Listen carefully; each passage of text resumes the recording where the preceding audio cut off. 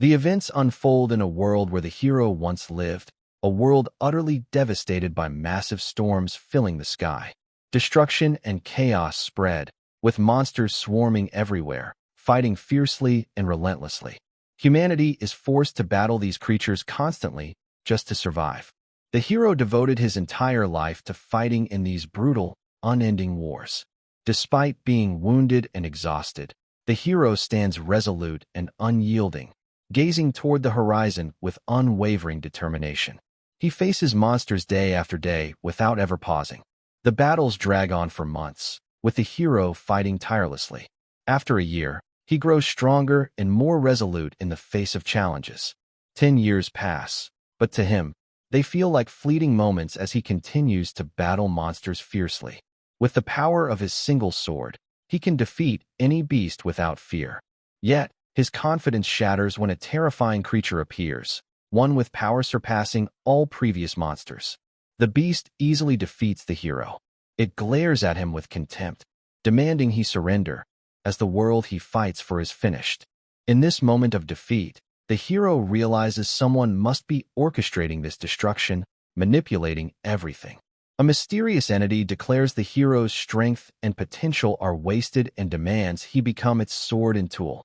The hero scoffs at the offer, rejecting it with fierce resolve. Though wounded, he courageously charges forward, attacking his opponent with all his strength. The battle escalates intensely as both exchange blows. The hero struggles to block the powerful, brutal strikes of his foe. The fight rages on with ferocious attacks from both sides. The hero displays steadfast resilience despite his many wounds. However, the clear disparity in power favors his opponent, who easily counters his attacks. The enemy proclaims that no matter how hard the hero tries, he will always be weak against such overwhelming strength. The hero suffers a devastating, brutal blow he cannot endure. He's thrown back, unable to rise. Though fallen and immobile, he chooses to keep fighting. The monster looms with confidence and arrogance, clearly the victor, flaunting its power and greatness before the defeated hero. Asserting its superiority, it unleashes a destructive attack, showcasing its immense power and demolishing everything around. The hero collapses entirely, kneeling on the ground, exhausted and defeated. Meanwhile, the monster stands tall with full strength, staring down at the hero, who can no longer resist. The hero notices a mysterious glowing pendant hanging prominently on the beast's chest. He stares at it, clenching his fist as he struggles to continue fighting despite his injuries. With immense determination, the hero leaps high into the air and delivers a swift strike at his opponent. The monster retaliates with an overwhelmingly powerful counterattack. Once again, it demonstrates its overpowering strength. The hero falls to the ground in agony, but the pendant begins to crack and glow intensely from his earlier strike. The monster feels a surge of furious rage, roaring in frenzy, calling the hero a wretch. The hero struggles to stand as the pendant shatters completely. The monster screams in despair, trying to stop what's happening, shouting, "Stop!" Its body begins to mysteriously dissolve, leaving a brilliant light filling the entire space. The hero lies on the ground, gravely wounded, surrounded by destruction and ruin. His eyes slowly close as he looks up at the sky, seemingly losing consciousness due to his severe injuries. He gazes at the sky, admiring the beautiful scene, calling it a spectacular and wondrous sight, referring to the clear blue sky where a meteor streaks rapidly. The scene shifts to another person walking confidently on the ground. This person, seemingly a doujin in simple clothing, calmly strides through a modern city.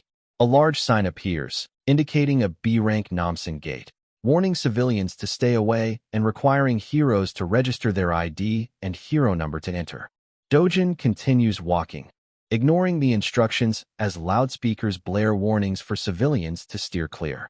He reaches the Yangon area in Seoul and stands before a large building. Suddenly, he leaps with astonishing speed, effortlessly scaling the wall. As he crosses, a loud alarm sounds, warning of an unregistered intruder entering the gate. The loudspeaker issues a clear alert, warning, an unregistered individual has forcibly entered the gate. Doujin advances into a vast green area within the gate, calmly surveying his surroundings. He stands amidst rows of trees, seemingly unbothered by what just occurred. Someone calls out to him from a distance, saying, "Hey, you there?" Dojin cautiously turns toward the voice. A group approaches him, dressed in formal attire, asking if he's lost. The group's leader says he's unsure exactly what happened, but invites Dojin to join them. As they prepare to leave, Dojin looks at them silently, unaffected by their words. A girl in the group notices his attire and comments in surprise that he looks like an ordinary person, not a hero. Another member mocks Dojin's simple clothing, suggesting he might just be a baggage carrier. Another expresses curiosity and suspicion about the contents of Dojin's large bag. They mock him, saying he's probably just a baggage carrier abandoned by the heroes who went ahead, though they don't fully believe that explanation. Dojin continues speaking with the group, explaining that he understands what they're saying but has just arrived and doesn't want to leave immediately. A group member responds with mocking laughter, saying he told them Dojin was careless and abandoned by others. The leader speaks up sternly, telling Dojin he's seen many like him before and understands his mindset upon entering the gate. He advises Dojin not to be reckless and to start his journey at a lower-rank gate first, as what's shown on media and social platforms differs greatly from reality.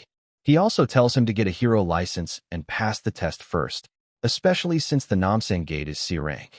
He suggests starting with lower-rank gates. However, Dojin responds coldly, saying he appreciates their concern but isn't truly grateful for it. The group falls into stunned silence, shocked by his rude and provocative response. One member, furious, wants to confront Dojin for his apparent arrogance, while others try to calm the situation. Ultimately, the group decides to ignore him, concluding that someone like him will only learn through harsh experience. Dojin recalls in his mind what the leader said about the dangers of gates and the far harsher reality compared to what's seen on media. Suddenly, a massive, towering monster appears right behind him, threatening him. The monster lets out a terrifying roar, preparing to attack. Dojin stands confidently, not even turning to look, facing the incoming assault. His eyes turn golden as he calmly mutters that he's been waiting for this moment for 10 years. The monster is shocked by Dojin's extraordinary ability and unexpected reaction. Dojin then unleashes a lightning-fast, powerful strike, effortlessly defeating the monster. The beast collapses dead, its blood spreading across the area. After killing it, Dojin realizes nothing has changed from his past memories. He still feels the same strength and determination as before.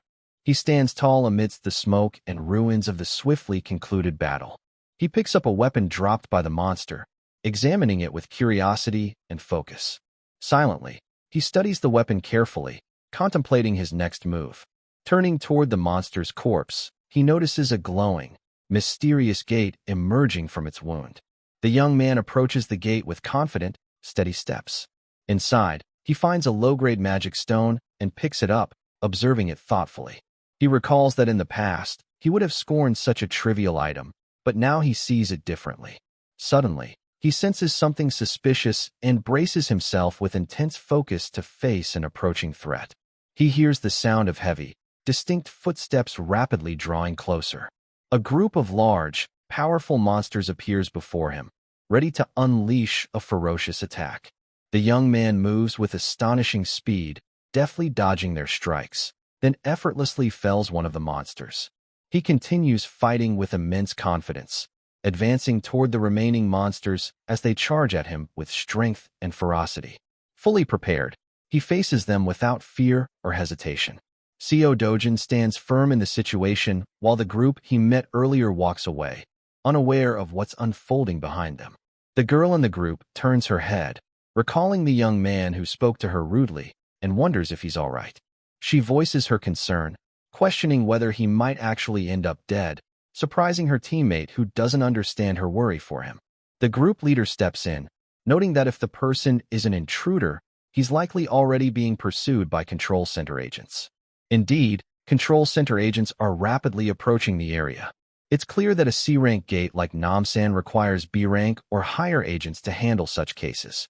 The leader reassures his team that the young man won't die as long as he doesn't act recklessly and fight monsters, and his comrades agree. At that moment, one of them mocks that the arrogant guy is probably trembling in fear, waiting for the agents to save him. In reality, Seo Dojin is battling the monsters with remarkable courage, landing decisive blows with his fists. He displays incredible speed and skill in dodging and attacking, effortlessly evading the monster's strikes. They are stunned by his speed and power. Unable to react quickly enough, the monsters fall as Seo Dojin leaps high into the air with tremendous force, launching a surprise aerial attack on one, then delivering a crushing blow that kills it instantly, leaving behind a lifeless corpse. Blood spreads across the ground alongside the bodies of the defeated monsters. With visible confidence, Seo Dojin declares to himself that he has obtained 3 additional magic stones, then slings his bag over his shoulders, ready to continue his path. He thinks for a moment that the haul isn't too impressive. So far, he has collected 12 low-grade stones and 16 slightly below average ones. As he reflects, an agent from the control center suddenly appears, calling out to him from a distance and motioning for him to follow. Seo Dojin turns to him calmly, wondering what he wants. Several agents in official uniforms approach, informing him they are from the control center and requesting proof of his registered hero status, warning that otherwise, he must come with them to the center. Seo Dojin responds mockingly, questioning if they're really from the control center. One agent firmly demands that he comply with their orders immediately. Seo Dojin shows clear irritation with their persistence, sharply retorting that they're seriously annoying. The agents grow tense due to his reaction. One tells his colleague to bring the cuffs to detain him, insisting he cooperate. They warn that if he refuses, they may use physical force. Indeed, one agent grabs Seo Dojin's arm to restrain him, while another warns that any injuries from his resistance will be his own responsibility and that he should come quietly to the control center. Seo Dojin continues his confrontation, effortlessly deflecting the agent who tried to restrain him. The agent is shocked by Seo Dojin's unexpected strength. Seo Dojin looks at them coldly, telling them not to bother him and to leave immediately. The remaining agents quickly intervene, drawing their weapons to subdue him by force. They use special batons, releasing a 4th-rank magic seal to restrict his movements. Seo Dojin notices the strength of the magic and comments to himself that it might be effective against monsters like orcs, but it's not enough to stop him. He swiftly overpowers one of the agents, grabbing him with ease, causing the agent to scream in intense pain. He turns to the remaining agents with a serious tone, warning them this is their last chance, and that if they don't want to be hurt, they should back off immediately. The agents attempt another attack, but Seo Dojin moves with astonishing speed, striking first. He effortlessly blocks their simultaneous attacks with minimal effort.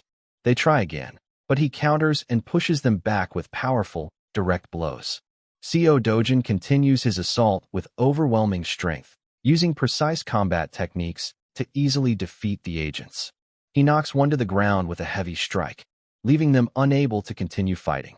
He swiftly turns to the last remaining agent, ready to end the confrontation. The agent feels the immense pressure of Seo Dojin's unprecedented power. Seo Dojin gazes at him with a piercing, cold stare, clearly demonstrating his ability to overpower them all. Suddenly, Seo Dojin vanishes from the agent's sight with astonishing speed, leaving the agent bewildered and deeply unsettled by what just happened. Seo Dojin reappears behind the agent and delivers a powerful, direct strike, sending him crashing to the ground, unable to stand. The agent lies there, immobile, groaning in pain. Seo Dojin turns back to him, speaking calmly and confidently. He asks the agent why the control center hunts unregistered heroes. The agent explains that registered heroes face no issues unless they break gate regulations. Seo Dojin sharply questions him about fracture zones, causing the agent to panic and falter. Fracture zones are defined as passages to other worlds where strange monsters emerge and spread globally. Resources from these monsters are used as a new form of energy. Government-controlled areas that prevent monster escapes are called gates, while unstable areas are known as fracture zones. Seo Dojin angrily states that the agents will keep hunting him at every gate he enters, accusing them of targeting him for unauthorized entry. The now terrified agent confirms Seo Dojin's words, adding that whenever an unregistered hero enters a gate without permission, the control center is automatically alerted and nearby agents are dispatched immediately. CO Dojin continues speaking with the visibly frightened and confused control center agent. The agent tries to explain that fracture zones are not as easily accessible as gates, and that the Hero Association won't stand idly by if someone attempts to infiltrate them. CO Dojin responds indifferently, unbothered by the agent's threats. The agent, now furious, realizes he should have reported CO Dojin to headquarters from the start, calling him a mad and dangerous individual. But before he can act further, CO Dojin delivers a powerful blow, sending him flying and crashing hard to the ground. CO Dojin looks down at the fallen agent with contempt, calling him useless. As the agent struggles to stand, he yells in rage, vowing to kill CO Dojin the next time they meet. At that moment, the scene strangely shifts in CO Dojin's mind, revealing a distorted, mysterious image of someone screaming loudly. CO Dojin begins to hear a voice akin to a scream, expressing profound anguish. He feels as though he's gradually losing consciousness, being pulled into something unclear, and starts to wonder if this is death. Then, he recalls vividly seeing his former self, before inhabiting this body, with calm eyes staring directly at the old CO Dojin. That figure hovers in the air, surrounded by a strange light, as if trapped between sky and earth. The figure calmly asks CO Dojin's name. The old CO Dojin introduces himself, saying he feels on the brink of death. He quietly adds that if his request is met, he will vanish peacefully without causing trouble. But the other firmly rejects the request. CO Dojin is surprised by this declaration and initially doesn't know how to respond. The figure explains that he no longer has any attachment to life, that after 10 years of fighting, he was betrayed by a trusted comrade. His country was completely destroyed, and he lost his friends and family. He speaks with deep sorrow about a life that seems meaningless despite his best efforts. Then, he directly asks CO Dojin if he feels the same.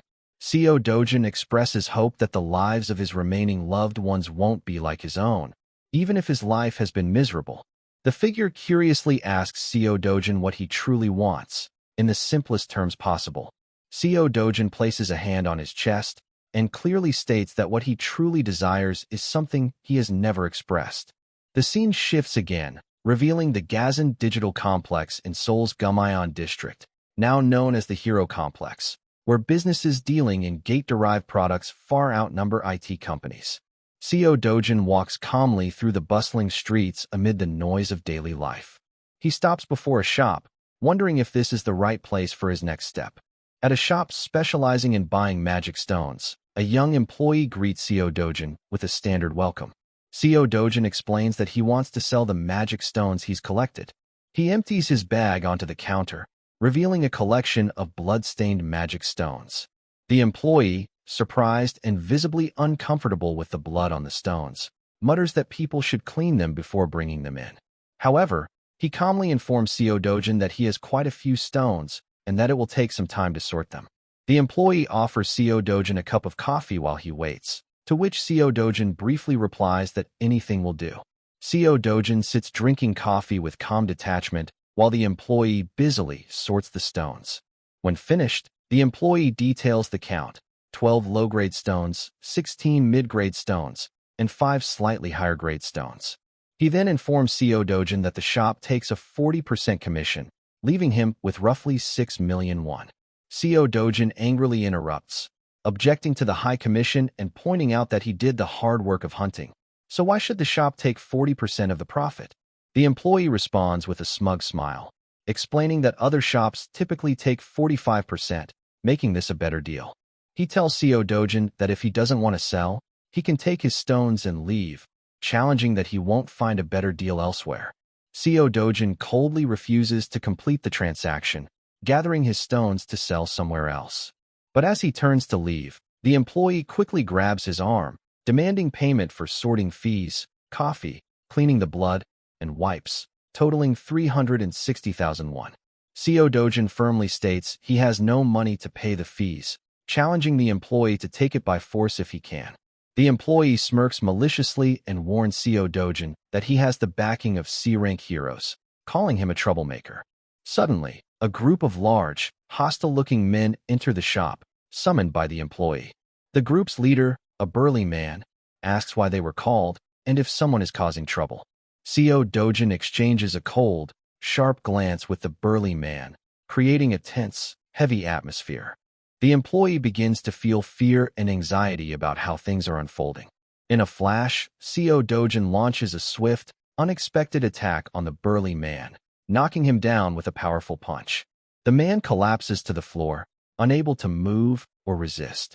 Seo Dojin calmly looks at the others, who have also easily fallen before his strength. He slowly approaches the terrified employee and coldly declares that from now on, the commission will be only 1%. With a chilling smile, Seo Dojin demands the employee handle things smoothly and with more respect in the future. As he leaves, he promises the employee he'll return. The scene shifts to Seo Dojin's family home, where he tosses a large sum of money onto the table in front of his grandmother and sister, both shocked by the sight. His grandmother, stunned, asks where the money came from, bewildered and anxious about what her grandson has done. Seo Dojin sits casually on the floor, trying to justify the large sum by saying he lent money to a friend long ago, and that friend used it for a highly successful project.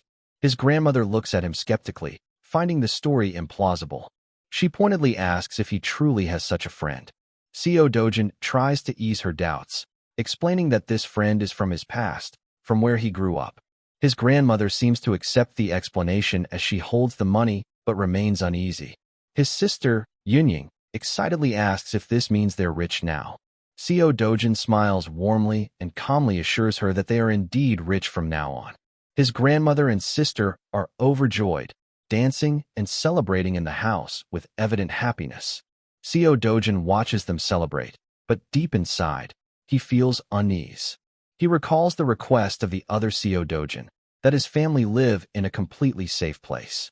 He had wished for their permanent safety, but the entity vanished before responding. Then he remembers waking up and discovering he had become Seo Dojin, after once being someone else in a ravaged world.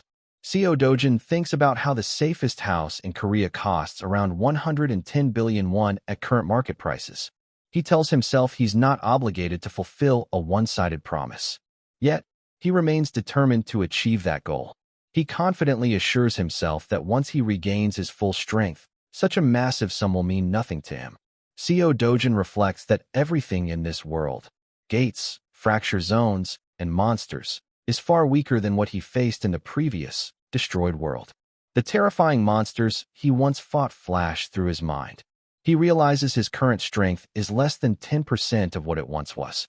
His thoughts are interrupted by a loud, forceful knock at the door, accompanied by a booming voice calling his name. He calmly tells his grandmother to stay inside with his sister and steps out to face whoever is at the door. Outside, he finds two large men waiting, their hostility and aggression evident. The men demand Seo Dojin repay a loan he borrowed previously, stating the debt has ballooned to 45 million won. Seo Dojin immediately recognizes them as debt collectors the real Seo Dojin borrowed from to cover his grandmother's hospital bills, and the amount has now grown significantly. They aggressively demand he hand over all the money he earned from the gate, per their agreement. As they try to force him to pay, Seo Dojin delivers an immensely powerful punch to one of them with astonishing speed. The other man is shocked by Seo Dojin's unexpected speed and strength. Clearly shaken by the sudden attack, the second man retreats as Seo Dojin approaches menacingly, stating he's already paid over 9 million won and that he's the one who should be demanding money back. The man backs away in fear, stunned and incredulous, asking if he's truly the Seo Dojin he once knew. Seo Dojin doesn't answer. Instead, he issues a final warning, threatening to tell their boss he'll visit soon. In a bustling shopping center filled with people moving between stores, a display of stuffed toys suddenly appears on a retail shop's shelves, arranged enticingly. Yunying gazes at the toys with excitement and joy, wondering if she can buy a new doll. Seo Dojin smiles gently at his sister, assuring her he's bought her new clothes and she can now take anything she wants. He begins to reflect on his emotions, realizing that the memories blending with the original Seo Dojin have affected his once numb and detached feelings. He continues watching Yunying and thinks that what he feels might just be empathy. However, he acknowledges that the original Seo Dojin was genuinely kind to his half-sister, Yunying. She stands excitedly before the toys, struggling to choose one. Silently, Seo Dojin vows to protect the heart of the original Seo Dojin, who deeply loved his sister. Yunying finally picks a small toy and asks if she can have it. As she holds up the little doll to show him, Seo Dojin reaches out and instead chooses a large, beautiful stuffed animal for her. He reminds her he told her to take anything she wants without hesitation. Yunying beams with a radiant, grateful smile for her brother. After shopping, they sit together in a restaurant with a table full of delicious food. While eating, Seo Dojin suddenly hears a girl's voice from behind, surprised, asking if the person in front of her is really Seo Dojin. He turns and sees a well-dressed girl accompanied by a group of burly bodyguards. The girl begins mocking Seo Dojin's appearance, saying he doesn't look any better than before, then scornfully asks about the little girl with him. Seo Dojin gives her a cold stare as she continues to taunt, asking if Yunying is causing trouble like her mother once did. The atmosphere grows increasingly tense due to her words, and Seo Dojin and Yunying sit silently as the girl approaches their table with her bodyguards. Yunying, confused, quietly wonders who this girl bothering them is. While Seo Dojin remains silent and visibly angry, the girl smirks maliciously and continues mocking, relentlessly provoking them. Yunying looks at her innocently, not understanding the reason behind this sudden hostility. The girl asks Yunying her name, and Yunying simply replies, Yunying. The girl begins ridiculing Yunying and her family, particularly mocking her simple clothes, comparing her to her mother, and calling them both pitiful. She turns to Seo Dojin and, with a provocative tone, asks if she's right, but he remains silent and furious, refusing to respond. The girl grows visibly irritated at being ignored and receiving no reaction to her taunts. She then turns back to Yunying and, with a clearly threatening tone, calls her an annoying brat. Arrogantly, she continues to provoke Seo Dojin, sarcastically asking if Yunying knows the meaning of vagabond. Seo Dojin glares at her coldly and retorts sharply, calling her as ugly as an orc. The girl is stunned by the unexpected reply, looking at him in disbelief. Stammering, she asks if she heard him correctly. Seo Dojin continues to stare at her with fierce, angry eyes. He recalls the harsh past of the real Seo Dojin, born into extreme poverty. After his mother's death at age 7, he was forced to live with his biological father. But life never improved as he endured over 10 years of discrimination and neglect from his father's legal wife and her son, becoming completely isolated within the family. Eventually, he was cast out and went to live with his grandmother and half-sister Yunying, whom he had never met before. Seo Dojin feels deep sorrow, wondering how the original Seo Dojin endured such injustice and cruelty in silence. He then resolves firmly that things will be different from now on. Seo Dojin turns to the arrogant girl with a confident, defiant look and says he lived with her for 12 years, yet she still disgusts him. He harshly calls her hopeless in appearance, deplorable in character, and dim-witted in mind. He continues, brutally stating that she's always been jealous of girls more beautiful and kind-hearted than her, clinging to a deep inferiority complex. He adds that she could never compare to Yunying, who genuinely cares about her brother's financial situation. The girl glares at him furiously, her face clearly showing shock at the scathing insults. She screams frantically, demanding to know what he just said. Suddenly, a calm female voice says, Dojin, it's been a while. An elegant, refined woman approaches them, her confidence and strength immediately apparent. The girl, stunned to see her, cries out, Mother, and runs to her, tearfully complaining about what Seo Dojin said. But the mother sharply tells her to be quiet and stop behaving improperly. Ignoring her daughter's outburst, the mother turns to Seo Dojin with a seemingly gentle tone, asking if he's doing well. As Seo Dojin leaves, the mother reproaches him with feigned sympathy, saying that despite being busy, he should visit home sometimes. Inside, Seo Dojin burns with anger, thinking of the hypocrisy of the woman who hurt him most for 12 years. The mother continues her provocation, claiming his father is very worried about him, expressing disgust in a blatantly false manner. Seo Dojin turns to her with an angry glare and bluntly states that their relationship doesn't allow her to inquire or interfere in his life. He then harshly tells her to get out of his sight immediately. The woman feels insulted and humiliated in front of everyone by Seo Dojin's bold and resolute response. She leaves in anger and shame, while her daughter stands behind, stunned by the sharp and humiliating confrontation. As the woman storms off, she wonders if this is truly the Seo Dojin she once knew, the one who always bowed his head, even when unjustly struck. Her daughter hurries after her, calling for her to wait. Meanwhile, Seo Dojin quietly turns to Yunying and says it's time to leave, and she immediately agrees. He confidently thinks to himself, declaring inwardly that the Seo Dojin who silently endured abuse is gone, warning his enemies they should realize it quickly. The car carrying the woman, her daughter, and their bodyguards speeds away from the scene. Inside, the girl begins shouting angrily, demanding to know why they left like that, and insisting Seo Dojin must be punished for what he did. She continues loudly complaining to her mother, furiously asking if she knows what Seo Dojin said to her. But the mother ignores her and coldly addresses a bodyguard, Captain Lee. The mother turns to the bodyguard and sharply asks why Seo Dojin is still alive. Captain Lee nervously replies that reports indicated Kang Cheol-woo abandoned Seo Dojin in a fracture zone. The mother screams in rage, saying Seo Dojin was supposed to be dead and questioning how he's still alive. The bodyguard immediately apologizes and promises to investigate further. The girl, shocked by what she hears, begins asking her mother what she meant by saying Seo Dojin was supposed to be dead, but the mother remains silent, ignoring her daughter's question. Stunned, the girl yells in disbelief, "Did you really try to kill Seo Dojin?" Then, in a mix of anger and jealousy, she continues, asking if her mother still has feelings for him. The mother explodes in fury, grabbing her daughter's face and shouting that she has no feelings for him, warning that neither her grandfather nor her father must know about this.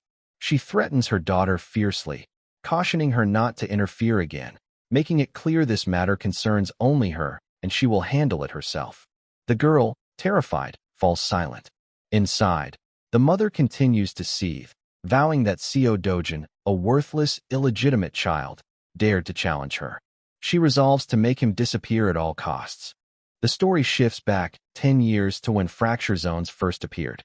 These zones unleashed dangerous monsters that attacked and killed mercilessly, plunging the world into extreme chaos.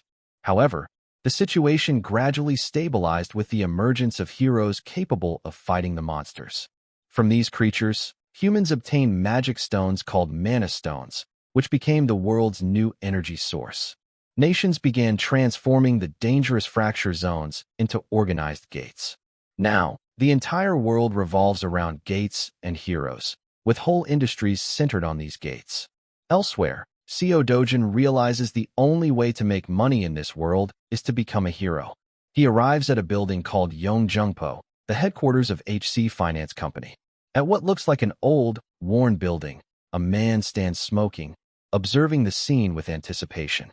Seo Dojin enters, surprising the smoking man and his cohorts with the presence of a stranger. The man sternly asks who he is, then angrily adds whether he really dares to show up here after causing trouble with his men earlier.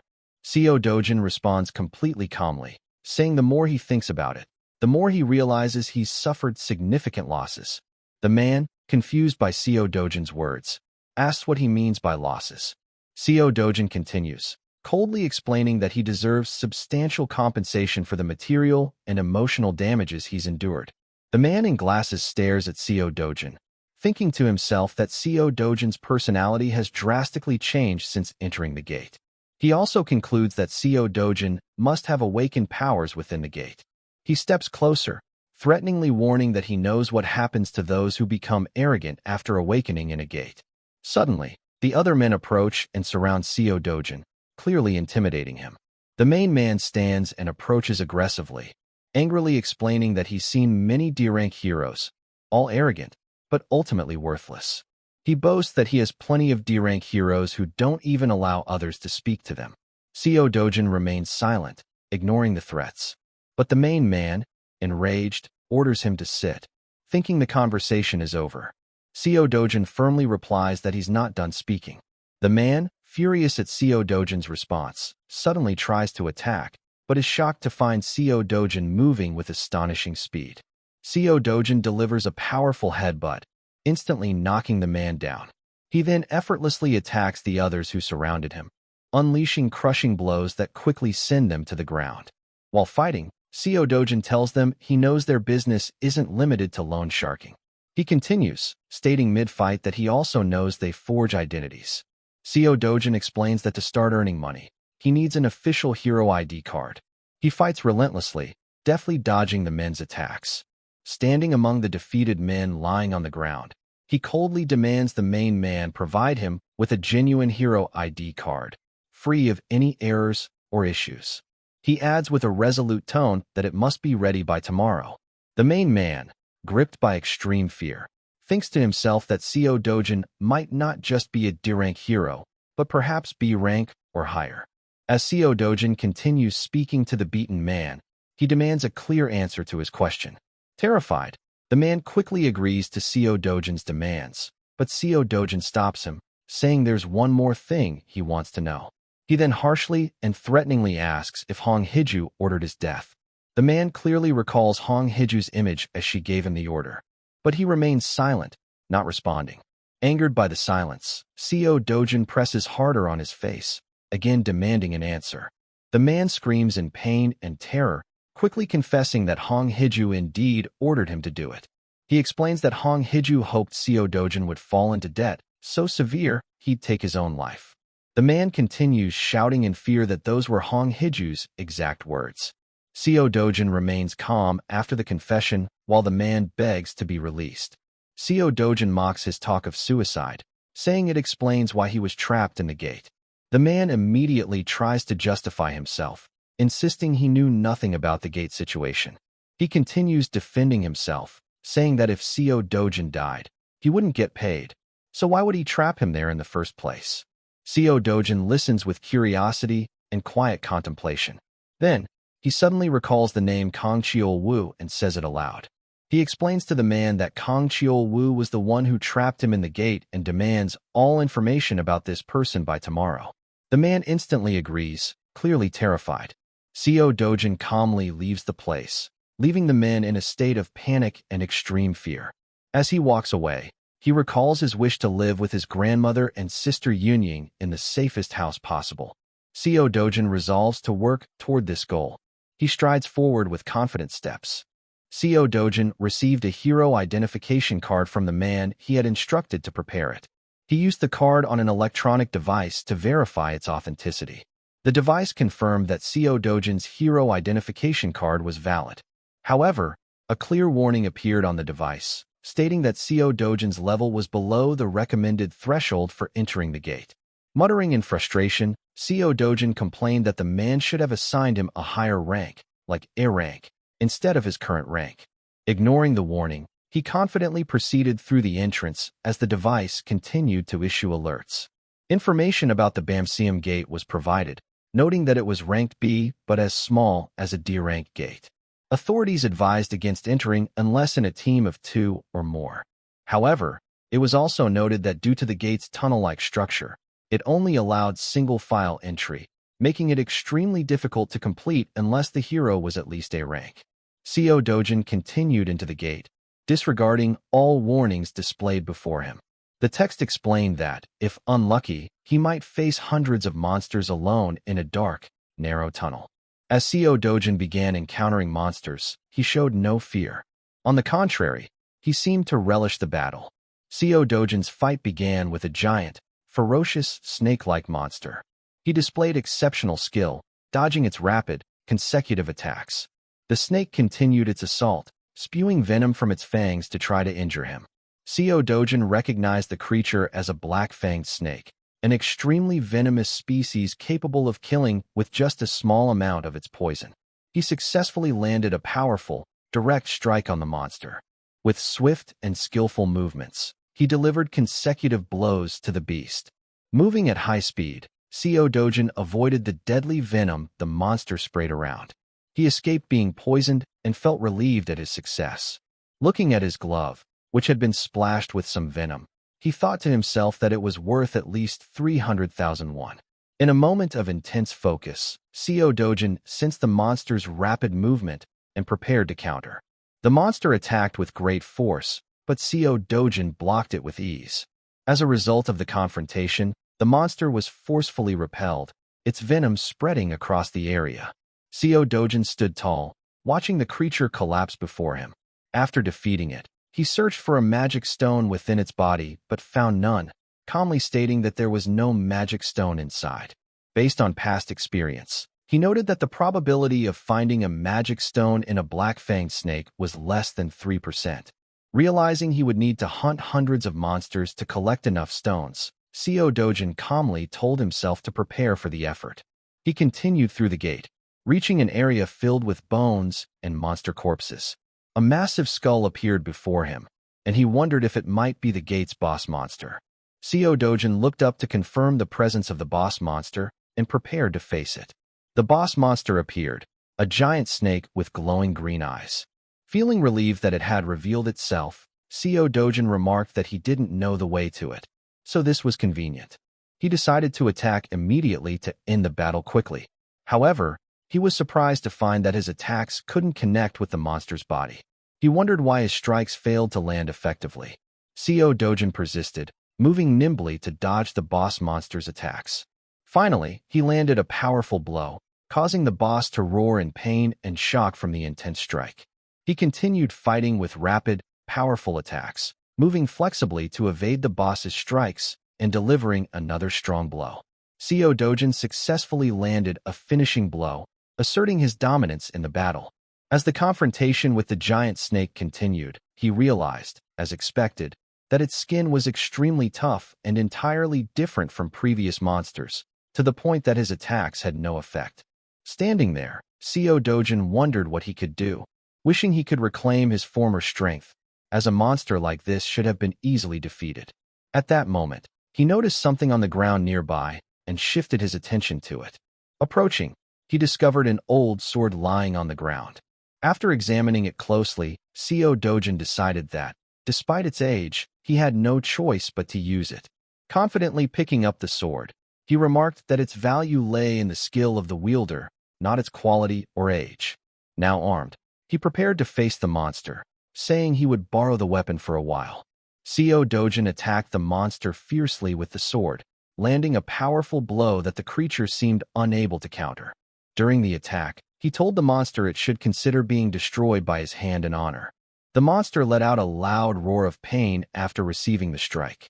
Seo Dojin continued delivering consecutive sword strikes, asserting complete control over the battle. These relentless attacks caused significant damage, and the monster was now clearly losing. After the confrontation ended and the monster fell, Seo Dojin noticed a stone drop quickly from its body and caught it before it was lost. He felt relieved, as losing the stone would have been disastrous. Leaving the defeated monster, Seo Dojin calmly observed its corpse while inspecting the sword he had used. He noted that it was slightly short for a longsword, but said it could be useful if sharpened further. He left the area, expressing satisfaction with the results, considering them better than what he achieved at the Namsun Gate. Seo Dojin exited the gate late at night, feeling frustrated that a B-rank gate took so much time to complete. He resolved that regaining his strength was now his top priority. He felt relieved that his former teammates didn't see him in his current state, which he considered weaker than before. The scene shifts to a mana stone shop, where a man places the stones he collected on the counter. The shop owner tells the man he has a decent haul, but reminds him that the standard commission is 40%. The man protests, arguing the commission is too high and asking for a discount since he's a regular customer. The shop owner firmly responds that their commission is the lowest compared to other shops, and the base commission at the gate center is 5%. He also confirms that the shop doesn't keep sales records, meaning the man won't have to pay taxes on the money received. Convinced of the benefit, the man agrees. Curious, the man asks about a visible injury on the shop owner's face. The owner responds with anger and frustration, saying he doesn't want to talk about it, explaining that a lunatic barged in, beat up the guards, and injured him. The man jokes that the loss might be due to the owner hiring only C-rank guards, explaining the real differences in ability across ranks. The man wonders if a shop guard's skills could compare to a hero risking their life against monsters. He leaves the shop with a smile, telling the owner they're not strangers and he can call for help anytime. Seo Jun remains calmly in the shop after the man leaves. A staff member, previously attacked, notices Seojin's presence and panics upon seeing him. Fear and shock are evident on the employee's face. Suddenly, the employee yells, pointing at Seo Dojin and telling a large man nearby that this is the one who attacked him. The large man, surprised by the accusation, looks at Seo Dojin, wondering if this tall, handsome young man really caused the trouble. The large man angrily approaches Seo Dojin, asking if he's the troublemaker, emphasizing that a hero attacking ordinary people is inappropriate. The employee feels confident and relieved, believing the large man, a veteran hero with 7 years of experience, will be more than a match for Seo Dojin. But Seo Dojin responds coldly, telling the large man to mind his own business and leave. Both the man and the employee are shocked by Seo Dojin's bold and unexpected reaction. Seo Jun continues calmly, provocatively asking if the man really wants to seek revenge for the beaten employee. The large man, enraged, thinks Seo Dojin needs to be taught a lesson. However, the veteran hero suddenly recalls a crucial fact. Most hero deaths come not from monsters, but from conflicts with other heroes. This realization sparks tension and awakens his cautious instincts as a 7-year veteran. The veteran quickly decides to avoid confrontation. He hurriedly leaves, apologizing that he's busy and hopes to meet again. After the man departs, Seo Dojin turns to the employee, giving him a chilling stare. With a calm but terrifying tone, Seo Jun asks if he has any more complaints. The employee, panicked, is unable to respond. Seo Dojin tosses a bag full of high-quality mana stones in front of him, demanding their value be calculated. The employee, shocked by the quantity of high-quality stones, wonders about Seo Dojin's true identity. After counting, he reports the total value as 150 million. Seo Dojin, frustrated by the low amount despite a day's work, orders the money to be brought. The terrified employee reminds him that the commission must be deducted, but Seo Dojin glares menacingly, causing the employee to wonder if he said something wrong. Changing his cold demeanor, Seo Dojin states the commission is only 1% and demands 148.5 million immediately. The employee, losing composure, shouts that the commission is 40%, not 1%, but calms down and explains that transactions over 100 million require approval from higher-ups. Seo Dojin coldly tells him to get approval now. The employee immediately calls his superior, explaining the situation with tension and fear. Seo Dojin suddenly snatches the phone and demands the superior authorize the payment. The superior tries to ask for the phone back to clarify, but Seo Dojin angrily smashes it against the wall. Finally, he tells the employee that the superior understood and orders the money to be brought, leaving the employee speechless at the clear threat. Intimidated by Seojin's threat, the employee complies in a subdued voice and hands over the large sum. Seo Dojin calmly leaves the shop after receiving the money, smirking and telling the employee they should do good business again next time. A burly man arrives at the shop, harshly asking the employee why he didn't answer the phone and what the earlier call was about. The employee, now completely broken, tells the man he can't continue working and declares his resignation. Looking at the shattered phone, he repeats in despair that he can't take it anymore. At that moment, the phone rings, and the employee turns back with anxious desperation. On the other end, a man speaks, requesting a girl named Jian to come immediately. Hyoen Jian appears, an elegant woman with purple hair, confidently walking down the street, drawing admiring glances. When Han Yin enters the shop, the employee is shocked and yells in disbelief upon seeing her. Hyoen Jian smiles calmly and confirms she is indeed Hyoen Jian, summoned to meet. The employee realizes she is Korea's 4th-ranked hero and vaguely recalls she's the boss's granddaughter, wondering why she's here. Hyoen Jian explains she came because her uncle complained about a severe headache caused by a hero pressuring a mana stone sale. Hyoen Jian seriously demands the employee recount everything that happened in the shop in detail. The scene shifts to our protagonist, his chiseled, muscular frame like a sculpted statue. Dojin meditates under the midday sun, sweat dripping from his robust body. Despite hunting monsters all day, the rewards were meager. He begins to worry about the future. His primary goal is to reach a level where he can solo S-rank gates. That means restoring his original strength. Got it. It's time for brutal training. But his biggest challenge in this world is the low mana density. No matter how hard he tries, at the current absorption rate, it'll take at least 3 years to approach his former power, if everything goes smoothly. Another option is investing in stronger gear. Unfortunately, even the cheapest items cost hundreds of millions of won, too wasteful. Suddenly, a chill runs down his spine. He senses something dangerous approaching. Glancing at Yunying, Dojin's eyes harden. He instantly dashes over, scooping her up with lightning speed. "Everyone, get inside," Dojin shouts. Once indoors, he slams the door shut. Grandma, panicked, asks repeatedly, "What's going on, dear?" The ground shakes violently, the house threatening to collapse. Grandma trembles. "Good heavens, is it an earthquake?" Yunying cries in fear, clinging to her brother. But only Dojin knows this isn't a normal quake. It's a sharp, violent energy flooding the space. A spatial rift, a gate, has opened right above their roof. Without hesitation, he growls, "Stay inside. Don't come out." At breakneck speed, Dojin charges toward the rift. The last sound he hears before entering is the desperate cries of Grandma and Yunying calling his name. The scene shifts to the Seoul Hero Association's headquarters. An alarm blares. An unexpected gate has appeared in the sky above the Ma district. It's the first gate opening in 63 days of peace. Knowing the White Lion team is closest, the manager orders, "Contact them, mobilize nearby heroes for immediate rescue." But upon checking the gate's exact coordinates, his eyes darken. My God, the gate opened right above a residential house. This is an incredibly tricky situation, even for seasoned veterans. If a civilian enters the rift, they're almost certainly dead. Worse, the rift will close immediately, barring others from entering.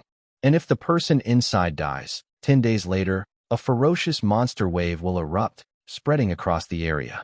This would cause chaos, destroying everything and threatening Seoul's safety. The manager wonders who entered the rift. They quickly confirm it was Seo Dojin, a resident of that house. According to his grandmother, Dojin entered the rift solely to protect his family. This reveals he's not a professional hero, complicating matters further, as an ordinary person has almost no chance of returning from a rift. The entire staff feels hopeless and helpless, unable to do more. In the next scene, Dojin's stepmother, Hong Heju, is furious upon learning he's awakened. She can't believe her ears. Her assistant reports that, though Dojin hasn't officially registered with the Hero Association, it's confirmed he awakened during a recent gate opening. This enrages her, as Kang Chiol-woo was tasked with eliminating Dojin, but instead made him stronger. In a rage, she slams her hand on the table, yelling, "Why can't they finish it themselves, taking money for a failed job?" She roars at Manager Lee, then sends a threatening message to Chiol-woo. If he doesn't personally kill Dojin, he'll repay 10 times the fee. But what shocks her more is new information from the assistant. A rift just opened above Dojin's house, and he entered it. This means he's unlikely to survive. Hong Heju visibly rejoices, pleased at the prospect of Dojin dying inside the rift. For the first time, she calms down, eerily composed. She tells her assistant to keep monitoring until more news comes. Meanwhile, Dojin steps into the rift space. It's a forest, astonishingly the Patiswa forest, identical to his memories down to the smallest detail. Even the dense mana feels nostalgically familiar. Silently walking an old trail, Dojin smiles as the majestic world tree appears before him. The world tree, the purest source of mana, stands divine and sacred, the cornerstone balancing the entire world. When the old world collapsed, it began with the world trees burning, forever disrupting the mana flow. But in this rift's dimension, the tree remains untouched, as if time never reached it. Though the reason is unclear, Dojin knows one thing. He has a chance to reclaim his lost mana. Meditating under the tree's sublime mana flow, Dojin feels his strength gradually return, like a cool stream coursing through his body. Days pass. 1, then 2, then 3, and Seo Dojin remains seated, deeply immersed in meditation and mana absorption. He forgets to eat or drink, maintaining this state for 10 days, focusing solely on breathing and absorbing mana. After this prolonged period, Seo Dojin breathes a sigh of relief, feeling a tremendous change in his strength. Suddenly, he senses strange movements and suspicious sounds from within the forest, his expression turning cautious. Glowing creatures appear before him, and Seo Dojin angrily identifies them as volcana. He immediately recalls that these creatures burned the world tree in the past, causing the destruction of his previous world. They swiftly move toward the world tree, attempting to destroy it again. Seo Dojin prepares to confront them, wishing he had a water-based weapon to aid in this battle. The glowing creatures charge at him with terrifying speed. But Seo Dojin quickly decides that the lack of a weapon doesn't matter, and he can face them with his current strength. He confidently declares he will crush every single one of them. Seo Dojin begins using the power from pure mana to attack. He unleashes a powerful strike, causing the monsters to crumble before his overwhelming strength. Seo Dojin engages in battle with the creatures called Volcana. With intense focus, he releases mana energy on a massive scale, enveloping himself in it. He notes to himself that the dense mana has been released in a concentrated form to create a powerful explosion against the monsters. Seo Dojin exhales after the strike, remarking that it's been a while since he released such a large amount of mana at once. The Volcana monsters reappear, filled with rage, and begin attacking him. Seo Dojin counters swiftly and powerfully. Using concentrated mana to hurl at them, he advances with strength and confidence. He easily blocks the monsters' attacks, maintaining his calm demeanor. Seo Dojin declares he has secured the safety of the world tree and now decides to check the amount of mana he has restored using his eyes. Confidently advancing toward the monsters attempting to attack again, one charges with ferocity, its mouth wide open with sharp teeth. But Seo Dojin strikes back forcefully, landing a direct punch into the creature's mouth. After the powerful blow, the monster is defeated, and a red gem falls from its body to the ground. Seo Dojin approaches the gem and confirms he has obtained it. He smiles confidently, proclaiming to the monsters that by defeating them all, he will obtain a rare item called the Eternal Flame. He continues with a confident smile, stating he will claim this item. Seo Dojin recalls that the probability of obtaining it in the past was quite high. He decides to test his luck to gather more from the remaining monsters and begins attacking with strength and ferocity. More red and gold gems fall from the monsters Seo Dojin defeats, and he examines them carefully. Then he realizes the Eternal Flame is among the gems and cautiously picks it up. Seo Dojin feels satisfied retrieving this item, expressing surprise at having it again. While focusing on the Eternal Flame in his hand, he realizes he wants to absorb more mana from the world tree, but knows his current body cannot withstand it. Thus, he decides to absorb the energy of the Eternal Flame and convert the mana in his body into the fire element. Seo Dojin recalls that in the past, he didn't even need to personally absorb such rare items. He moves around, collecting the scattered gems dropped by the monsters. Seo Dojin continues absorbing the energy of the Eternal Flame until the last drop his body can endure. Meanwhile, outside the Rift Zone, a crowd gathers, watching the rift with great fear and anticipation. The atmosphere is chaotic and tense, with one person shouting angrily and anxiously, "Damn it!" The scene begins with outrage from a man named Bang Sung-woo, expressing frustration about a lunatic's actions, questioning why this trouble arose. Kim Hyun-woo responds, pointing out that the person did it to save his sister. But Bang Sung-woo angrily dismisses this, saying it's just an excuse, and that the person likely heard rumors of something valuable in the rift and rushed in without considering others. He adds that if someone wants to die, they should die alone and not cause trouble for everyone. Kim Hyun-woo asks what the guild leader said. Bang Sung-woo replies that the leader only ordered them to wait and monitor the situation. Kim Hyun-woo wonders why they must wait, and Bang Sung-woo explains that rifts have appeared simultaneously in major countries like the US, China, the UK, Turkey, and Switzerland. Kim Hyun-woo understands why the leader is busy, noting this is the first time this has happened. He adds that other countries are managing well, but they're in trouble because of the person he calls a beggar. Bang Sung-woo, furious, says he'll wait for the person to come out and smash his face. The mysterious rift continues to grow, and the surrounding situation is extremely tense and chaotic. It's officially announced that 28 days have passed since the new rift appeared, and the Hero Association warns of a first-grade monster wave. It's also stated that if the civilian, Mr. S., the first to enter the rift, doesn't emerge within 2 days, the situation will become dire. The scene shifts to a man, seemingly a leader, who asks in surprise, "So the civilian who entered first is that bastard Seo Dojin?" Assistant Director Kim confirms the information is correct. Seo Dojin is indeed the civilian. The leader asks about Seo Dojin's chances of surviving. Director Kim replies that if he's just a civilian, the odds are nearly zero, about 1%. The leader scoffs, saying, less than 0.1% chance of survival, calling the idea of a civilian surviving absurd. The leader mocks the Hero Association, saying they made a huge mistake due to a lack of information. He wonders aloud, what if Seo Dojin has actually awakened? Director Kim responds that if he has awakened, it would depend on his hero rank, admitting it's hard to make an accurate assessment.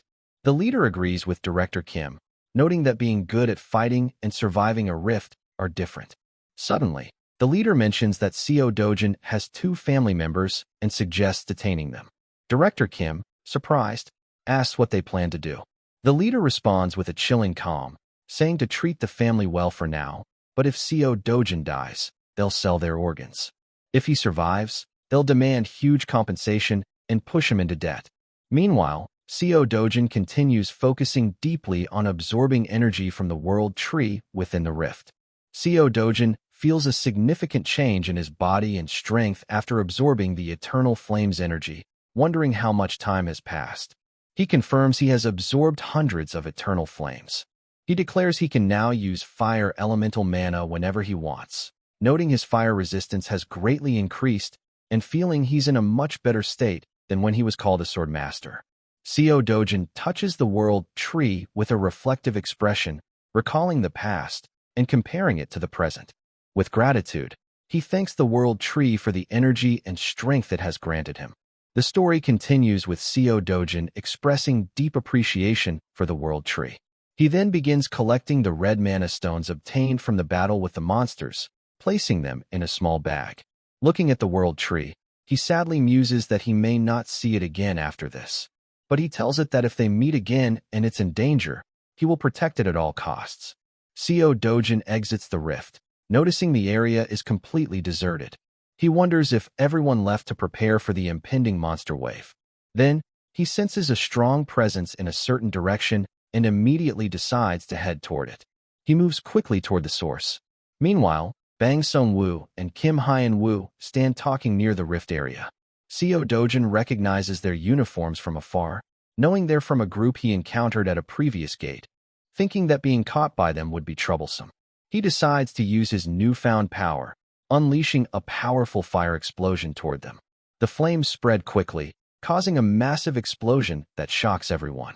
Kim Hyun-woo, stunned, shouts, wondering where the sound came from, worrying it might be fire. Panic spreads through the group as they check for civilian injuries. While people try to flee, Bang Sung-woo and Kim Hyun-woo are left shocked and angry. Bang Sung-woo furiously wonders why there's fire here. Meanwhile, Seo Dojin calmly leaves the area, observing the flames he created, thinking about their quality and precision. He mutters the name Kozak, wondering if Kozak would be impressed with this fire.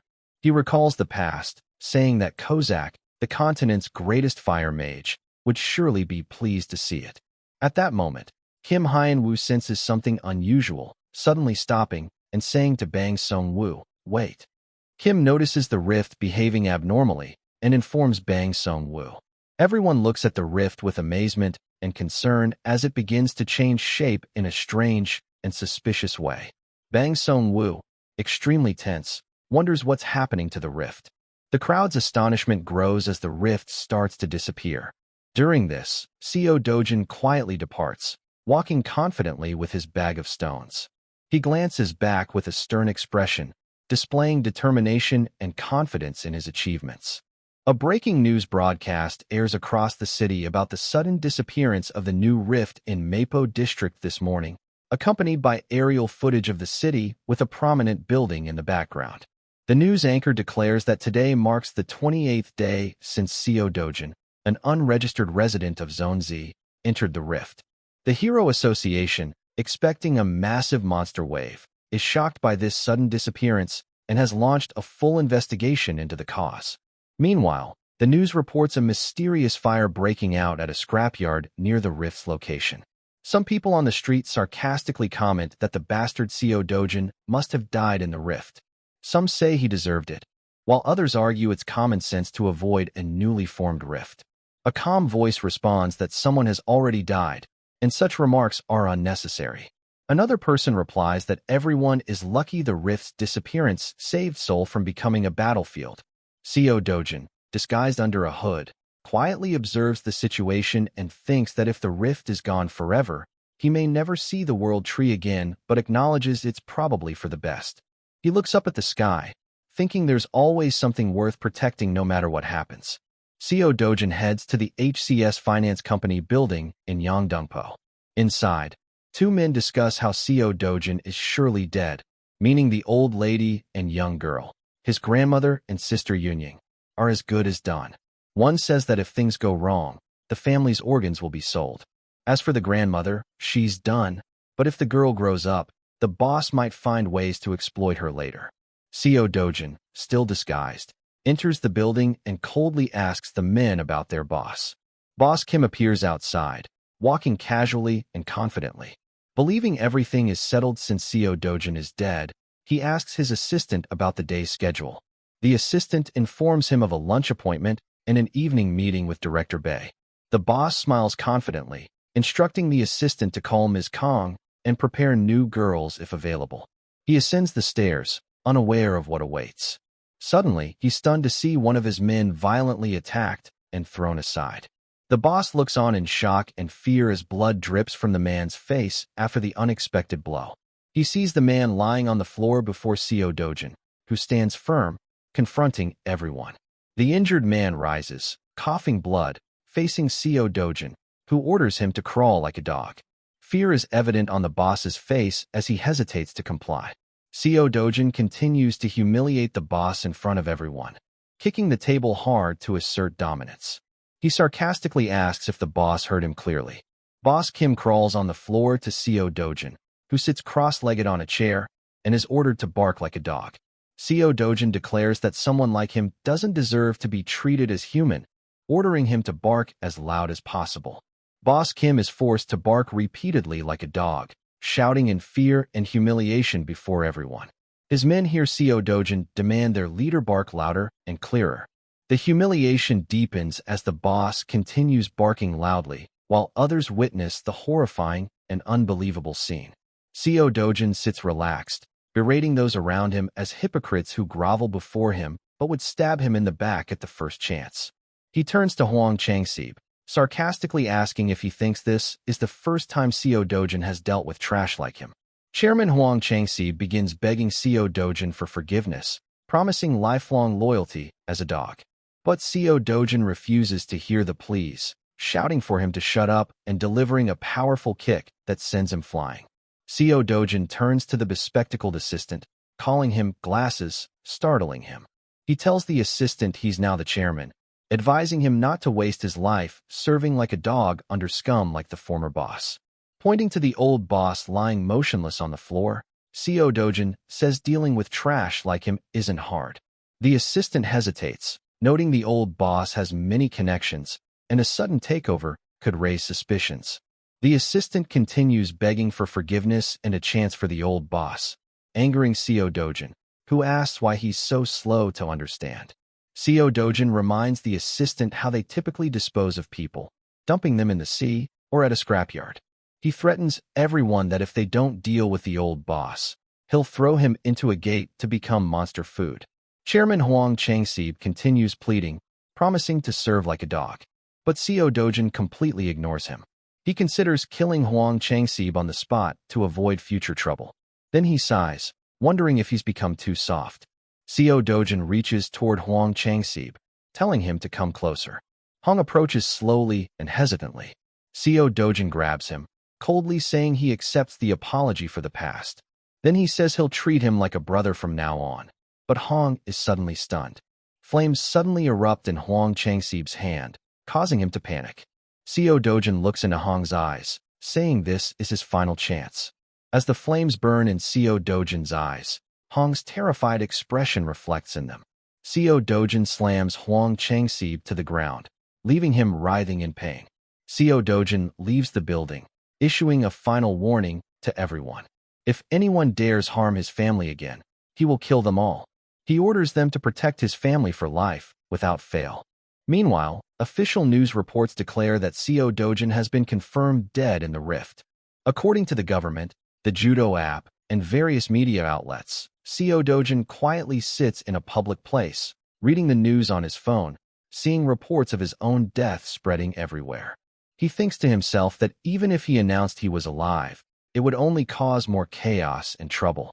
He decides to take time to reflect, while his sister Yunying sits happily in front of him, enjoying her meal with great joy. Seo Dojin feels happiness watching Yunying eat cheerfully and innocently.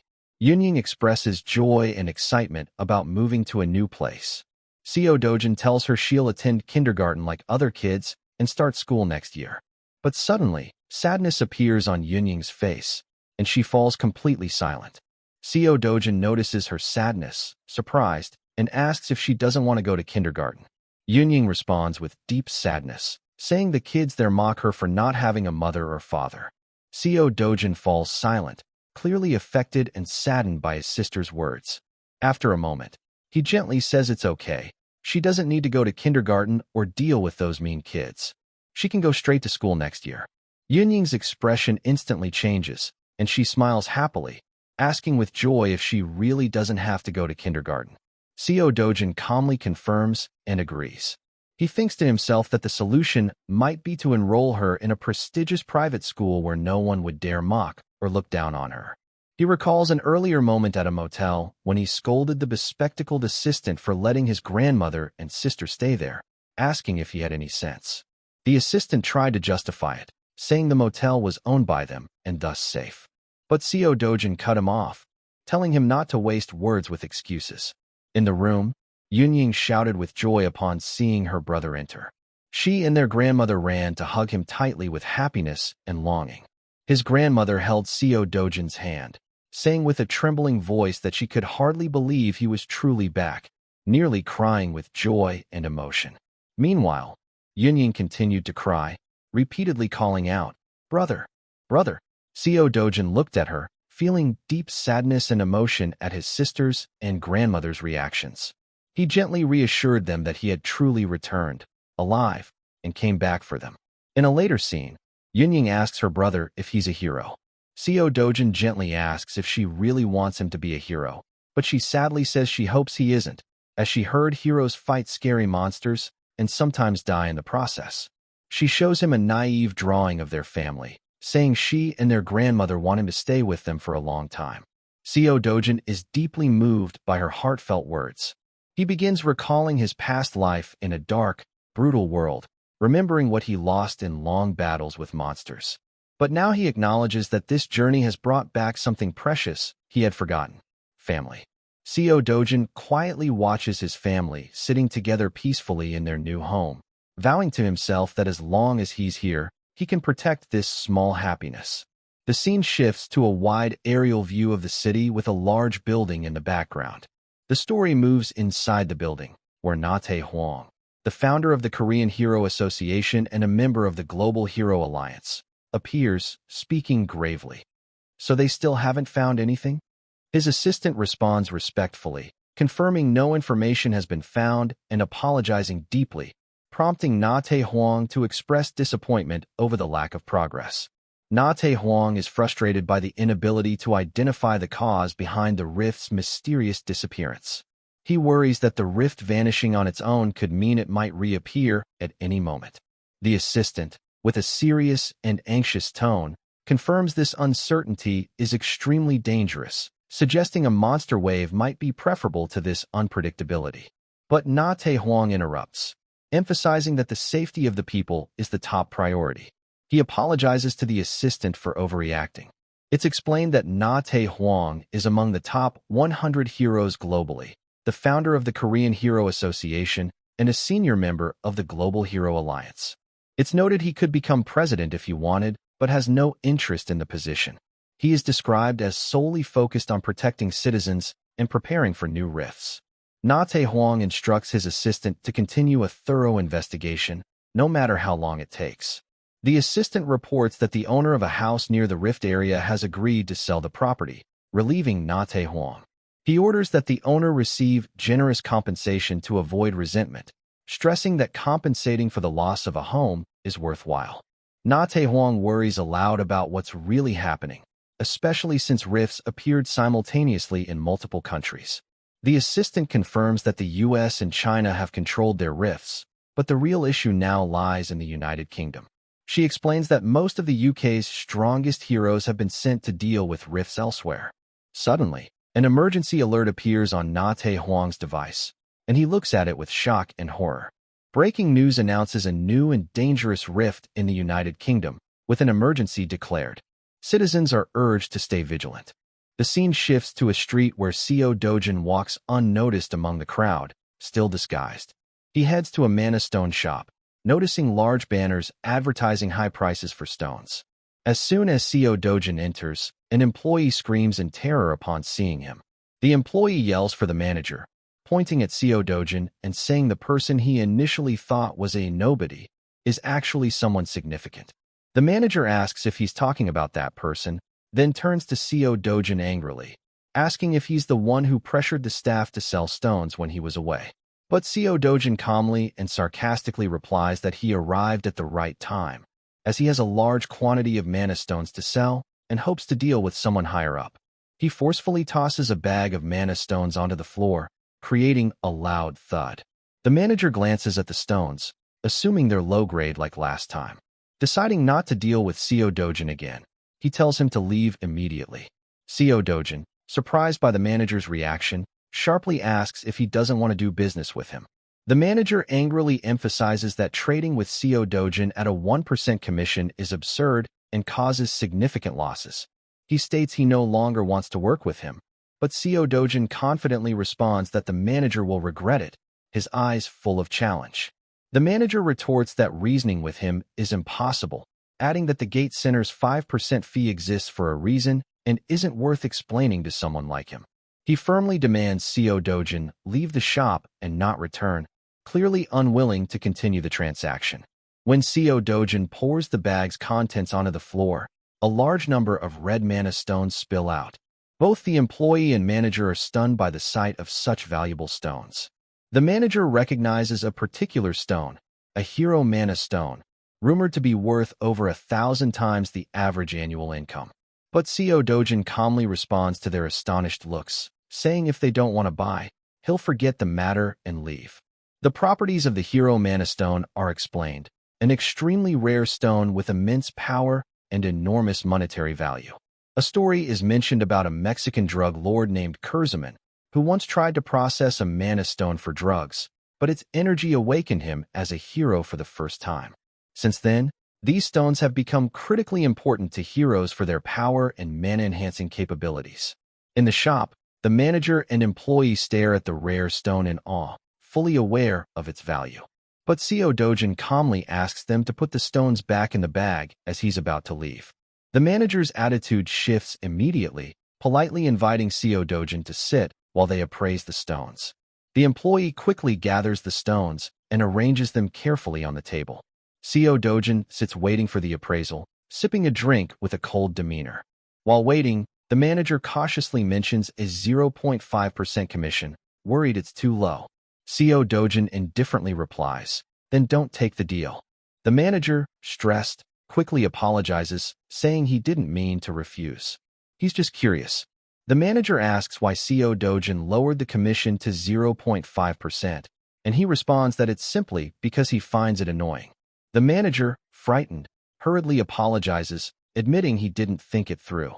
Seo Dojin coldly says he's tired of apologies and asks directly if the manager will take the deal. The employee watches the situation, inwardly furious at Seo Dojin's treatment of the manager, silently calling him rude and arrogant. The manager tries to explain the stone's importance, noting that most other companies buy at market price without commission, and here Seo Dojin isn't charged high fees. Seo Dojin interrupts, saying, "This conversation is too long. If you don't like it, I'll leave." The manager hurriedly lowers the commission, offering 9%, then 8%, but CO Dojin sarcastically rejects them all. The manager continues negotiating, dropping to 7%, then 6%, then 5%, but CO Dojin rejects them all, mocking the manager's poor negotiation skills. The manager kneels in desperation before CO Dojin, but CO Dojin offers a 1% commission as a gesture for their previous deal.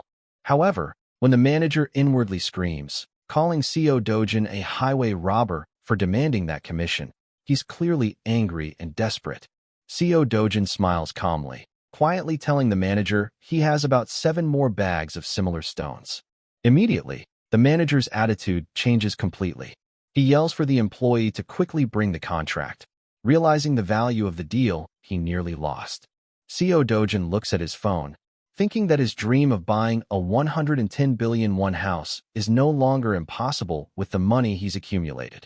But he soon faces a new problem. He can't obtain high-quality mana stones from ordinary gates. He thinks it would be ideal if he could freely enter rift zones, the primary source of high-grade mana stones. Suddenly, CO Dojin's phone emits a loud notification sound. The manager anxiously asks if a monster wave is erupting.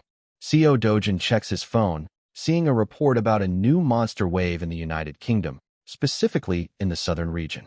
The alert advises tourists and business people to adjust their plans immediately. A wry smile appears on CO Dojin's face. After reading news about a serious real-world issue, Dojin instantly lost interest in teasing the shop manager. In the past, regardless of which nation or association was in charge, he might have jumped in to seal the rift himself. But now he was different. There were more important things to pursue and protect. That evening, Dojin treated the family to an extravagant feast. The main dish was premium redland beef, making little Yunying drool as she had the marbled fat of pork and beef sizzling on the grill. High-quality cuts and an array of enticing side dishes were continuously brought out by the staff, filling the table nonstop. Worried about the expensive menu prices, Grandma cautiously asked her grandson if such spending was okay, as 250,000 won for 100 g of meat was no small sum. Dojin quickly dispelled her concerns, assuring her that after a wildly successful crystal harvest, they could eat as much as they wanted without denting their massive bank balance. The first bite of meat touched Dojin's tongue, and he was captivated by the rich, savory flavor of the top-tier beef. He kept piling more meat onto the grill while Grandma watched, half worried, half delighted. Good heavens, a fresh pack of ribs, shoulder loin, short ribs, and even grilled pork belly were about to be served. It was beyond imagination. This was outright insane. How could 3 people, really more like 2.5, possibly finish all this food? But Grandma underestimated the appetite of a protagonist. To ease her worries, little Yunying sweetly encouraged her to try a piece of the pricey meat. Unable to resist her adorable granddaughter's invitation, Grandma gave in. With just one small bite, all her worries melted away as if they'd never existed. The family then enjoyed a luxurious dinner, filled with laughter and happiness radiating around the table. Unbeknownst to them, an alluring woman entered the restaurant, drawing every eye from the moment she stepped in. Diners nearly strained their necks turning to watch her pass by. She walked straight to Dojin, called his name, and said she just wanted to talk, nothing more. Before she could explain why, Dojin coldly cut her off, clearly annoyed at being interrupted during family dinner, and asked her to come back when they were done. Hyen Jian, an S-rank hunter, pulled out her business card, hoping her name would change his attitude. Contrary to her expectations, Dojin ignored her, continuing to grill and eat as if she didn't exist. Swallowing her pride, Hyen Jian patiently waited in the restaurant's lounge. A star like her sitting among ordinary people drew every gaze, with men and women sneaking glances nonstop. Not only was she ranked 4th among the nation's S-rank heroes, but she was also considered one of the 10 most beautiful female heroes in the world. Everyone wondered, who could make Hyen Jian wait like this? Ignoring the whispers, she reflected on their brief encounter. From what she knew, Dojin had entered his first gate just 2 months ago. After surviving, he was suspected of being an awakened one. Though once thought dead in the Mapo Rift incident, he now sat calmly dining with his family, very much alive. Beyond the inconsistencies surrounding him, a single sharp glance from Dojin had made an S-rank hunter like Hyun-jian wary. How could a newly awakened person reach S-rank in under 2 months? Even the oil tycoon Kathmore, who poured money into mana like water, took 5 months to reach the top. Hyun-jian deduced that Dojin must possess some undisclosed special ability. Finally, as Dojin, Grandma, and Yunying finished eating and relaxed, they stood to leave the restaurant. Near the exit, Hyun-jian quickly approached to talk to the mysterious young man. But before she could speak, another group suddenly appeared in the restaurant, their arrogant demeanor overpowering the atmosphere. Dojin's eyes turned icy when he saw the man who entered. That smug bastard hadn't expected to see Dojin alive after a deadly gate expedition. Enraged, he hurled insults. He was intrigued by Dojin's cockroach-like resilience. Hyun-jian immediately recognized the troublemaker.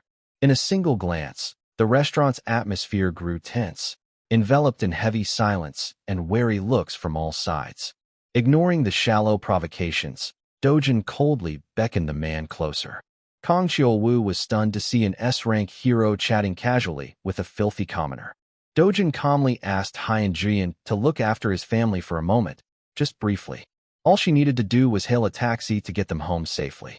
It'd be easier if his family wasn't here when he settled an old debt with this stray dog. Fortunately, Hyun-jian was a sensible young woman who understood the situation. She followed Dojin's request, reassuring Grandma and the little girl that everything would be fine, then waved goodbye as they left. Though their eyes betrayed worry, Dojin could only stand silently, watching the taxi disappear with a forced composure. As soon as the car sped away from the restaurant, a resounding slap echoed, shaking the entire place. With his family gone, Dojin shed his refined facade, delivering an unforgettable slap to the bastard. His movement was so swift that Kang Xiaowu didn't even see it coming, only feeling his cheek burn from the sudden strike. Humiliated by the shameful blow, Xiaowu gritted his teeth in rage, lunging to retaliate. A panicked waiter tried to intervene, fearing that a fight between two awakened beings would destroy the restaurant. But the reasonable plea was met with a rough shove. Luckily, the waiter wasn't seriously hurt, just dazed from the forceful push. Dojin remained calm, requesting all customers and staff to leave for safety. Xiaowu, easily provoked and all brawn, couldn't muster a decent retort. So, he received another punishing blow to the face.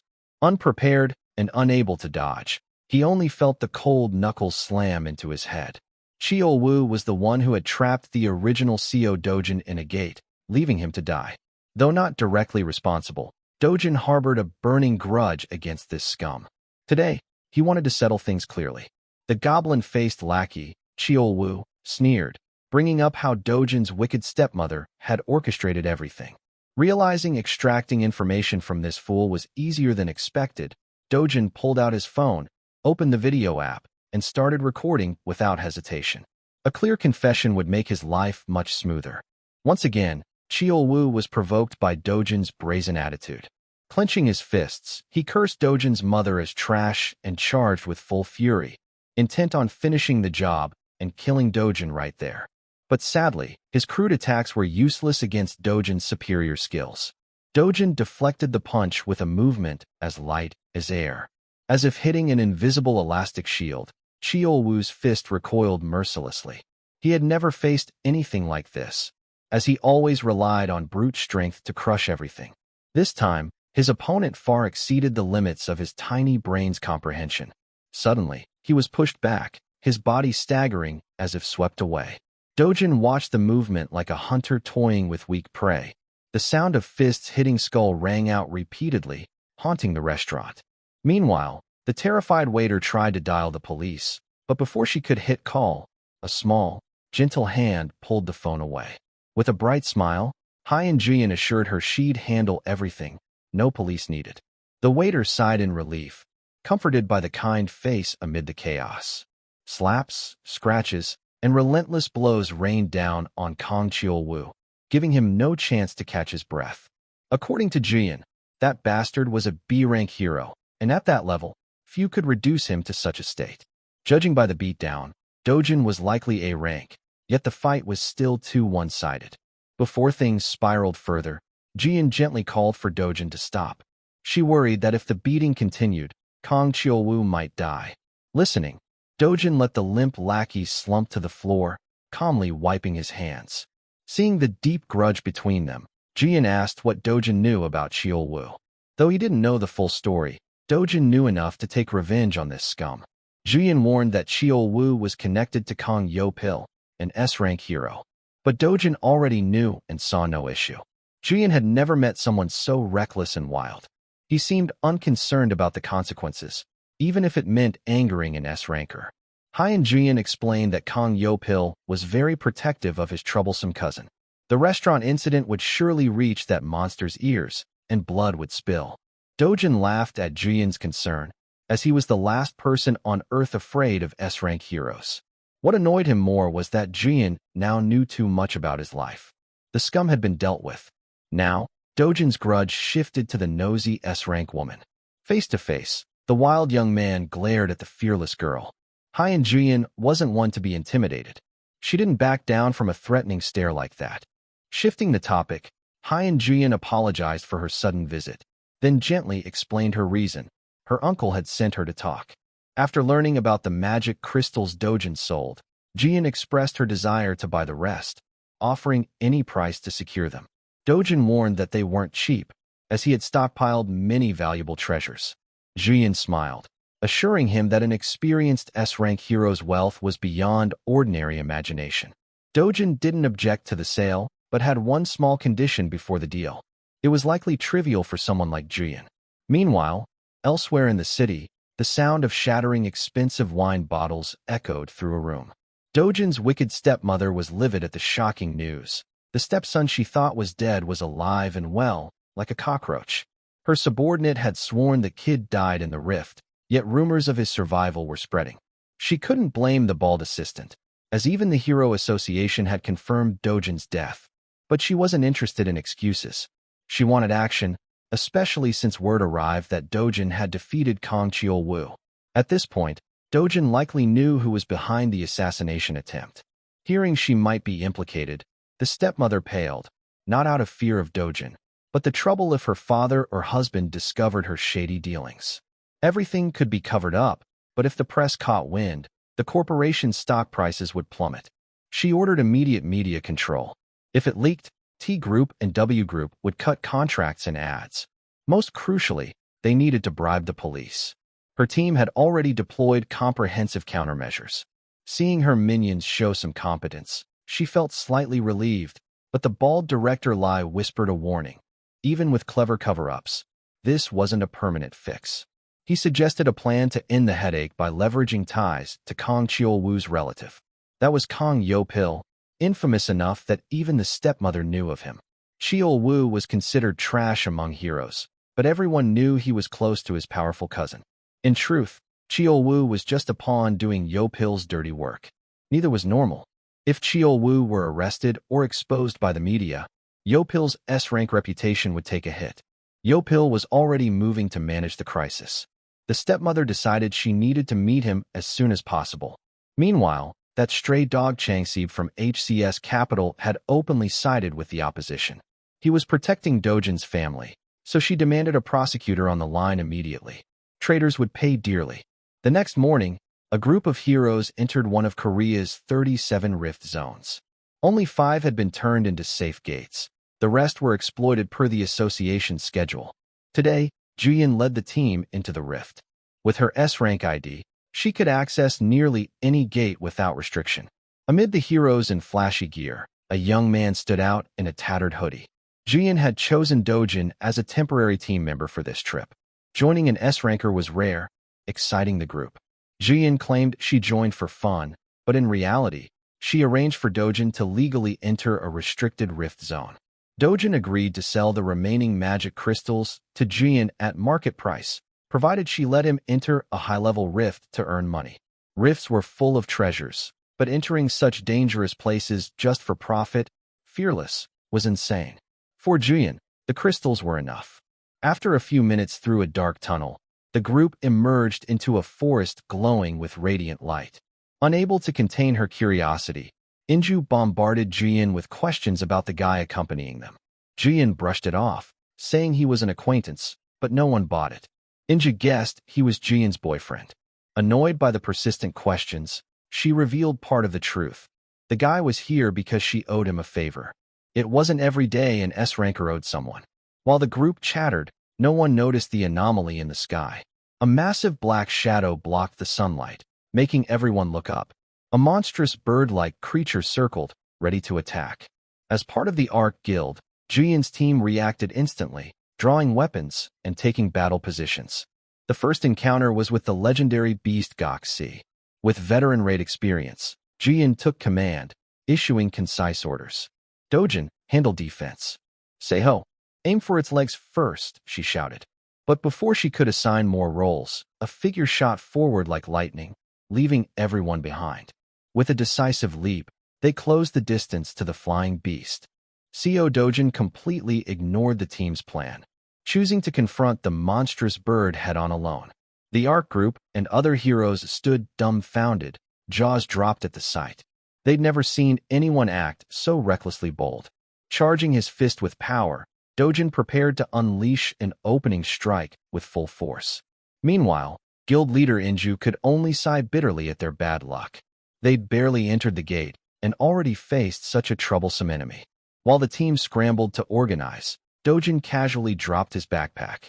As Haiyan Jian barked orders, he shot forward like a bullet, soaring into the sky like a whirlwind. A single leap neutralized the Goxi's aerial advantage. Dojin dominated the battlefield, energy blazing around him. The grotesque bird wasn't fast enough to react, let alone defend. It took the full-force punch square to its beak. The beast crashed to the ground, while Dojin hovered among the clouds. It was a poetic reversal. Dojin landed lightly before the group, not a drop of sweat on his brow. As the Goxi lay dying, gasping its last, the imprint of his fist was clear on its cheek, undeniable proof of his overwhelming strength. The Ark members were stunned, even S-ranker Jian frozen in awe. They witnessed his ruthlessness next. Dojin didn't stop, calmly lifting his foot and stomping the beast's head. Again and again, until it was a pulpy mess. Many found it excessively brutal, but killing a Goxi required such terrifying force. The sound of crunching bones and splattering blood chilled the team to their core. Inju now desperately wanted to know who Dojin was, and even Jian couldn't answer definitively. She only knew Co Dojin was insanely strong. Calling him strong was an understatement. Few heroes worldwide could do what he just did. Killing a Goxi with one punch wasn't something just anyone could achieve. Inju tried downplaying the feat by mentioning her sister, an exceptional hero. Still, Jian remained shocked. Before her was a true hidden master.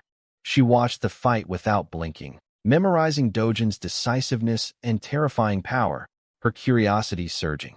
Turning to Inju, she made a sudden change. I'll head deeper into the center with Dojin for now. Everyone else, stay at the outer edge.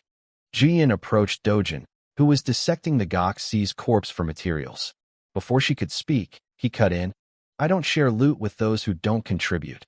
Fortunately, Jian wasn't after petty crystal fragments. She wanted to propose venturing deeper into the gate, to a place worthy of his strength. With a smile, Dojin nodded, visibly excited. Jian knew this gate well and took the lead, with Dojin following closely. Without warning, she shot forward, her speed causing a sonic boom. Dojin watched her vanish toward the horizon, then slung on his backpack and broke into a sprint. Maintaining blistering speed effortlessly, Jian kept glancing back to see if Dojin could keep up. Seeing no sign of him, she felt relieved, thinking she'd overdone the initial chase, and slowed slightly. But at that moment, Dojin appeared beside her, casually asking, "Can we go faster?" The question shattered her focus, nearly making her stumble in shock. It was her first time experiencing this. No one had ever matched her speed in a race. She was among the top 2 fastest in the country, but the rankings might need an update. Seconds later, Dojin stopped mid-path, teasing that she was slower than he'd thought. Though Jian had run full tilt to show off, as she caught her breath, Dojin gazed toward the horizon, where a majestic sight emerged. Before them stood a colossal mountain range touching the blue clouds. When Jian asked what lay within, Dojin's expression turned grave. He said, "That's the lair of the boss monster, a beast called Caesarian." According to him, Caesarion was a gigantic dragon-dinosaur hybrid over 20 meters tall, so daunting Jian couldn't fathom facing it. Defeating Caesarion typically required at least 3 S-rank combat-specialized heroes to even survive. But Dojin knew it could drop a legendary-grade mana stone, a treasure just below the highest tier in the magic system. For that reward, he wouldn't let it slip away. Jian opposed the reckless plan, but Dojun stated bluntly, with or without her, he'd fight the dragon. Jian watched silently as he charged at terrifying speed toward the mountain to conquer the beast. Though she knew it was madness, she felt no choice but to follow him into the insanity. Something dangerous and dark awaited them in the boss monster's lair. Dojin's sky-high confidence in facing a monster capable of troubling 3 S-rank heroes left Haiyan Juyin utterly shaken. But what shocked her even more was arriving to find the cockatrice already dead at her feet. The battle had ended before she even grasped what happened. Dojin calmly pulled his knife from the beast's corpse, leaving Jian speechless. Her astonishment reflected her thoughts. This wasn't a creature easily defeated. She mentioned the renowned hero Park Hae-yeol, who built his fame hunting beasts like the cockatrice. Despite being S-rank, his first encounter with a cockatrice required 30 A-rank heroes as support. Yet, despite their caution, all the A-rankers were slaughtered, with only Park Hae-yeol surviving, barely clinging to life. Determined for revenge, he later returned with another S-rank hero and 100 A-rankers, practically a small army. The battle was brutal and bloody. They focused on destroying the cockatrice's wings to ground it, then overwhelmed it with relentless attacks. It recalled a famous debate, 100 men versus 1 gorilla. If betting, I'd choose the humans. Sure enough, the cockatrice was defeated, but only a few heroes survived.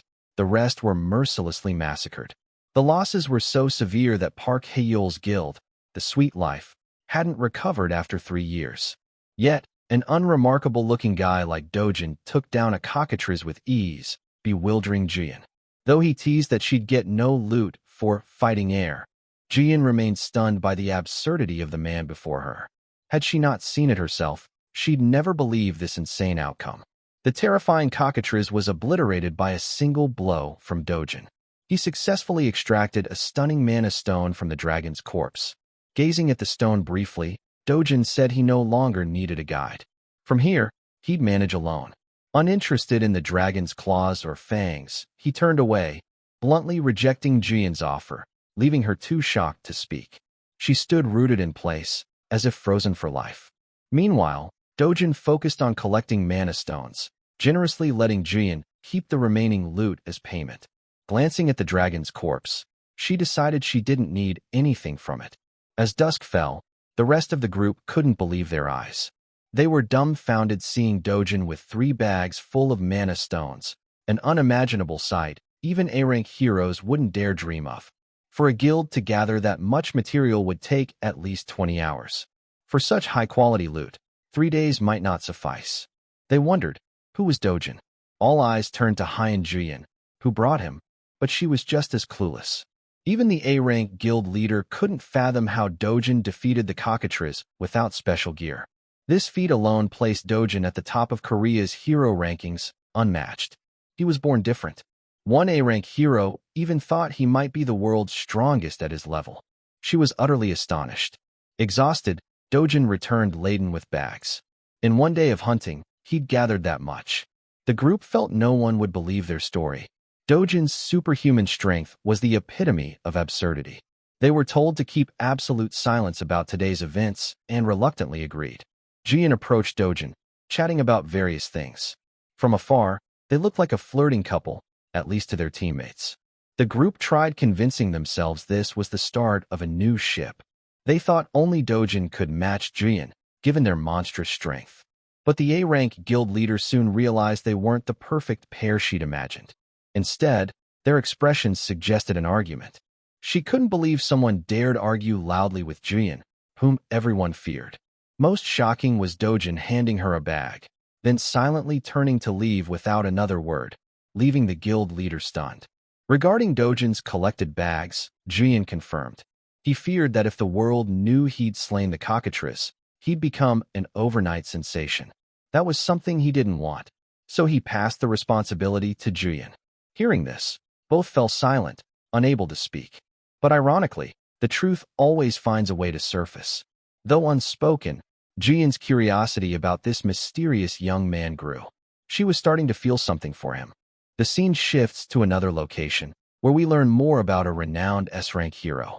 That S-ranker is Park Hae-yeol.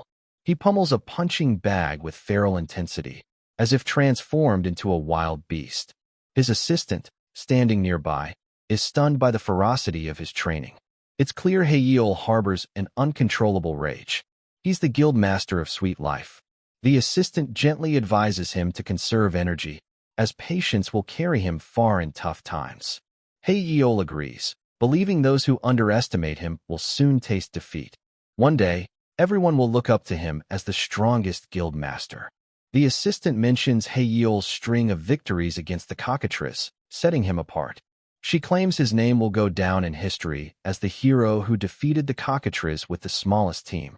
Humorously, that title is hard to surpass, unless Stephen Hawking rises from the grave to pull off a miracle. The guild master shares her excitement, boasting about his feats.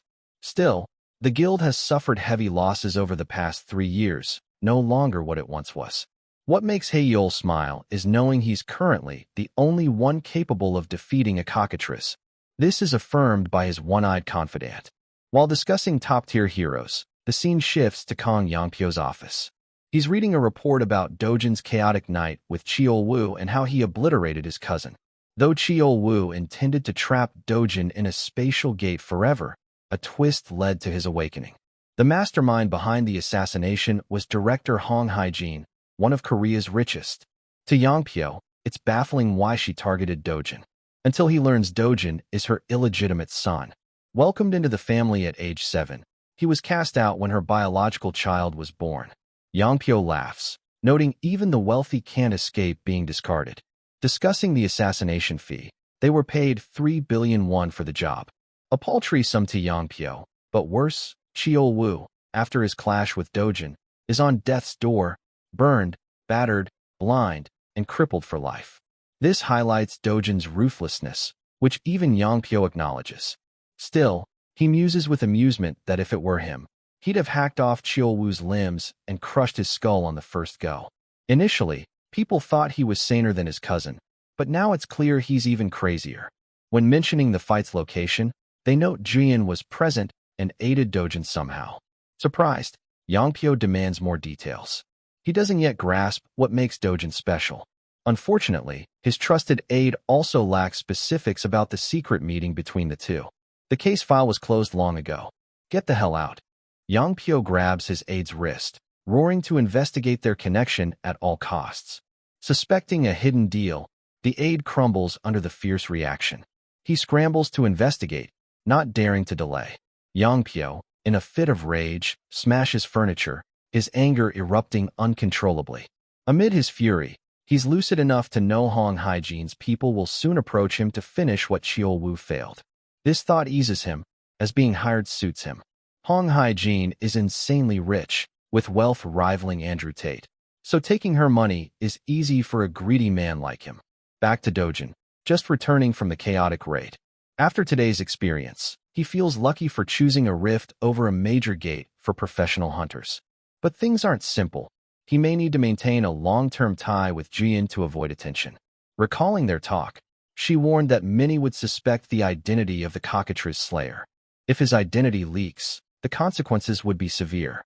Juyin's plan is to hold on to the loot. If Dojin ever wants fame, she's ready to reveal the truth. In response, he tossed her the bag, telling her to keep all the valuables. This means he must find another way into rifts without relying on Juyin to avoid trouble for her. Tonight, though, he'll sleep soundly in the lavish house Changseeb specially arranged. But at the door, he freezes, spotting a row of unfamiliar shoes lined up outside. The presence of multiple shoes signals uninvited guests. Stepping inside, he finds a group of men in sharp suits standing solemnly in the living room, talking with his family. It feels like a formal meeting, not a sudden intrusion. The leader, resembling a grim version of Nanami from Jujutsu Kaisen, has hawk-like eyes scanning for prey. Yunying runs out, joyfully hugging her brother. Dojin, still confused, doesn't grasp the situation. The man introduces himself with a commanding tone. I'm Prosecutor Park Chae-jong. He quickly points out Dojin's tie to Changseep. Due to their close connection, Dojin faces an immediate arrest warrant for allegedly aiding a loan-sharking ring run by HCS Capital's corrupt CEO. Under the radiant sunlight streaming through the window, the prosecutor's office is bathed in light, yet the atmosphere feels oppressive. Do-jun, now Dojin, sits cuffed tightly to a chair, his sharp eyes scanning every corner, searching for a way out of this dire situation while maintaining his composure. Prosecutor Park Cheol-young enters, phone in hand, voice deferential. Yes, Chief Lee, don't worry. Hwang Chang-seop and Co Dojin are very cooperative. He pushes the door open, striding in confidently. Thank you for your concern about my daughter's study abroad. Please send my regards to Director Hong Hee-ju. Before the surveillance screen, Cheol-young watches Dojin, chained, a smirk curling his lips. The reason I became a prosecutor, he laughs loudly, voice echoing, is to sweep scum like you out of society. Soon after, he enters the interrogation room, slamming a stack of papers on the table, the sound ringing like a declaration of war. His face drips with contempt as he points at Dojin, demanding, "What have you ever accomplished? With these charges, you're looking at 15 years. He holds up a document, voice triumphant. We have evidence of your crimes, backed by Hwang Chang-seop's testimony. Dojin's expression darkens, but he stays silent, eyes cold. Losing patience, Cheol-young yells, "Look at this bastard. Think I'm framing you." Suddenly, Dojin speaks, his voice low but cutting. Hong Hee-ju's behind this, right? The words halt Cheol-young, his face flushing with rage. He pounds the table, roaring, "Who's Hong Hee-ju? What nonsense is this?" Meanwhile, Dojin frowns, thinking, Hwang Chang-seop's side has completely collapsed. Dojin opts for silence to avoid escalating, but the tension mounts. Cheol-young paces, trying to stay calm, his voice menacing. "Kid, you think Korean prosecutors are pushovers? Your life's over, fool." Abruptly, Dojin looks up, his icy gaze piercing. Cheol-young shudders, sweat pouring out. He leaps up, stammering, then grits his teeth, cursing, "You bastard." As he raises a hand to strike, a staff member opens the door, shouting, "Prosecutor Park, can you step out?" Yun-young's voice echoes from the hall. "Is the machine broken?" Cheol-young glances at a report as the staff replies softly, "No, sir. I checked. It's fine." He frowns. Then why does the awakening detector say he's a civilian? Does that make sense? This is Co Dojin. The staff shrugs helplessly. "I don't know. Maybe the awakening data's wrong." Cheol-young muses, muttering, "But this is from T Corporation, it can't be wrong." He even knows Hong Hee-ju's name. Who is this guy? In the interrogation room, Dojin sighs, his eyes blazing with anger. "Now I get why they call Korean prosecutors lapdogs," he mutters bitterly. "Should I just tear it all down?" As he ponders, the door swings open. Jian enters, slightly confused. "What are you doing here?" Seeing her, Dojin relaxes, leaning back. "I don't even know anymore." Jian frowns, serious. "I know you're upset, but using your power would be disastrous." Dojin smirks. "You here to help me?" Jian crosses her arms, meeting his gaze. "Not exactly. But when I know an innocent person's framed, I have to fix it." Dojin chuckles, his eyes warming slightly. "Classy." Jian continues. "The Awakened Association will investigate. They're monitoring awakening licenses and a new rift in Macasian." Dojin, uninterested, shifts topics. "What about my family?" Jian waves dismissively, annoyed. "Am I your assistant? Why should I care about your family?" But under Dojin's chilling stare, she falters, looking away. Before leaving, she softens. "They're safe, don't worry." Dojin exhales. "Thanks, I owe you." Jian blushes, glancing at him. "Just be patient. I'll handle this fast." Instead of directly proving Dojin's innocence, she exposes Cheol-young's bribery and misconduct, leading to his dismissal. A fair investigation clears Dojin, though he faces a suspended sentence for a fake awakening license, mitigated by Jian's protection. In the car carrying them, a news report plays. In the UK, an unknown monster is attacking civilians. This 1.5-meter tall mantis-like creature has 4 eyes and remarkable jumping ability. Dojin says coldly. It's a Macasion. Julian, shocked, asks, how do you know? Only the association knows that name. His calm demeanor fuels her suspicion. Macasians can be killed with red fire and extract, Dojin explains coolly. Harmless to humans, but a paralyzing toxin for them. Julian falls silent, brows furrowed. Dojin, who are you? He doesn't answer, staring ahead. The car brakes suddenly. Frustrated by his silence, Julian snaps. Are you listening? After a pause, Dojin's lips move, his gaze menacing. What if I kill you now? In a sealed room, the protagonist's stepmother sits, her face taut with barely contained rage. Across from her stands a bald man, silent for a long moment. Finally, he speaks. That's the situation. She remains seated, her expression rigid with fury, as if on the verge of exploding. Why Hyun-Ju-yeon? She growls, each word sharp. The bald man replies, voice tinged with confusion. It's still unclear. She doesn't know the connection between them and Seo Do-jin or how they met. Her eyes blaze as she screams, that damned girl.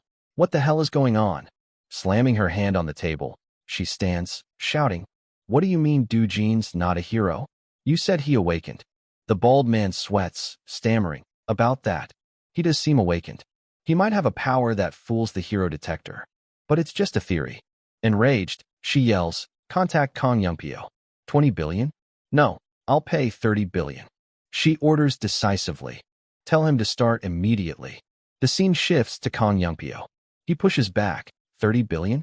Not enough. Tell her double. His suited subordinate, surprised, asks, double? Isn't that too much? Kang smirks. You don't get it. I'm her only option. Confidently, he continues. When it's done, 60 billion's nothing to her. Now Hyun-Ju-yeon's involved. Facing an S-rank needs at least that much. The subordinate tilts his head, muttering, Hyun-Ju-yeon's a dangerous opponent.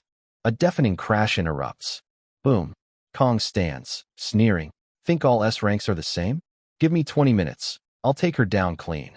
The subordinate pales, bowing. Yes, sir. Kang grins smugly. Any response from the association? The subordinate nods. They can't increase payment due to the UK situation. They're publicly selecting heroes to send. Pacing, Kang mutters. Damn. Can't even say I won't go for cheap pay. The association's the real scum. When do we leave?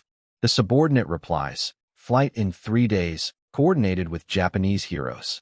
Kang raises an eyebrow, nodding. Japan, huh? Good. I wanted to meet Takashi. Gazing out a high-rise window, his eyes burn with ambition. Macasion, a new monster with no known weaknesses. If I find its weakness, my value skyrockets. Huh. The scene shifts to Cambridge, UK, where lightning tears through a pitch-black sky, purple bolts raging. A grotesque giant appears in the city center, its iron-like legs towering. Panicked crowds flee, a dark wave flooding cobblestone streets. The creature looms in the square, its glowing yellow eyes glaring, body clad in black steel scales. A team of heroes stands before it. The leader shouts, You with the great sword, take point. Warriors behind grip their weapons, trembling under the creature's invisible pressure. In a flash of lightning, their heavy breathing echoes. Can we survive? The monster screeches, its massive arms swinging like death's whip. Boom. The ground shatters, frontline heroes flung by the shockwave. Warriors counter, charging together. A female mage casts a purple barrier, magic enveloping her. After a joint assault, the beast collapses, headless, lifeless. But it's not over. More identical monsters appear, their yellow eyes brimming with malice. Horror spreads across Cambridge, chilling all. Buildings burn, red flames reflecting on the dark sky. UK heroes fight desperately to stop the monster's southern advance. Without enemy intel or strategy, fear and helplessness grow, and Cambridge's final defenses crumble. Flames consume streets, black smoke obscuring the sky. The steel-clad beasts charge south, unhindered, just 60 kilometers from London. Their war-godlike forms emit a cold, metallic glow. Suddenly, the monsters collapse en masse, stunning the heroes. A helicopter's rotors roar above. A hero team watches from the cabin, faces tense. One yells, Below, my God, it's real. The group is awestruck. A girl with icy eyes, Hyun-Ju-yeon, stands among them. A teammate says, she was right. Red and extract works. The Macasion won't last long. Another thinks, she's incredible. How did she know? But Hyun Ju-yeon stays silent, knowing Dojin provided the method. She ignores their astonished gazes. Turning, she says firmly, time to end this. Two teammates respond, eyes gleaming. No hesitation. The team leaps from the helicopter, diving like arrows. Hyun Ju-yeon leads, drawing a silver dagger, its blade glinting coldly. The scene shifts to London's International Airport, where a plane lands. Outside the terminal, reporters wait, cameras rolling, murmurs and hurried steps echoing. So many reporters. Well, it's Hyun Ju-yeon, one whispers. A dark-haired man adds, she's the standout of the UK campaign. She found the Macasion's weakness, a true hero. Another chimes in excitedly. Heard the British royals might knight her. A shout rings out. There she is. Cameras swivel. Hyun Ju-yeon pulls her suitcase toward the exit, flashes erupting. Reporters swarm. Ms. Hyun Ju-yeon, look here. How'd you find the Macasion's weakness? She glares coldly through the chaos. Behind her, Kang Youngpyo appears, smirking smugly. A reporter calls. Kang Youngpyo, a word? They say you caught the most Macasions. The 200-person team, including Hyun Ju-yeon, returns. Korean heroes saved the UK from disaster. The key to hunting Macasions was spraying red ant extract into the air, a tactic Hyun Ju-yeon proposed first. On a screen, an interview airs. Watching, the protagonist's eyes burn with cold fury, teeth grinding, his mind roaring. Kang Youngpyo. In a quiet cafe, soft yellow light spills through the window onto wooden tables. Dojin sits with Hyun Ju-yeon. She places several elegant gift bags on the table, her voice gentle. Presents. Dojin looks up, frowning in surprise. Presents for what? Hyun Ju-yeon smiles, pointing to each bag. These are for Eunyoung and your grandma, and this one's for you. Open them at home, no need to do it here. Dojin's eyes catch the neatly folded clothes in one bag, high-quality fabric with meticulous stitching. He mutters, these look expensive. Hyun Ju-yeon replies calmly, a small thank you for your help. Because of you, I became a true hero.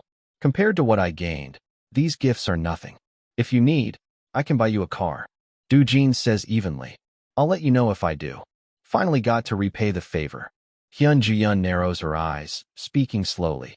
Even if I ask how you knew the Macasion's weakness, you won't answer, will you? Dojin's gaze is cold, unwavering. Why should I? Hyun Ju-yeon stares, conflicted but silent. She sighs, so what's your plan now? In her mind, she thinks, I don't expect some world peace answer from him. But if he's targeting Hong Hee-ju or Kang Youngpyo, it'll cause chaos. I need to stop it before it's too late. Dojin tilts his head, eyes deep. First, I should buy a house. Hyun Ju-yeon blinks. You're renting your current place? The scene shifts to a lavish villa, where the powerful party by a pool with wine and women, purple lights blending with pulsing music. Kang Youngpyo revels, arms around two girls, thinking, Hyun Ju-yeon's changed so much, knowing the Macasion's weakness and hiding how she found it. She's concealing something. He recalls on the plane, asking her, forget Macasions. What's between you and Dojin? Hyun Ju-yeon replied coldly. What are you talking about? He raised an eyebrow. You derailed a prosecution to save him, didn't you? You were there when he took it down.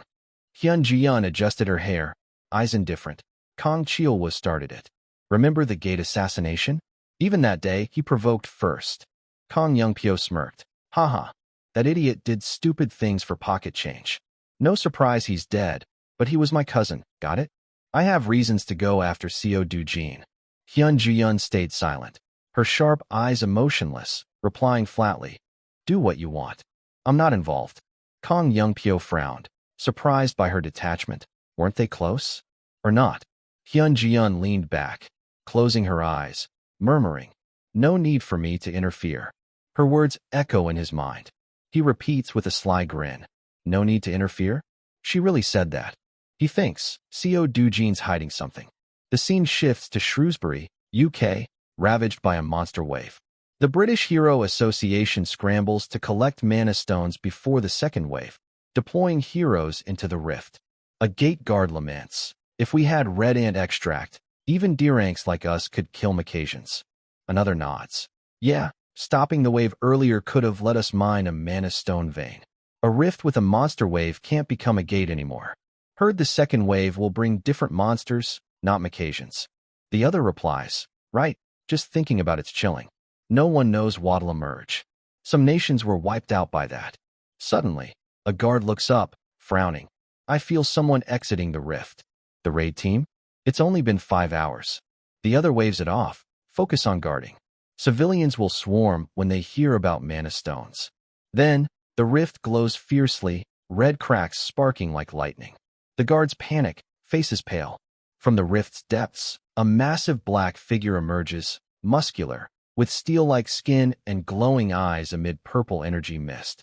Each heavy step shakes the ground. What's that? Not a hero. A blonde guard yells, trembling. Look at the clothes and scars. Contact HQ. Before grabbing his device, a green flash erupts, and a black metallic hand seizes him. Lifted by an unseen force, he screams, "What the hell?" Drawing his weapon, he shouts, "Bastard," but is slammed to the ground. The attacker walks coldly, glowing green mana circles radiating from him. He whispers, voice hoarse with contempt, "Too weak." Clenching his fist, light flares again. The two guards are crushed like ants, blood spraying, their screams echoing. He raises a hand, purple-black energy shooting out, a phone displaying 19.26%. He mutters, 15 years in this world, and my power's not even at 20%.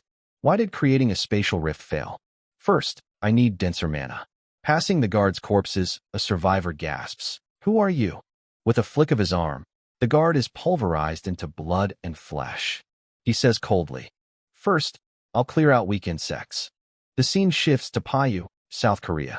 Amid lush green fields under a clear sky, Co. Doojin walks slowly, a large bag slung over his shoulder. Suddenly, his eyes flash with alertness. He stops, tilting his head, sensing vibrations growing closer from beneath the ground. Giant worms erupt, tearing through the grass, raising towering dust clouds. Doojin stands unfazed, fearless. He tilts his head, gauging 26 within a 100-meter radius. Let's see how many survive. Fire ignites in his palm. With a faint smile, he hurls a fireball at the ground. The earth splits, scorch marks spreading. Rocks rise, ready for the wrath to come. The flames explode, unleashing a shockwave. The beasts, barely emerged for 3 seconds, drop dead. Doojin stands, observing the gruesome scene, his face unchanging, as if accustomed to it. His lips curl slightly into a faint smile. The scene cuts to a sleek high-rise in a modern city. In a quiet office, an older man sips coffee, voice calm. "So, what kind of person is he?" The man answering, wearing glasses, looks serious. He's hard to pin down, but confirmed himself as a hero. "This is Min Hong-gi, Vice Director of the Korean Hero Association." The older man raises an eyebrow. "Didn't you say the power detector couldn't measure him?" Min Hong-gi nods, helpless. Still no explanation for that. Chairman Baek Sung-chun slams the table, furious. "That insolent kid." The association asks, he answers. But he lowers his hand, voice softening. "Anything else?" Min Hong-gi flips through files, shaking his head. "Not much, but it started with a vile plot by hero Kang Cheol-woo. After Doojin's counterattack and him single-handedly handling the new Mapa rift, despite some oversteps, one thing's clear. His power is overwhelming, unmatched." Baek Sung-chun crosses his arms, pondering. A wild horse, hard to tame, but a war horse. He requested an official hero license, bypassing procedures with a guarantor. He asks, "Who's the guarantor?" Min Hong-gi replies gravely, S-rank hero Hyun Ju-yeon. The room falls silent. The men exchange stunned glances. The scene cuts to Doojin's battle. His lips curl, holding a brand new S-rank license, the 8th in Korean history. With it, he can freely hunt monsters in rift zones. Around him, giant worm corpses lie scattered. In another meeting room, laughter erupts. "Haha, he got the license and rushed to Paju. What a guy." Min Hong-gi nods. "Very proactive, rare." Baek Sung-chun, shocked, says, "No way. Entering a level 2 rift alone. No guild. No team. Is he insane?" The room goes quiet. The chairman's eyes glint coldly, calculating. He breathes heavily, shouting, "If Co. Doojin comes back alive, announce him loudly as Korea's 8th S-rank hero. Min Hong GI objects. He likely doesn't want attention. Ask him first." Baek Sung-chun snaps. Annoying. A new S-rank in unstable times calms the public, doesn't it? The chairman nods. I see both sides. I'll meet him myself. The scene cuts to a battlefield in a dense forest near a rift. Doojin delivers a devastating kick to a massive beast, his eyes gleaming with excitement. His hands blaze, body spinning, unleashing a colossal flame that reduces surrounding monsters to ash. He lands lightly, corpses falling like rain behind him. Standing atop the pile, Doojin surveys his work, murmuring, "Mana drains higher than expected. Time to get new weapons." The scene shifts to the hero complex in Paju, South Korea, inside an unassuming forge. A muscular blacksmith glues his eyes to his phone. The doorbell jingles as Co. Doojin enters. The shopkeeper doesn't bother greeting, speaking arrogantly. Name of the person who booked.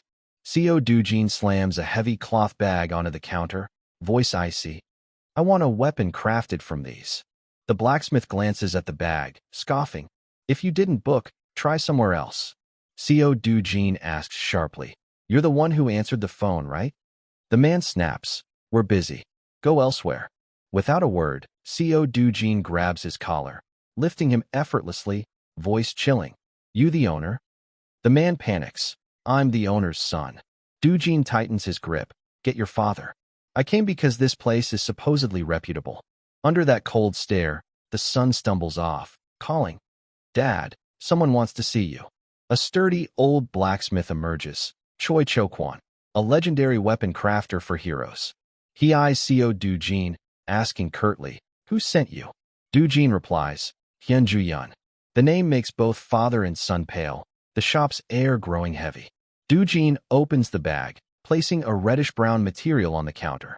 The old blacksmith freezes, chills running down his spine. They inspect it, stammering, This is..." The son, seeing his father's ashen face, asks, "Dad, what is it?" The father answers, voice trembling, "The fong of a black venom serpent. It's been ages since I've seen one." Doojin states his request, "Forge a long sword, as long as possible." The old man balks. "Long? You don't get it. Non-metal materials like this weaken if overstretched. I'll make 2 mid-sized blades." Doojin frowns. "Are you admitting you're not skilled enough? Join the 2 blades. I need a long sword, ideally with enhanced mana absorption." At Doojin's audacity, the son shouts, "Who do you think you are, making demands? My dad only crafts weapons with at least tier 3 mana absorption." Doojin, silent, picks up a pre-forged sword, examining it. "This is at least tier 5, he remarks. With a slight flex, the room glows, and the sword shatters like tofu. The son gapes, the father winces. Doojin drops the fragments, voice frigid. "If this trash is what you plan to craft, quit now." Silence engulfs the room. Father and son, terrified, don't dare speak. The scene shifts to a lush forest where a colossal monster awakens, baring its fangs in a guttural roar, its massive red eye glaring menacingly. The one-eyed beast bellows. Co. Doojin appears, strolling casually, muttering, noisy as ever. Clasping his hands, flames erupt as he dodges its stomp. Before it can react, Doojin charges at blinding speed, slicing deep into its shoulder. The beast howls, gripping a nearby tree in pain, veins bulging. The tree doesn't harm Doojin. Instead, he cleaves it in half with one decisive slash. With icy eyes, he surges forward. The monster trembles, its bravado crumbling. In a flash, Doojin circles behind, incinerating its massive body with magical flames. The beast begins regenerating, green energy healing its wounds, flesh knitting. But Doojin doesn't let it recover, lightly touching its back. Boom. The creature's body blackens, shrieking as it collapses, its head severed. Doojin stands unscathed, having felled the giant in moments. He mutters, maintaining a mana sword that long isn't easy. Red flames flicker on his hand, but his shoulders sag with fatigue. Bending down, he pulls a cup from his backpack, placing it on the ground and opening it. Blood from the slain Cyclops pours in. Hoarsely, he says, "Chased this Cyclops all day for this." The scene shifts to a windless evening outside the forge. Dujin hands the cup to the owner's son, who takes it, frowning. "What's this?" Dujin replies coldly, "Tell your father this will make joining the Fangs easier." He turns to leave. The son calls, "Hey, at least say something before you go." Scratching his head, he mumbles, "What's this stuff?" "Weird junk." His voice fades into the breeze and the glow of high-rise lights on the sidewalk. Dujin's steps remain steady, deliberate. He muses, "Basic materials are ready, but to elevate mana absorption to new heights, there's only one way. Shame it's not on Earth anymore." The scene shifts to an outdoor resort, a silver-lit pool shimmering under lights. A phone buzzes, displaying CO Dujin. A stunning woman lounging poolside answers, half curious, half amused. "Hello." Whatever said, her eyes widen in shock. "What?" The scene shifts to a lively poolside, filled with laughter. At the lounge area, sunlight spills over the grass, and Juyun, wrapped in a green and white checkered towel, reclines on a sunbed. Beside her is Dong In-woo. They chat lightly, a sense of calm and joy radiating in the sunlight. Juyun speaks. "The association's sending heroes to Brazil?" Dong In-woo replies without hesitation. "Yeah, looks like Brazil's government and their association are out of options. They're locking down the entire rift zone. The monsters there are fierce, but they only drop low-grade mana stones. The association's pay is decent, so the group decided to go." Dong In-woo adds, "If we're going, bring that guy too. Lately, heroes are buzzing about the 5 among the 8 S ranks. He's one of them, right?" Juyun freezes. "I'm not sure." Dong In-woo chuckles. "No way you don't know. Heard you two are close." Juyun stammers. "What are you guys saying?" He laughs loudly, so cute. The light laughter livens the mood. Dong In-woo continues. "I saw you two hunt Macasians alone." Juyun mumbles. "It's not a big deal. Fine, we'll go." He grins enthusiastically. "Thanks." The atmosphere seems light, but a cryptic remark cuts through. "I'm not sure he'll agree to come along, though." The scene shifts to old blacksmith Cheol Kwan, staring at an item, muttering skeptically. How'd you know? Non-metal material, melted and fused so precisely." CO Dujin's face exudes confidence, as if wielding knowledge from a past life. His eyes are heavy, pondering technology beyond human grasp. Cheol Kwan asks, "How do you know Cyclops' blood could be used like this?" Dujin replies, "Now make the longest version as requested. 180 centimeters should do, right?" Dujin describes, "Two-handed style, but adjust the grip so I can swing it one-handed, about 5 kilograms." Cheol Kwan raises an eyebrow, intrigued and amused, muttering, "Why's he suddenly so polite? Thought he was a nobody, but he knows basic manners. If not for that, is this weapon truly that valuable?" He adds, 5 kilos is heavy for one-handed swings, especially repeated ones." Dujin smiles calmly, reassuring, "Just make it. How long will it take?" Cheol Kwan answers, "At least a month. Mana absorption could reach tier 7. Dujin thinks, tier 7?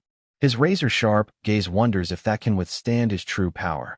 Light glints in his cold eyes, as if weighing a critical choice. He tilts his head, whispering firmly, "As expected, I'll need that." He leaves, saying calmly, "Start with the mold. We'll handle mana absorption upgrades when I bring the material." Cheol Kwan watches his back, stunned. Is he going for that material? Days later, the city unfolds along a winding river amid modern buildings. A black Rolls-Royce stops before a lavish structure. CO Dujin stands confidently, saying softly, "Thanks, I'll use it well." Jiyun, in uniform, raises an eyebrow, her look mixing curiosity and embarrassment. "No big deal. But do I look that small to you? Telling me to buy a billion-won car?" Dujin gives a faint smile, slipping out, "This is enough." Juyun lowers her head, cheeks flushing, then asks as he admires the new car, "What's up with the Hero Association?" Dujin explains, "They want to publicize my info. I said if they do, there'll be a price." Juyun, surprised, says, "A price?" Chairman Na Taehoang values justice. Dujin retorts firmly, "Seems so." Negotiations failed. Juyun presses, "Can't you get along with them a bit?" I'd appreciate it if you considered my position as your guarantor. The car door shuts with a click. Du Jin's in the driver's seat, leaving Ju Yun standing, frozen. Silence hangs. She speaks first. The association swamped, sending people to Brazil's rift. Once things calm down, talk to the chairman again.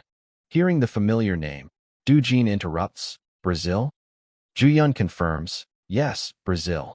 She adds, they're sealing off part of the rift zone.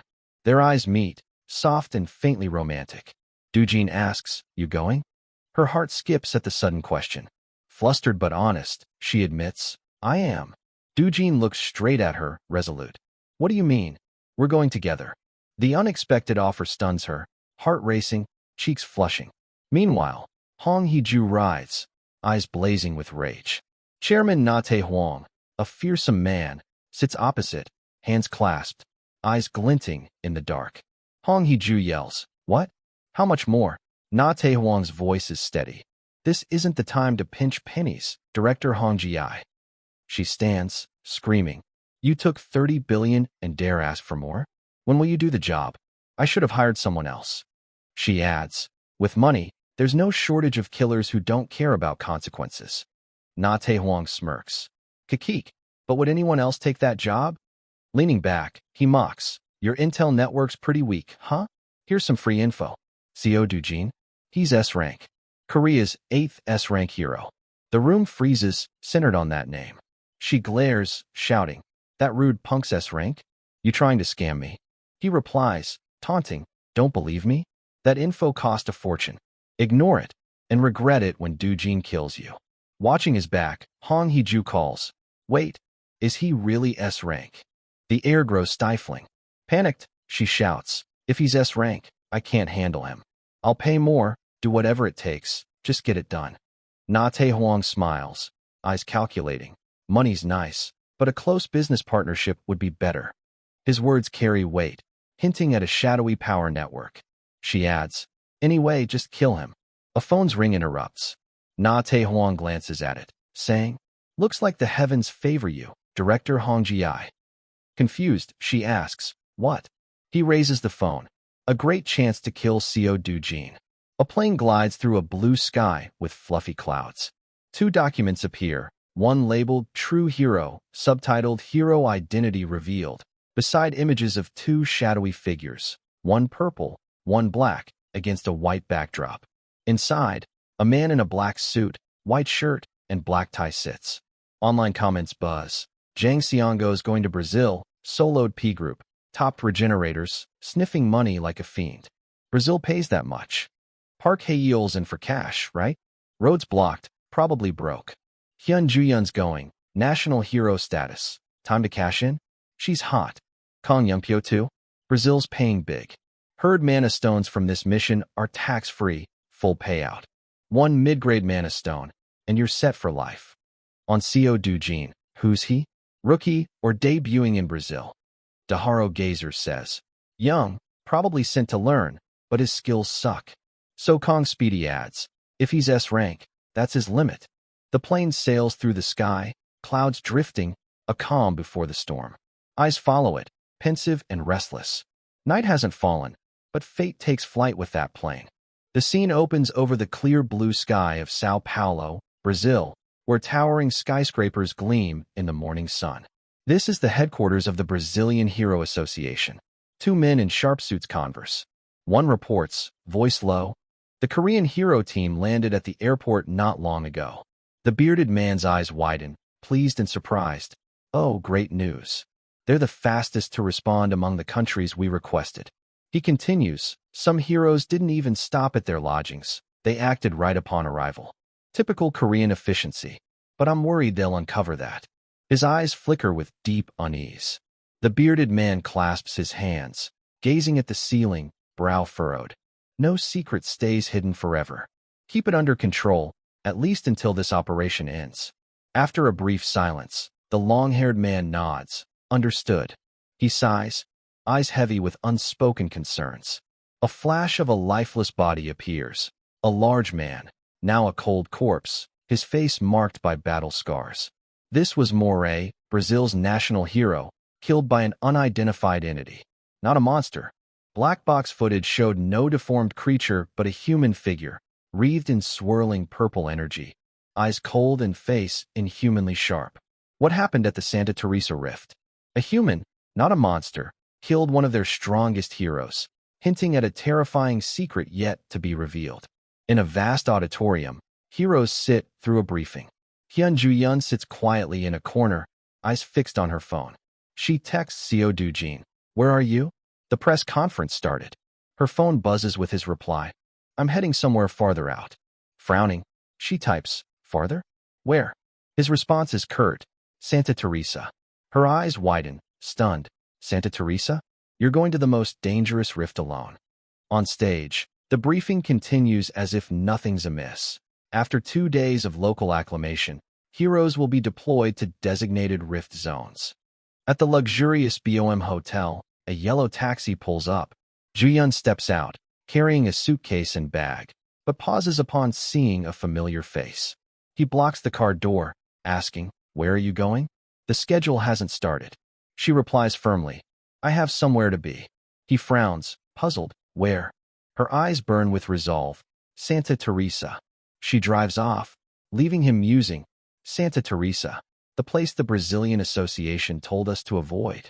In the ashen forest near the Santa Teresa Rift, dim light falls on barren land.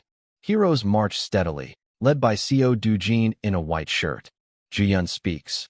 "We're here now, so at least tell me why you're in such a rush." Do-jin replies coolly, "I was waiting for you.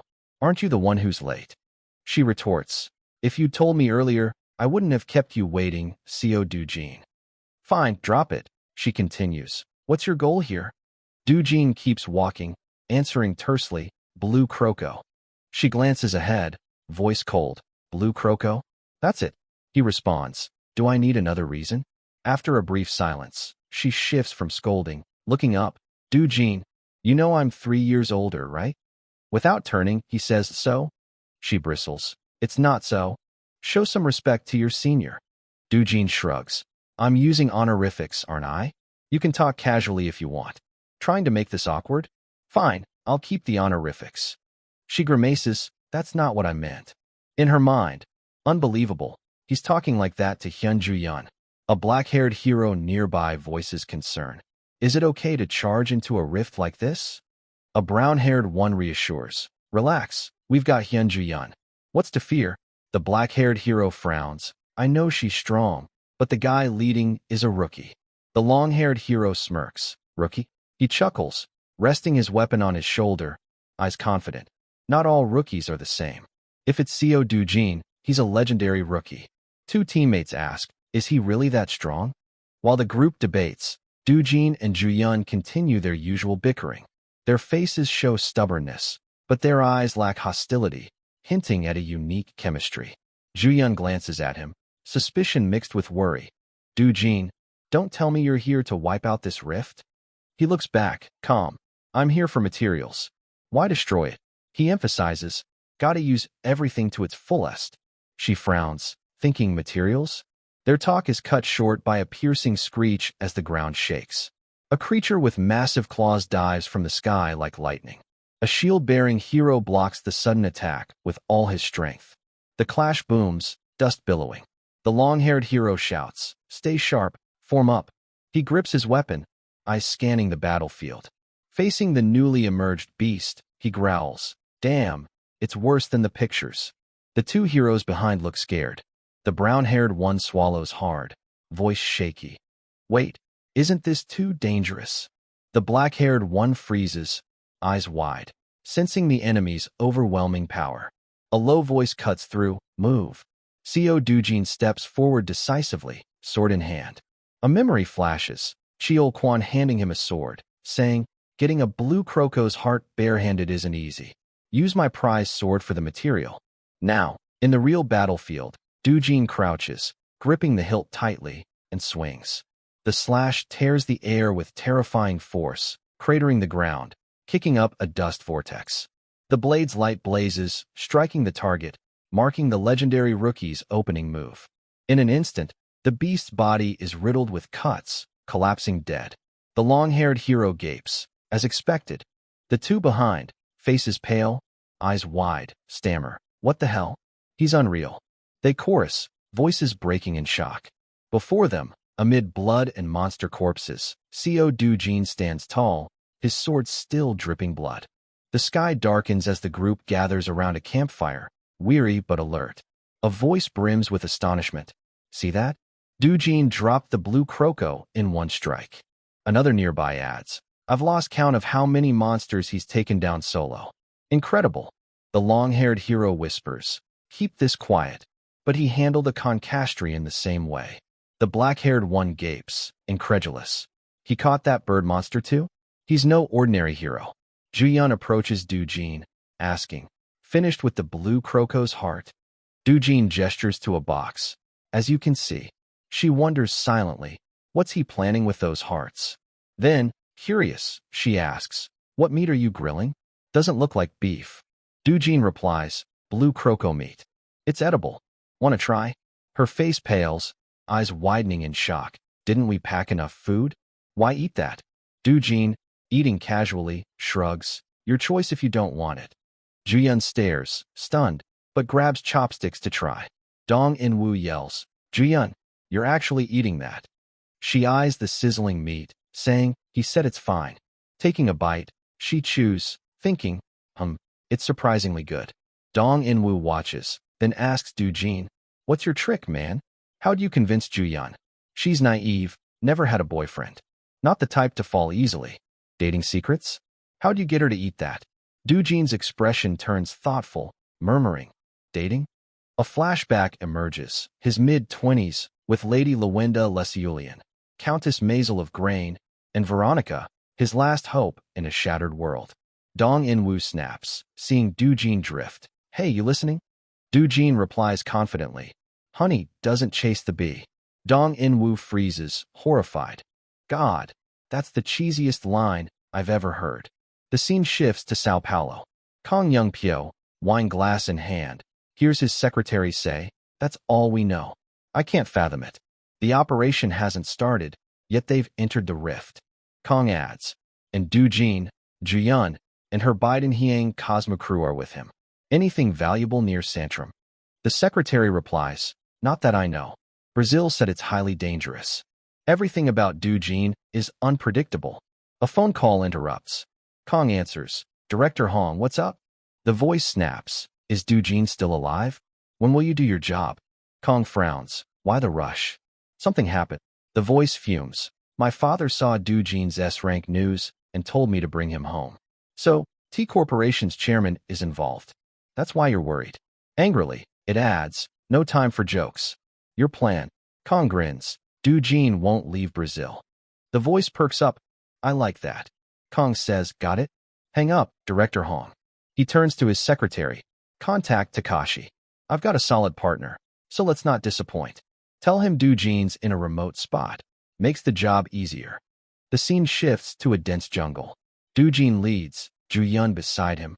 Anxious. You're going into the jungle? They say dangerous monsters live there. Doojin turns. What kind? Juyun, sweating, says, spirit cats. Doojin nods. Spirit cats, huh? They're here too. Curious, she asks, you know them? He replies firmly, of course. Juyun, worried, mutters, I knew it. She hands him a small object.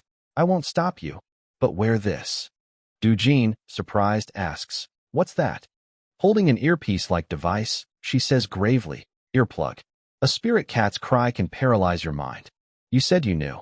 Doojin replies, I don't need it.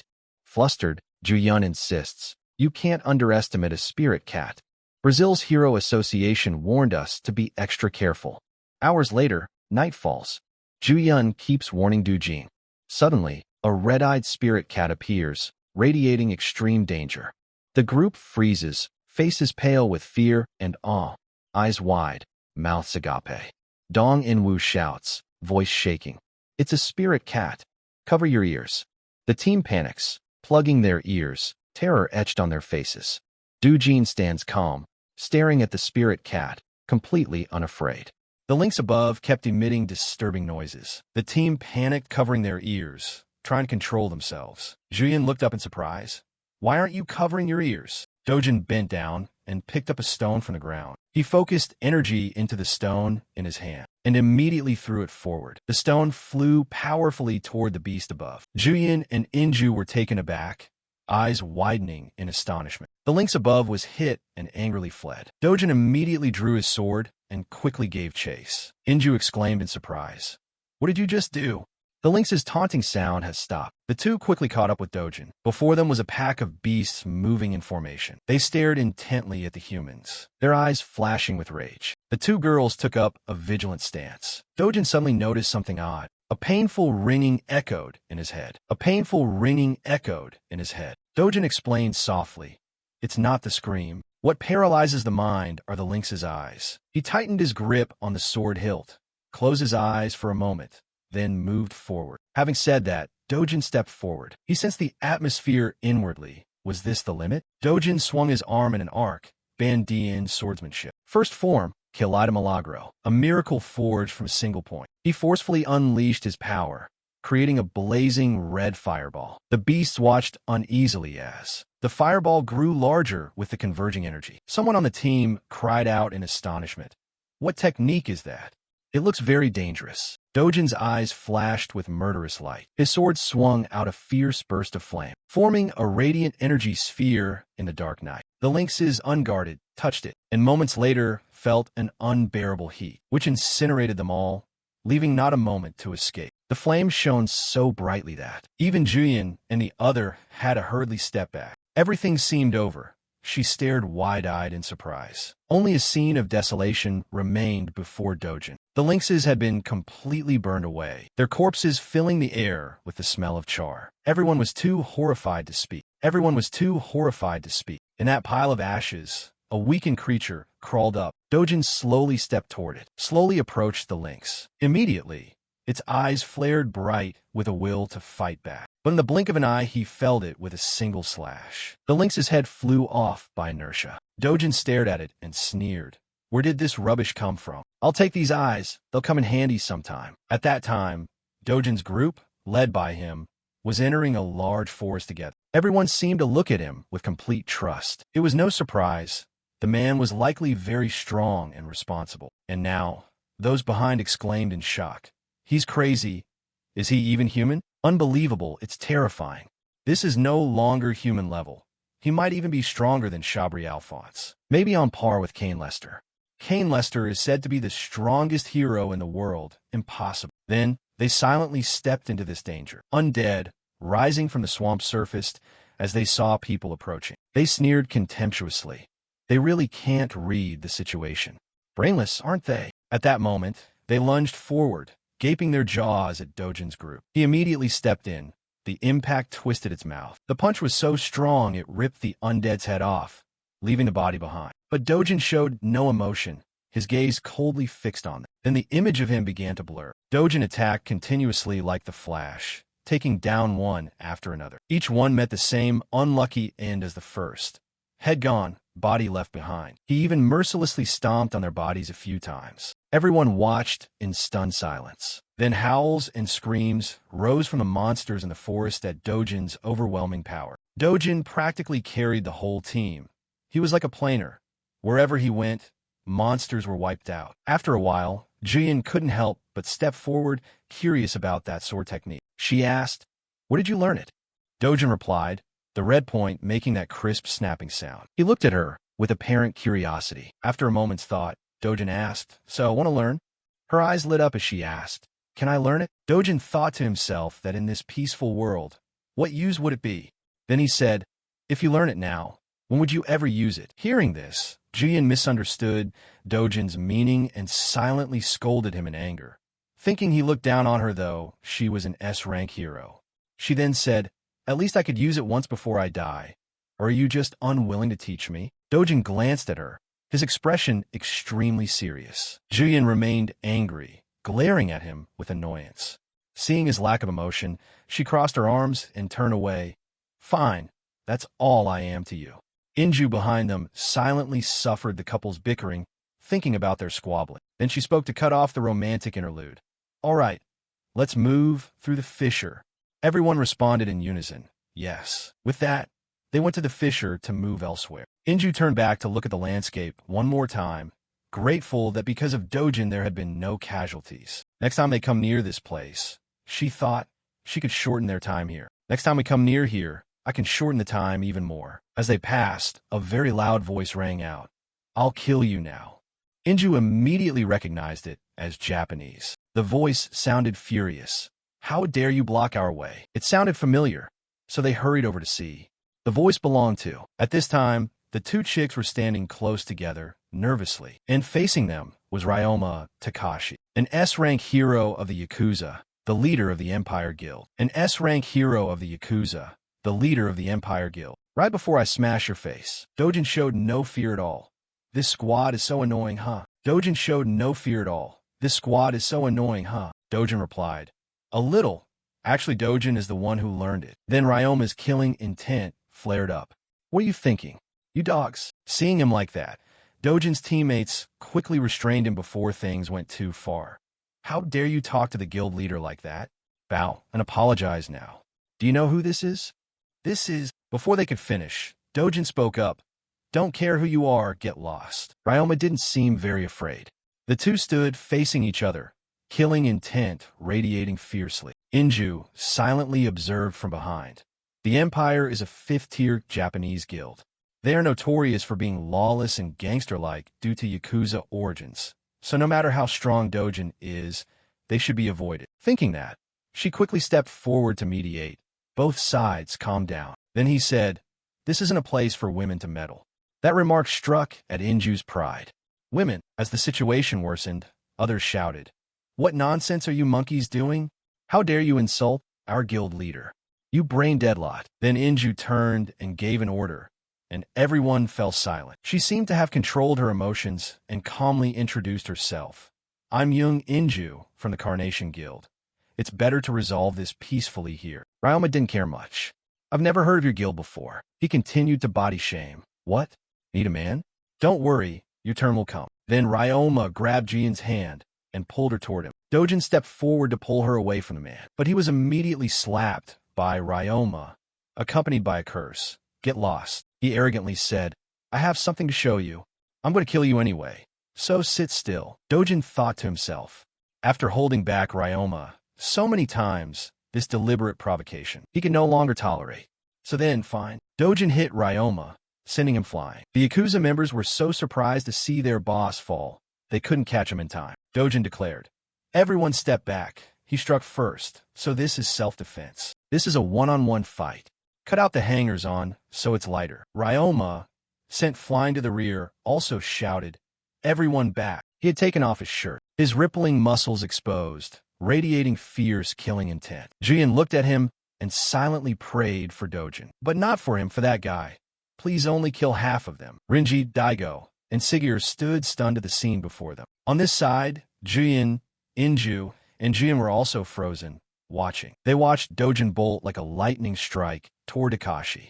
The man lay on the ground as Dojin mercilessly stomped down on his head. Takashi took the blow so hard he couldn't even cry out. Dojin then took a run and kicked him square in the gut, sending him flying backward with tremendous force. Takashi was stunned, covering his face as he thought, unable to believe how formidable he was.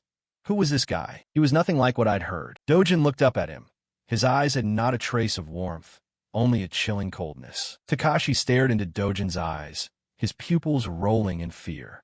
He swore, damn it. Finally, Takashi didn't dare stay another second. He turned and fled for his life. Dojin moved with lightning speed to cut him off, not giving Takashi any chance to escape. He glared at him and growled. Who sent you lot to pick a fight with me? Takashi stammered and couldn't form an answer. Dojin continued. I have a rough idea who you are. But he reached for the man's head. Takashi panicked and begged, please forgive me. Dojin paid him no mind and cut him off. You want me to forgive you? Never. He raised a hand and struck the side of the man's head. Dojin showed no mercy and dealt with him on the spot. Takashi writhed in pain, but could only endure the blows. Everyone present looked on, surprised and a little terrified by Dojin's actions. After finishing with Takashi, he tossed him aside. He glanced at the man while rubbing his forearm. Inju muttered in shock in her ear. She'd expected something to happen, but she hadn't thought he'd be taken down in a single strike. Dojin stepped forward again and stomped on Takashi's head over and over. Inju anxiously grabbed Julian's hand. She said if things continued like this, someone would die. Stop him, Julian. Julian heeded Inju, stepped forward and shouted. Dojin paused. The man was finished. Dojin seemed to lose his reason. He didn't bother to explain. I'm taking responsibility for my actions here. Julian said little, ran over, grabbed Dojin's hand, and pulled him away. As they walked, she grumbled. What responsibility? If you're responsible, why cause all this? I've met scum like this before. Best to deal with them once and for all. Inju also ran up and took Dojin's other arm. She leaned close and said, Dojin, you don't need to let these people bother you. Stop it. Someone on the other side added. They've probably turned pale with fear already. They looked toward Takashi's group and shouted a warning.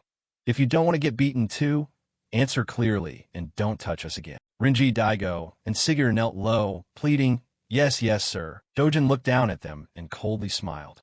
You only know how to kneel? Bang your heads on the ground. Rinji, Daigo, and Sigurd didn't dare argue. They repeatedly slammed their heads against the ground. They chorused, Yes, sir. Suddenly remembering something, he said, Yakuza often cut off a finger when they mess up, right? Hearing that, everyone grew terrified.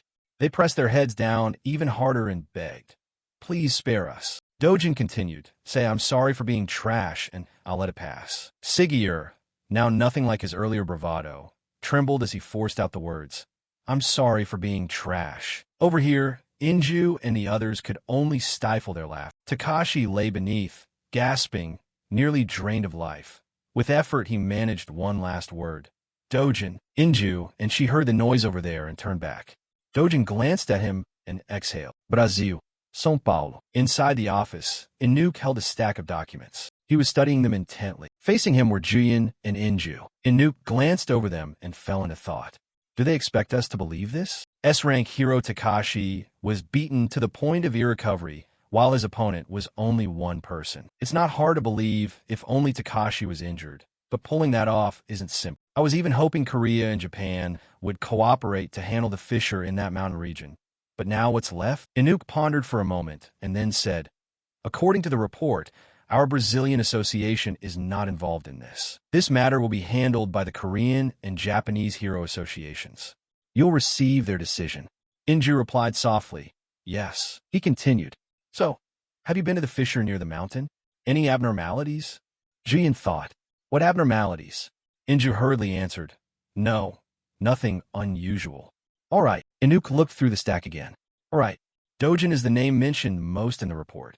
Why isn't he here? Inju didn't know how to begin. That.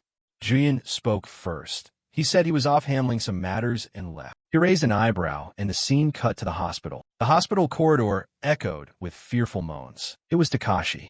He was bandaged all over his body and face, unable to speak, only making weak noises. Standing beside his bed was Dojin. In his hand was a bouquet, as if visiting a patient, but Dojin's face was dripping with killing intent. In his hand was a bouquet, as if visiting a patient, but Dojin's face was dripping with killing intent. He took out a small yellow orb with a pair of ominous red eyes. Dojin brought it close to Takashi's face. He spoke, Come on, tell me what you know about this. The orb seemed to be a hypnotic device. Takashi on the hospital bed began to speak. About this matter, someone as lowly as me has caused trouble for the members of the Korean Guild. Dojin listened with an unchanged expression. He turned and walked out of the ward. Behind him, Takashi was still under hypnosis. The man muttered on, Die Yakuza, all of you die. News of the clash between Korean and Japanese heroes spread extremely quickly. Takashi's defeat by Dojin was verified. The view that violence only breeds more violence and hatred sparked fierce public debate over supporting Dojin. Exclusive. Will the mysterious hero Dojin speak out? In the office, Junkie sipped a cup of tea. He told Hong Kai, Domestic coverage of Dojin is everywhere. Hong Kai looked at him and replied, He's really become a standout phenomenon. I see his name on the news every day. But is the information that the Japan Hero Association has stopped its investigation accurate? Junkie picked up the tablet and checked. He said, Takashi's side has officially admitted it. Hong Kai felt baffled. It's hard to understand. Takashi was always the type to seize opportunities to cause trouble. Junkie looked away from the screen and up at him. Do you mean there's something the Japanese side can't make public? Honkai asked. What could that be? Junkie took a sip of tea and answered slowly. I'm not sure. I have a feeling that for now on Dojin will be a key factor shaking up the global hero landscape. Cut to the luxurious D1 hotel. In just one day, the Fisher sealing operation in Brazil will begin. International heroes have arrived early to familiarize themselves with local conditions, then meet and confer with heroes from many other countries. They discuss the joint combat plan as well as specific tactics. On the night before deployment, a morale-boosting ceremony was held, and the central figure was certainly Dojin. In one corner of the party, Juyin and the others were chatting and laughing boisterously. Nearby, Inju covered her mouth and whispered, I've heard the rumor that Dojin defeated Takashi has spread worldwide. Everyone who comes near you only talks about that. Yet he shows no arrogance at all. It's completely different. Everyone who comes near you only talks about that. Yet he shows no arrogance at all. It's completely different. After going on and on, she turned to Juyin and saw no reaction. Inju thought, she isn't listening to me at all. What are you staring at with that vacant look? Inju glanced in the direction Juyin was looking. It was where Dojin stood. He was politely entertaining guests. Beside him, a seductive woman approached to flirt. Gloria Tyler, an S-rank American hero, tops the world rankings for hero beauty. Irritated, Inju lightly smacked Juyin's hand. She stood up and shouted, You're killing my mood. What are you still sitting for? Get up. Dojin, surprised by the action, said, Huh? I didn't do anything. While chatting cheerfully, something caught Dojin's attention. Juyin, embarrassed, moved closer to him. Her cheeks flushed with embarrassment. Juyin didn't even dare look Dojin in the eye. Her expression made him involuntarily smile. Gloria Tyler, noticing Juyin's arrival, seemed to realize something. She turned and walked away, not forgetting to say goodbye. It was a pleasure. Goodbye, Castle. After Gloria Tyler left, Juyin asked Dojin, Castle, who was that? He calmly took a sip of wine. It was me. She tilted her head and looked at him. You even have an English name? Dojin explained softly. This is the name I used before I was Dojin. Hearing that, Juyin had her own thoughts. Did he live abroad before?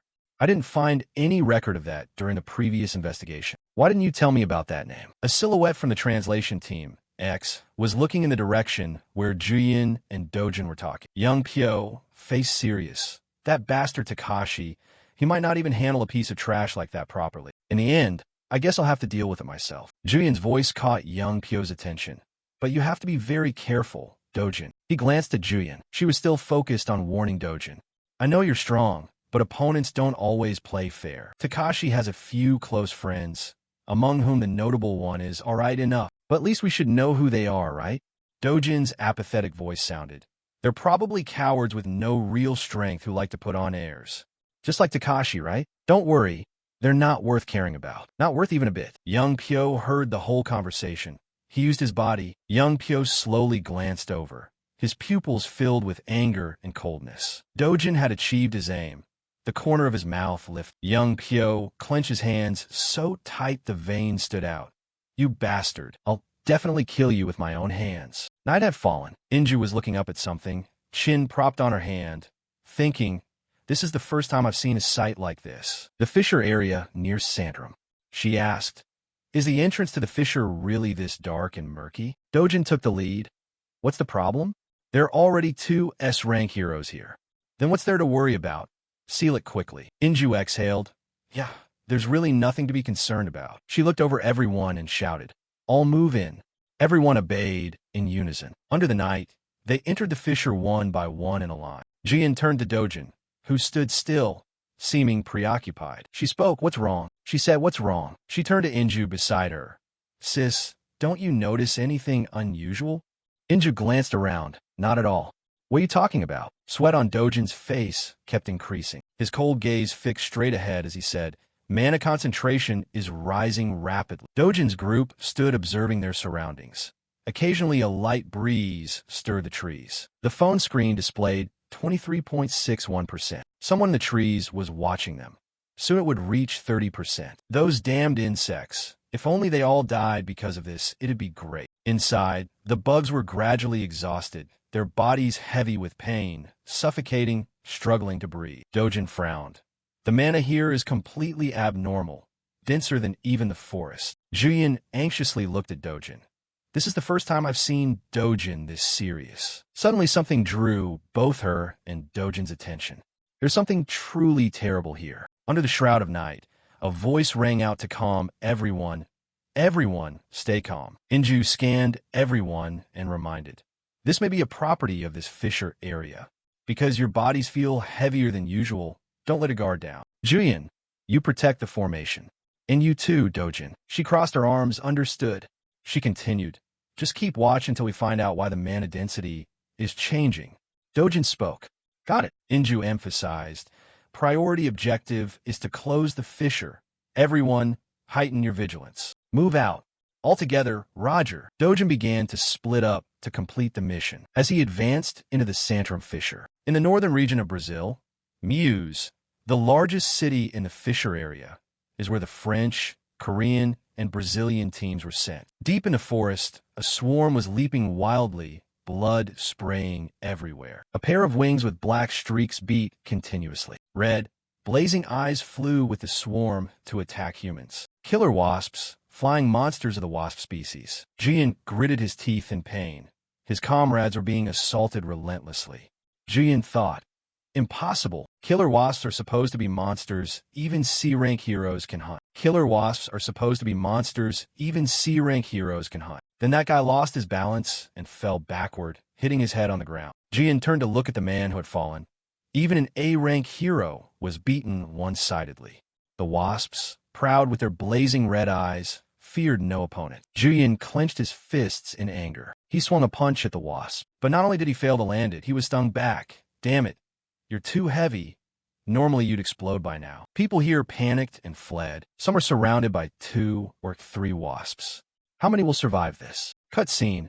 A gigantic club descended toward Inju's position. The black ORCs stared at her as if they wanted to eat her alive. Dojin barely dodged their blow and hadn't caught his breath. Strange. Why are these black ORCs so strong? In another corner, 2 heroes were coordinating to attack the ORCs. He struck directly at an ORC with his hand, and that ORC's body began to smoke after taking the hit. It angrily raised its weapon to counterattack. A powerful hammer blow was about to come down. Jian nimbly ran over, grabbed the 2 heroes, and dodged the ORC strike. The 2 heroes looked at her gratefully. Thanks. Jian warned. Don't approach so recklessly. Jian warned. Don't approach so recklessly. Meanwhile, the ORC on this side was swinging its weapon and could strike at any moment. A purple light emitted, enveloping Jian and the ORC. She kicked hard into the nape of an ORC, stunning it. It turned and raised its arm to punch Jian. She was quicker than it. Before it could strike, she launched herself upward. Jian's long, powerful legs came down straight onto the ORC's head. While attacking, another ORC charged in. It swung its blade, roaring loudly. When the ORC's blade fell, it realized Jian had dodged, and what it struck was now its own comrade. The ORC, both panicked and enraged, stared at its comrade. Jian counterattacked right behind it. The kick sent the ORC flying so far that it couldn't even hold onto its blade. The ORC's back slammed hard into the ground, blood gushing from the corner of its mouth. Dojin and the others watched without blinking, all thinking the same. Jian is insanely strong. I forgot. No wonder she's S-rank, too powerful. The ORC screamed wildly. Then it was struck by a punch straight to the face, silencing its cry. That punch came from Dojin's position. Inju assessed the difficulty as soon as they entered the fissure. Even with the 2 of them, closing this place won't be easy. The struck ORC lay in a heap on the ground. Jian slowly approached. She spoke. What are you looking at? Dojin studied for a moment. Do you see a kind of black ripple here? Jian repeated as if not understanding.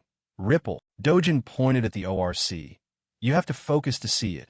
Jian asked, what is this? Something like a realization crossed Dojin's mind. This is why they suddenly got stronger. He fell into thought. Why is there dark mana here? Those outside, hearing this, were also stunned for a few seconds. The atmosphere gradually fell silent. Amid the night, the wind rustled, stirring the canopy. From beneath the ground, a mud-like monster was rising up. Ho-Sung swung his blade across it, sending its slime spraying everywhere. The black gooey fluid was slowly dripping down. The monster frantically chased Ho-Sung from behind. Seeing that, Dojin rushed over to help. He planted his feet and leaped up, preparing to strike. Dojin's strength descended on the monster like a storm. After taking the hit, its slime reconstituted. The monster seemed unaffected by each assault. Sung-ho was incredulous, unable to believe it. The monster lunged, attacking Sung-ho and Juyin. He couldn't hold on and fell back, while the other barely managed to stay standing. Sung-ho's protective armor was now torn to shreds. He told Juyin, "These attacks can rip through combat gear. It's really dangerous." The monsters grew wilder, bearing sharp fangs as viscous slime dripped out. He shouted, "What the hell is happening?" Ho-sung, struggling, began to tire. The monster seized the chance to rush in and attack. Suddenly, Inju darted forward. She slashed at the monster with her knife. In another corner, a monster opened its mouth wide as if about to swallow Sung-ho. Swish! A blazing sword stroke from Inju suddenly cut through. After landing, she briefly thought, if so many swamp demons are this terrible, Velkara must be even more frightening.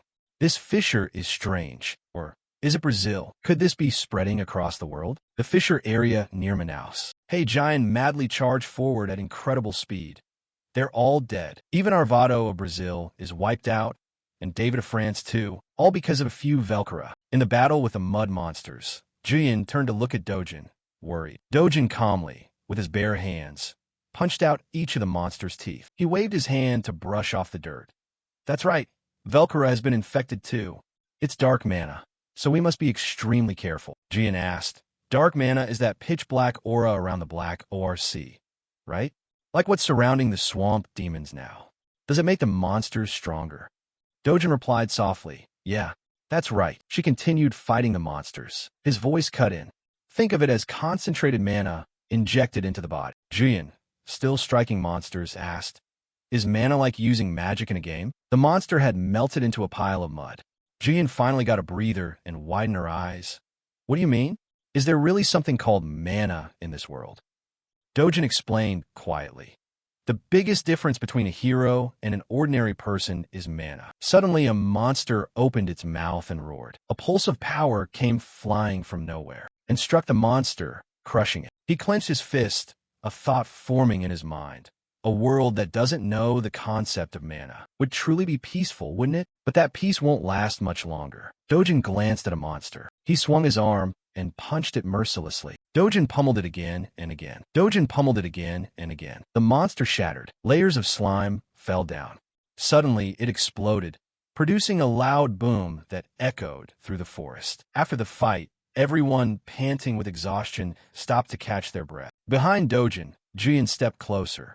Hey, that mana, especially dark mana, that's what makes the monsters so powerful, right? He turned to her. Yeah. Like an athlete injected with a super strong dose of doping. Juyin replied softly, I get it. But how do you know so much, Dojin? He sighed heavily, sweat running down his cheek. It's weird if you don't know. The dangerous path crosses an area full of swamp demons. According to Dojin's guidance, the place where Velkara appears is extremely dangerous. They reduced their travel speed. Everyone present was listening intently to Dojin. Suddenly, Inju raised her hand to stop them whole. Just as Dojin said, these were Velkara feeding cocoons. Dojin pummeled it again and again. She looked at them. Be careful. There might be Velkara nearby. Dojin interrupted, his hand glowing with power. This is the truly dangerous spot. Luckily, we spotted it early. Inju gasped in surprise. Are you a mage? Dojin, is this place dangerous? These cocoons. Dojin thrust his hand forward, releasing the stored power. The cocoons exploded in an instant. He watched the large flames rising. Velkara have absorbed dark mana. They won't use these cocoons like puppets. If we don't deal with them quickly, we'll be surrounded and die immediately. We just need to capture the Velkara. Dojin's power flew out and caused the cocoons to explode. Everyone stared at him in silence. No one spoke. Inju stood there, her own thoughts swirling. Although this was her first time facing such a situation, he seemed to understand everything. The more she observed, the more she felt he was extraordinary. At first I thought he was just strong, but hasn't this power already gone beyond human limits? Juyin stepped closer to Dojin and placed a hand on his shoulder. Be honest now, have you been reincarnated a second time or something? Juyin laughed at such questions. Reincarnated a second time? He thought for a moment. A second reincarnation could be seen that way. Juyin turned to Inju. How far until we reach the fissure entrance? She answered, "Just get through this forest, and we'll be halfway there." Dojin, displeased, snorted coldly. Halfway? He made a decision that surprised everyone. "We'll seal the fissure today." Inju rolled her eyes. "Maybe you can do it, Dojin, but not the guild members. Most people have been exhausted since the swamp." Everyone looked at each other in panic. He glanced over at the three of them. Dojin exhaled, then rest. "I'll deal with the Velcora and be back soon." No sooner had he finished speaking than he dashed forward like light. He moved so fast that a few seconds later his figure had completely vanished from everyone's sight. Sung-ho couldn't believe what was happening. How did he? Inju reacted similarly. Does he still have that much energy left? Dojin was sprinting at an incredible speed. Along the way, he glanced alertly to the left, then looked to the right as if searching for something. Finally, Jian spotted what she was looking for. A spider spinning silk. He ran up, found it. He raised his sword, preparing to strike. The spider sensed danger and screeched. Suddenly, its body expanded into a giant spider. From the front of its abdomen, many strands of silk were sprayed out. Dojin did not hesitate. He dodged the spider's attack with great speed. He countered to the side. Swish!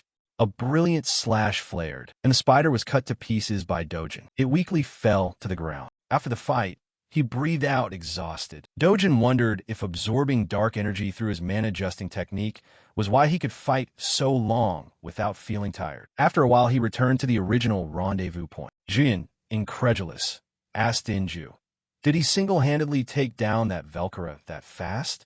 "Unbelievable." She shared the same thought. "I thought so too." Yet he showed no sign of exhaustion. Dojin announced the news. "I don't sense any monsters in this area anymore. Stop thinking and get some rest." Everyone, exhausted, agreed. "Okay." He sat by the fire.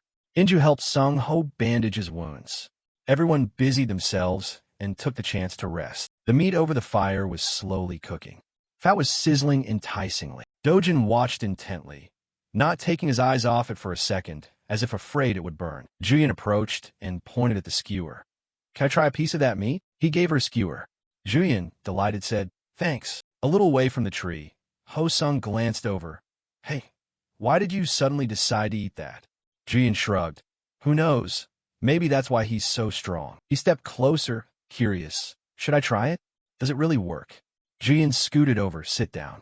Trying it won't hurt." He brought the piece of meat to his mouth and ate heartily. Dojin watched him devour it and smiled, thinking, "That meat won't do much besides fill your stomach. But I don't dislike people who hunger to become stronger like you lot. Consider it a small gift from me to everyone." Dojin reached out and transferred a bit of energy to Ho-sung and Jian. He turned to boast to Ho-sung. "I ate that piece, and I feel my body full of power." Ho-sung replied similarly. "I feel it too." Dojin looked at the two of them and smiled with satisfaction. Inju held the map and pointed to a small spiral. "If we keep going straight from here, we'll reach the fissure's core. But everyone's exhausted, so let's turn back and attack it tomorrow." Dojin said the fissure must be sealed today, but we still need a proper approach plan, right? Julian asked Inju. "So you agree with that idea?" She closed her eyes helplessly. "I'd be lying if I said I'm not tired. The monsters have grown stronger from that dark energy." He looked at the map, pondering.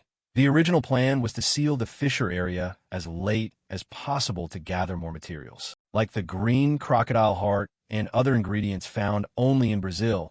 I need to collect as many rare materials here as possible. But the appearance of dark energy has thrown everything into chaos.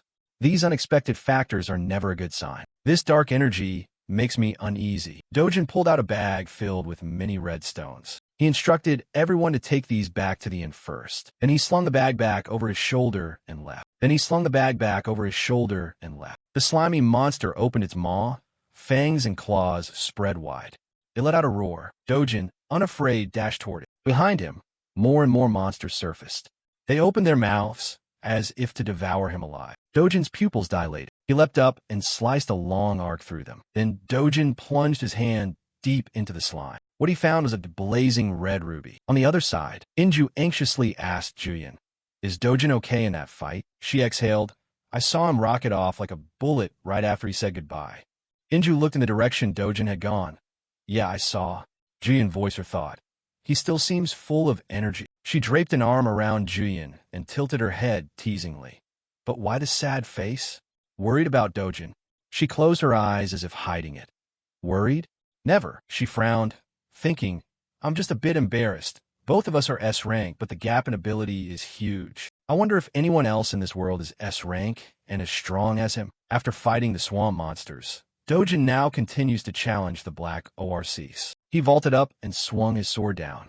The cut landed squarely in the head of an ORC. Next, he slashed a horizontal line across its eyes. Dojin kept hacking at their heads with a flurry of strikes. The black ORCs, furious, raised their weapons and roared. Dojin merely let out a soft breath. The orc's blades hit the ground, cracking the earth. Dojin raised his hand. Power on his palm flared like a blazing flame. That force shot forward toward the monsters. One ORC was blown apart. A loud bang echoed. Each monster fell, smoke billowing from their bodies. Tonight the sky was full of stars, glittering like a galaxy. Below, Dojin clenched the ruby in his hand. The next morning, everyone set out, their backpacks heavy on their shoulders. They dragged their tired bodies forward. The group marched on in single file. Suddenly, something lunged in. A swift sword sliced straight into it. Blood splattered everywhere. It was Dojin's blade. His arms still raised, unafraid. Dojin's cold gaze swept the area. He reached in and pulled out a fresh red heart. Then Dojin tossed it into a glass jar for preservation. He screwed the lid on the jar as if storing a trophy. On the ground lay the corpse of the monster Dojin had just slain. He fumbled around and pulled out 2 rubies. Dojin didn't stop. The number of rubies kept growing. After a while, the rubies piled into a small mound. He said, "Those monsters dropped decent loot. Looks like I'm doing fine." Dojin slung his backpack back on. One hand he planted his sword. The other gripped the pack strap as he moved along the narrow path. Brazil Hero Association Headquarters. Operations Room. Staff watching the surveillance screens noticed something unusual. A red dot appeared on the map, emitting some kind of signal. It was in the Sandrum area. After a moment, the red dot disappeared, leaving the monitor's viewers perplexed. At last, they breathed a sigh of relief. Everyone cheered. It's gone. The fissure has been closed. In the Sandrum division, someone wondered, which team was sent there? One of them mused, a team from Korea, the Silk Thread Guild? Jenny added, yes, that guild contacted us 10 minutes ago, saying they were on their way back. Duhook looked at her. 10 minutes ago? Yes, they said they had just left the fissure at that time. Jenny continued.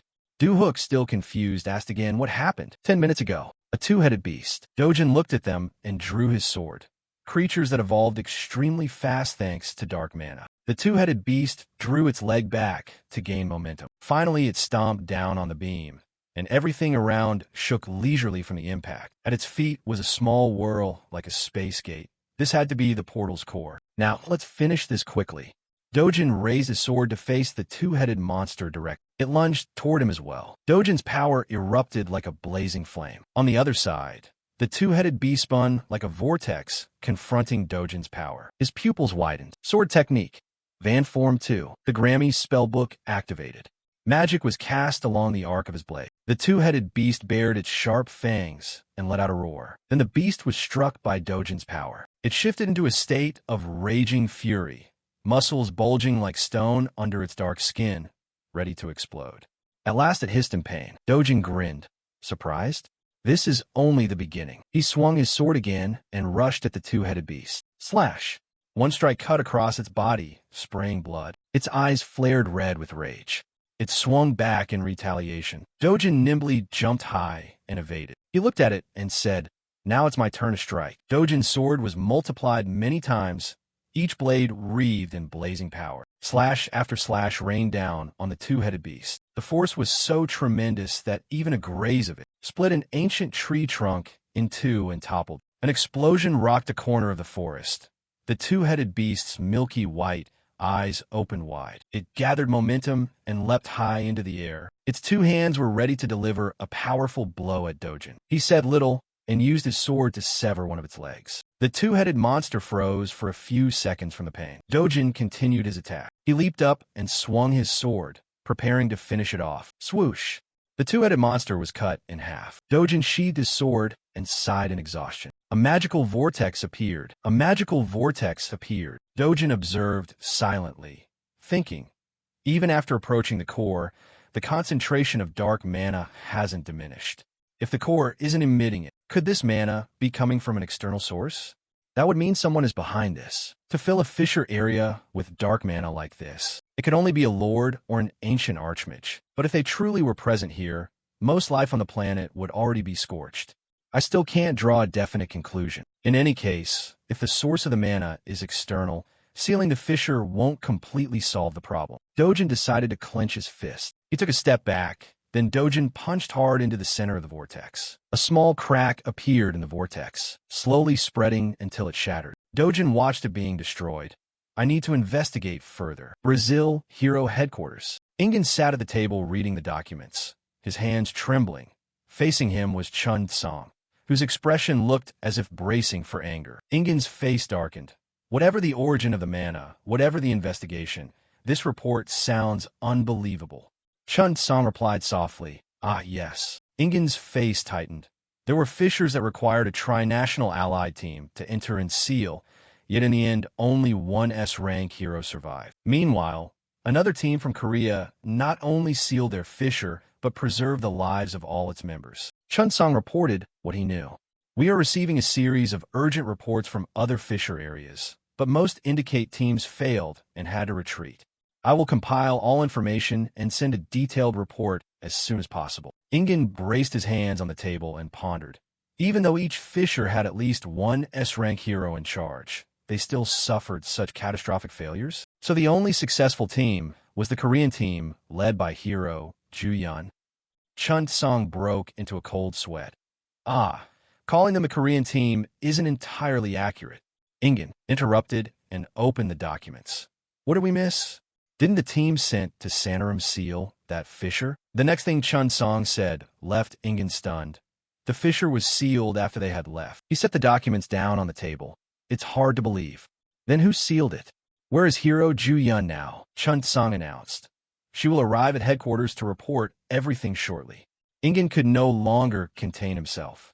He shot to his feet, slammed the table, and shouted, "Bring her to me immediately." From a moment, Hunju and Dung Inju's team left the fissure. It took them about an hour to reach headquarters. During that time, Dojin had finished sealing the first fissure and was moving toward the second. He observed the surface of the water. The entrance to this fissure lay beneath the water. Dojin adjusted his backpack straps and continued forward.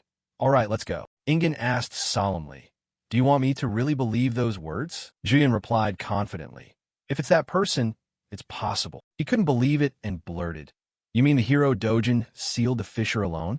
Julian answered, "Perhaps." Hearing that, Ingen fell silent and sank into quiet thought. Finally, Ingen made a decision. This matter is classified, but in other areas many S-rank heroes have died. Julian added, "If it weren't for Dojin, I'm afraid I'd be no different from them." Ingen lowered his face and replied, Honestly, it's hard to believe.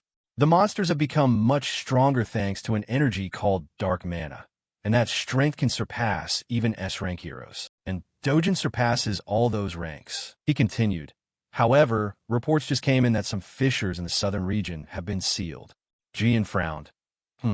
Perhaps dark mana hasn't appeared there yet? Don't be complacent. The level of danger now is completely different from before." Ingen responded as expected. He picked up his phone to check notifications. "You said the color of the fissure gates has changed, right?" Jian replied. "Right now, there's no other way to determine it." Immediately, Ingen made a call. "Check all fissure gates across Brazilian territory at once. Hurry." After accomplishing her purpose, she quietly left. While walking, she also took care of some personal matters. Jian took out her phone and made a call. Chairman Nwang answered on the other end. Jian spoke. "That's what they call dark mana.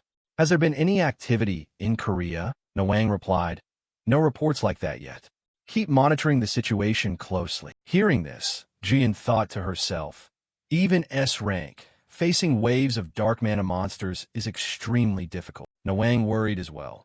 If a boss absorbs that power, the consequences will be catastrophic. The two of them, with determined eyes, resolved to prepare everything possible. Cut to Dojin crossing streams, rivers, lakes, and islands. These kinds of fissures often have cores located deep underwater, but humans cannot breathe underwater. So the number of heroes who can operate at full strength in this environment is extremely small. Ivan Rupert, New Zealand's national hero, is an S-rank hero specialized in underwater combat. He is highly paid by nations to handle underwater fissures worldwide.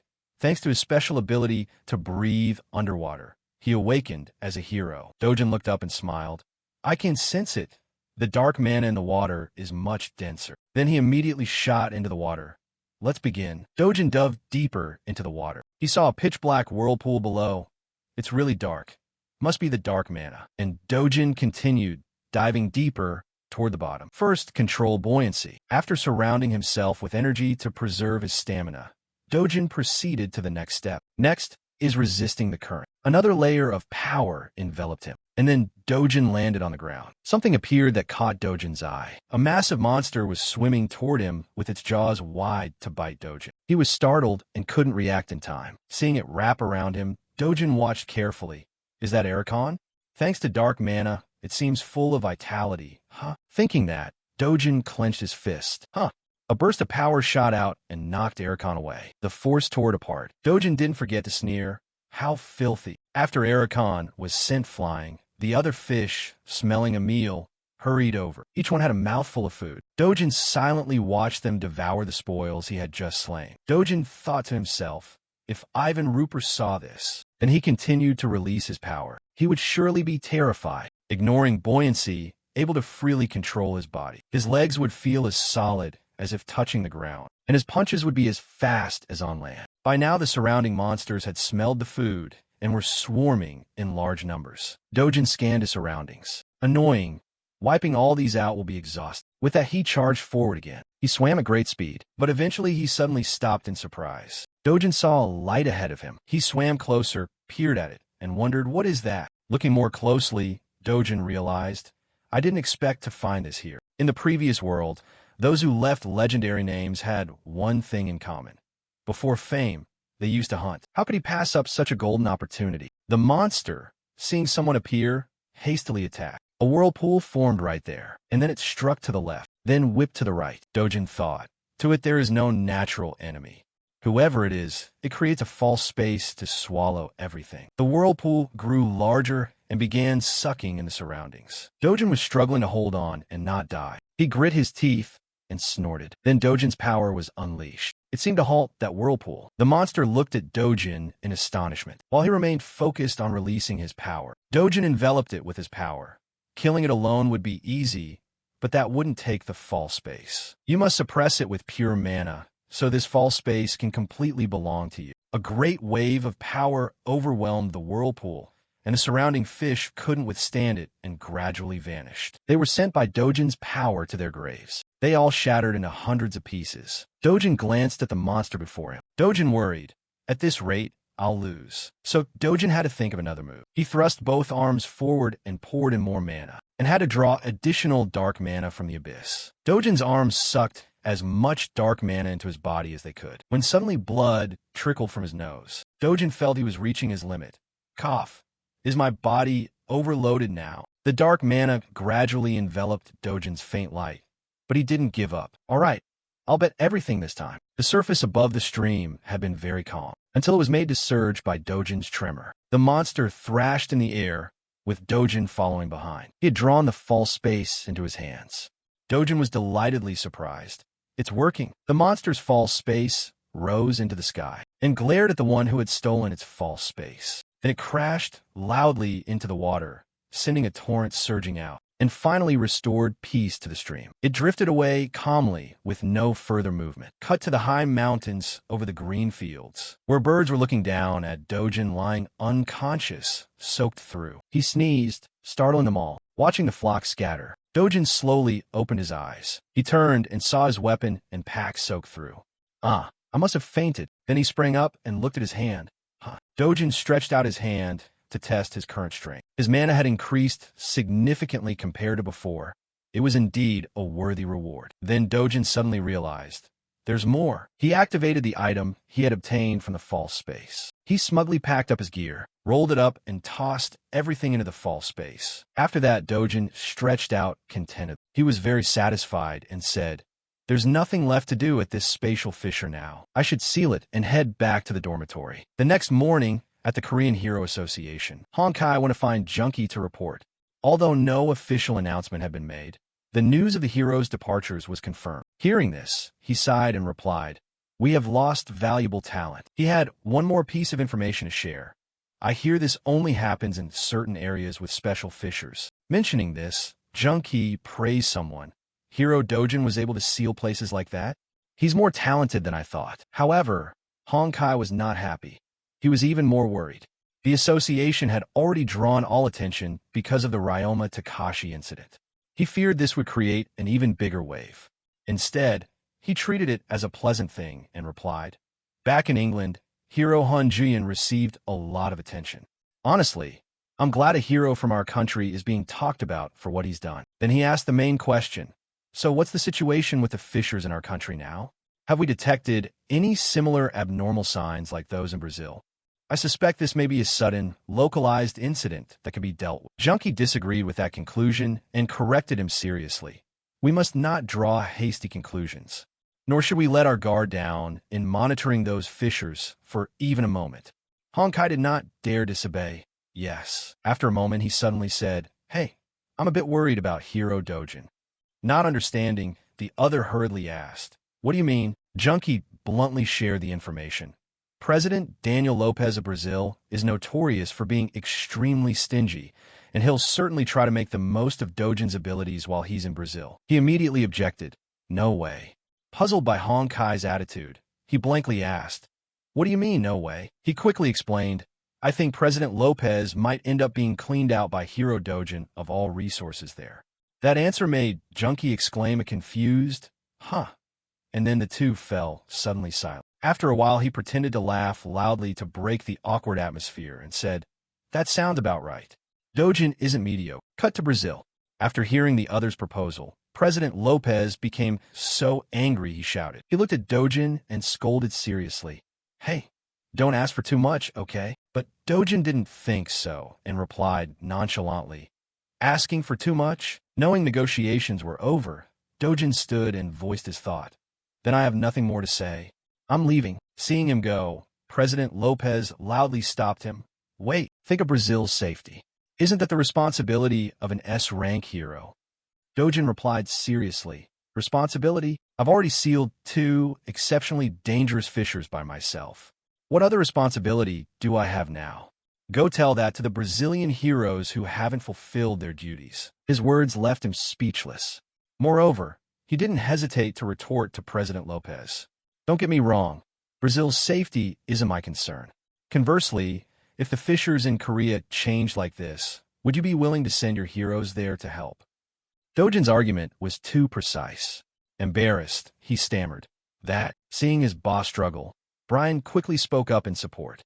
"Hero Dojin, the situation is extremely urgent.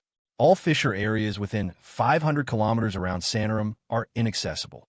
He chimed in, "Yes, the affected zones can no longer be salvaged." Worried about the immediate situation, Lopez completely lost his composure and continued to shout, "If an incident like this happens again, Brazil will face disaster." At this, Dojin, Juyin, and Inju all showed worried expressions. A few minutes later, she stepped forward and spoke for the three. "Mr. President, if so, the answer you're seeking becomes even simpler." He looked at Juyin with a puzzled expression. Then she smiled and said, "Please accept Dojin's request. Compared to Brazil's safety, that request isn't excessive." Lopez felt awkward about making a decision on this matter, but having no other choice, he reluctantly consented and said hesitantly, "I agree. From now on, each time you successfully close a fisher, I will pay you $50 million. Dojin listened and gave a reluctant, reproachful smile. "I wish you had offered that sooner. Wouldn't that have been better?" Although he had the other's promise, Dojin still wasn't at ease, so he made another demand. First, for the 2 fisher sites already closed, transfer $100 million up front. Hearing this, Juyin worried about his reputation and thought to herself, "If this gets out, he'll surely be criticized as greedy." But the Brazilian Association has a strong sense of pride, so they won't let it leak. After that thought, she glanced at Dojin. Coincidentally, he was also looking at her, and their eyes met. Suddenly, Juyin had another thought, and he's not the type to care about such things. It's killing 2 birds with 1 stone for him. At the same time, Inju looked at Juyin with a puzzled expression when she saw her suddenly smile. Dojin kept staring at her. A few seconds later, he closed his eyes and said to himself, "Dojin, this money is enough to buy the safest house you've always craved. I've kept my promise. Are you satisfied?" Although the Brazilian government was embarrassed by Dojin's demand, Having no other options, they ultimately agreed. They also required Dojin to sign a confidentiality agreement beforehand. Thus, Dojin's public image was not negatively affected. Cut to young Pyo, who drank continuously out of self-disappointment. At the same time, Hei-jian was hospitalized because of her many wounds. Cut to the victims from the recent battle being loaded onto planes to be taken home for burial. Those present to send them off could not hide their grief. Dojin was also there to bid farewell to the selfless heroes. He bowed his head and sent them off wholeheartedly. Cut to a hotel in Brazil. After hearing Dojin's next plan, Inju said in surprise, "You'll come with us to the next fissure, right?" He fell silent in thought, making her puzzled. "Huh? You don't look very enthusiastic." Dojin admitted frankly, "I'm weighing which option is more profitable." Inju curiously asked, "Profitable?" Dojin began explaining. "While I seal one fissure, your guild should move to the entrance of the next fissure." Hearing this, she seriously considered his proposal. Inju also guessed Dojin's intention and asked, "So we'll close the fissure there together?" At this, he had to praise her. "You're clever." While they talked, everyone looked over. Wanting details, she asked directly, "While we clean up the fissure we've just closed together, you'll go close another one?"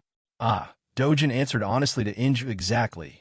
Doing that we could close up to 3 sites a day.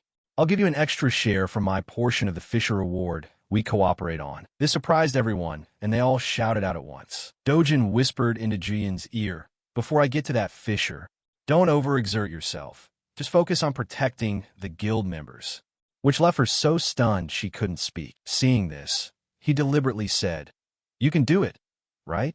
You're S rank, after all."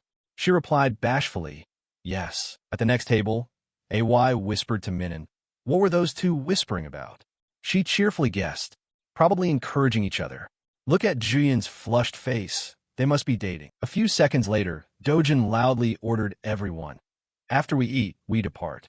Immediately the team chorused, "Roger, Captain." Cut to a nearby forest. At that moment, he arrived at the place according to his plan. And when he heard the shouting, Dojin quickly turned to look. In the next second, he saw a monster several times larger than a normal person. Dojin quickly assumed a combat stance and said, "Cyclopes-class monsters, huh? Let's see." Suddenly being attacked, it felt both confused and surprised. With an unyielding fighting spirit, Dojin shouted, "Take them down and make some pocket money." A moment earlier, the forest had been quite peaceful, and in the next second that peace was shattered, sending birds scattering in chaos. Currently, Dojin was fighting a Cyclopes-class monster. Up to this point, it had completely countered his attacks. Still, the Cyclopes-class monster was irritated by a wound on its shoulder. It gritted its teeth, grinding them. Unable to defeat it, Dojin loudly said, "You really are iron-skinned. Let me test a new skill." Before striking, he laughed loudly to taunt it. This irritated the Cyclopes-class monster, which launched an attack. Dojin nimbly dodged in time. Seizing the opportunity, Dojin delivered a kick that made the Cyclopes-class monster cough up blood uncontrollably. Wounded, it roared in anger. It tried to lock onto its target. The Cyclopes-class monster's gaze was saturated with killing intent. It became so enraged that its body turned red and steamed. Seeing that, stress showed in Dojin's eyes. Before becoming someone else's prey, he decided to act first, and the spatial vortex gradually swallowed the monster's arm. Since this was the first time it had encountered such a situation, it was frightened. Taking advantage of its distraction, Dojin created another spatial vortex above the enemy, and its arm suddenly appeared from there and punched its own head. Still, Dojin was not fully satisfied inwardly. In real combat, the efficiency isn't high yet.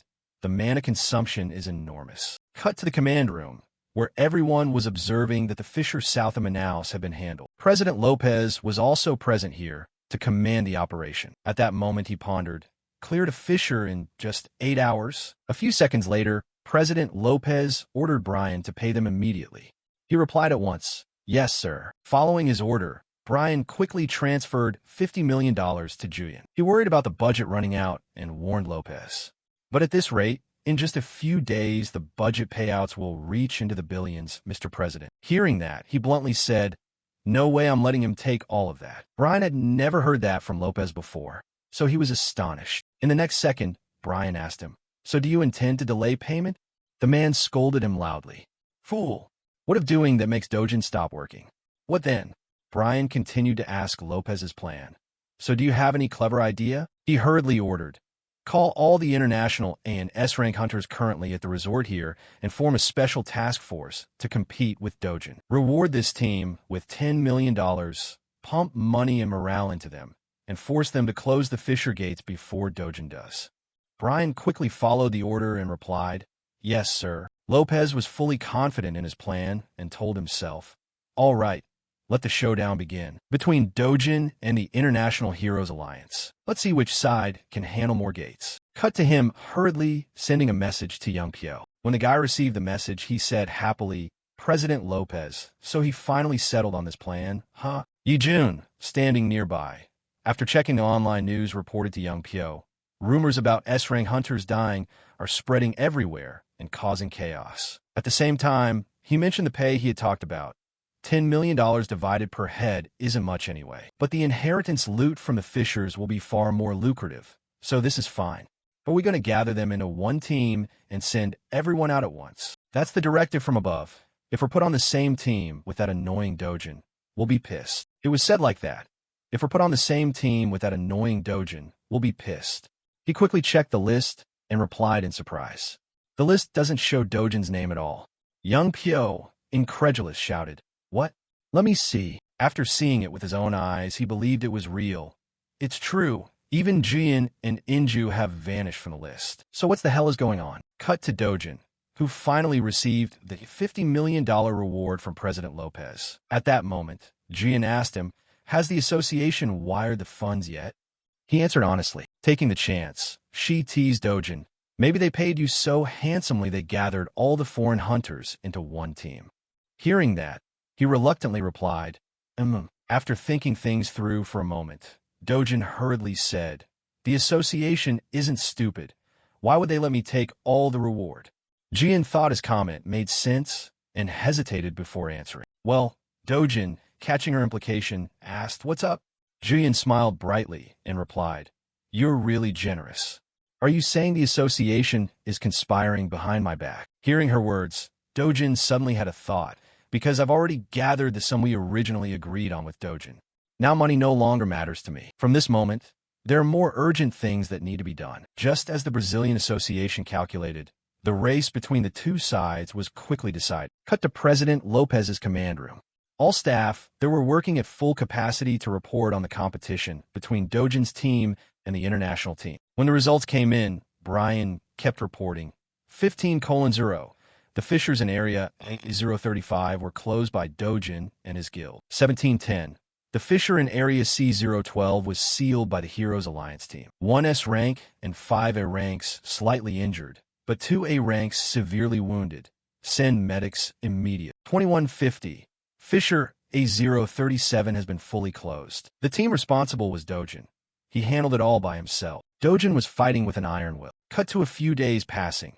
After many days of non-stop work, everyone showed dark circles under their eyes. Then William casually offered Ada a can of coffee. "Your eyes are shaded with dark circles down to your chin." He reached out and said, "I tried to grab a nap earlier, but it didn't help at all." He sighed and replied, "That's just the way things are right now." Although he wasn't in the command room, Dojin had a clear sense of the situation there. He thought to himself, places where Fishers are shrouded in dark mana are dealt with very lightly. But in other words, the ordinary Fishers are being neglected. Those spots were being monitored closely by agents 24/7 through machinery and sensors.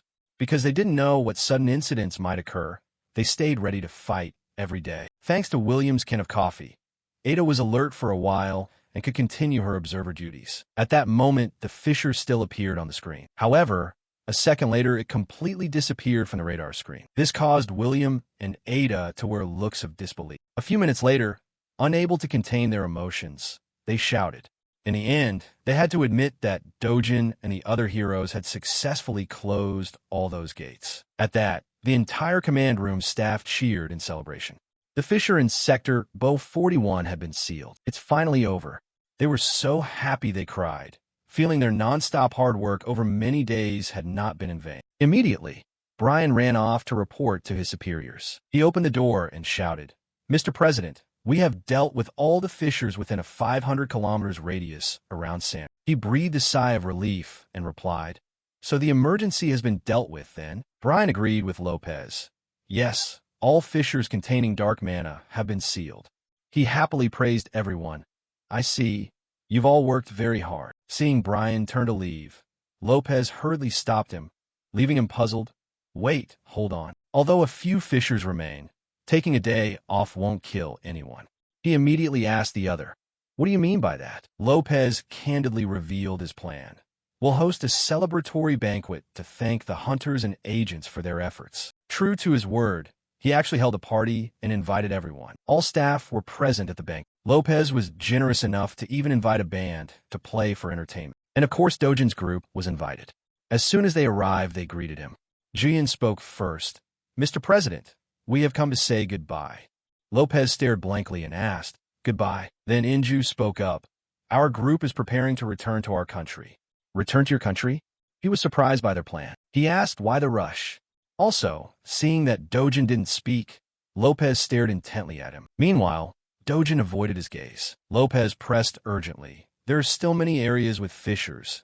At the very least, you should finish this campaign before going home. Only then did he speak up. The original agreement was that our team would only handle the Sanram area, and after finishing we were to withdraw. That statement was completely in line with the agreement. So Lopez fell silent, speechless. But Lopez had to back down before Dojin. Hold on, don't be so hasty. How about this? Could Hero Dojin at least stay a while longer? At least.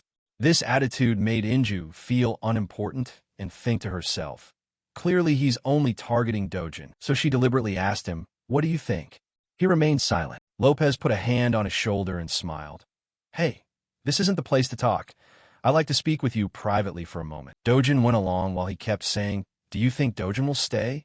He's already earned enough money, and he gathered a lot of top materials like elite crocodile hearts. He'll probably leave. Inju read her mind and teased. This silly girl. You can't bear to leave him, can you? Jian immediately retorted. That's not true. Stop talking nonsense. They found a quieter corner and whispered to each other. Seeing Dojin suddenly turn away, she offered her guess. It looks like he's decided to go. Well, that's good then. She only replied, I don't know. Seeing Dojin talking to a woman, Inju exclaimed, it's Gloria Tyler. Go see what they're saying, quick. Jian disagreed. What's the point of going over there? She insisted on dragging her along to spy and see if they were secretly dating. Jian dashed off and said, secret date my foot. This is a public crowd. Inju grabbed her hand and said, you're so stupid. Standing in front of great beauty like that. You think he'll be paying attention to everything else? If you don't want someone to steal him away, then make a move. At that moment, she heard Gloria say, think it over carefully. I personally think this could be a wonderful opportunity for you. Dojin bowed his head sadly and did not answer. His demeanor made Jian overthink. An opportunity? What did she just say? Could it be some improper proposal, like living together or something? Seeing Dojin walk away, Gloria Tyler hurriedly said, I'll wait for your reply. Contact me anytime.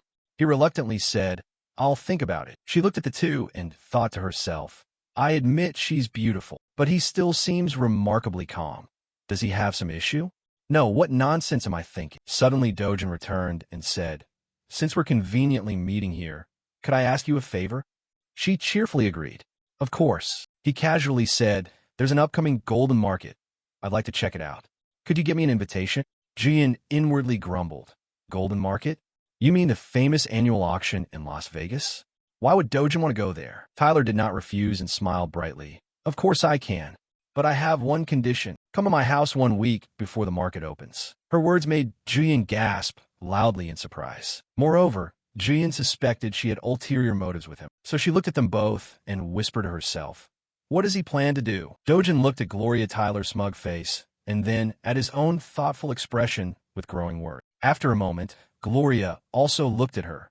Jian appeared calm, but her hand was clenched in anger. At that, Gloria Tyler deliberately said, take your time answering, but because I truly hope you'll come, I'll give you the golden market invitation in advance. Dojin looked at the QR code on her phone and replied, this is fancier than a one-time invite, right? Thank you. Meanwhile, both of them misinterpreted things and overthought.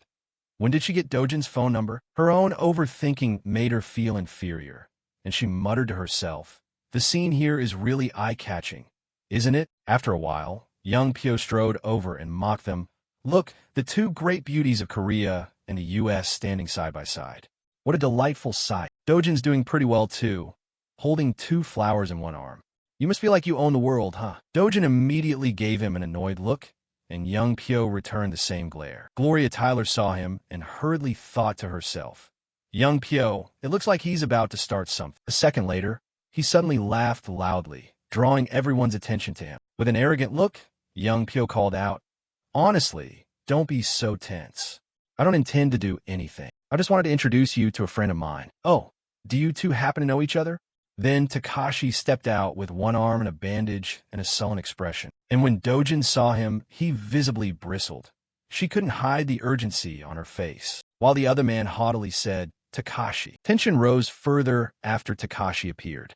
Jian looked at him and thought, Takashi, have you been discharged from the hospital? Even Lopez was worried when he saw Takashi. Honestly, I didn't invite Hiro Takashi because I feared this would happen.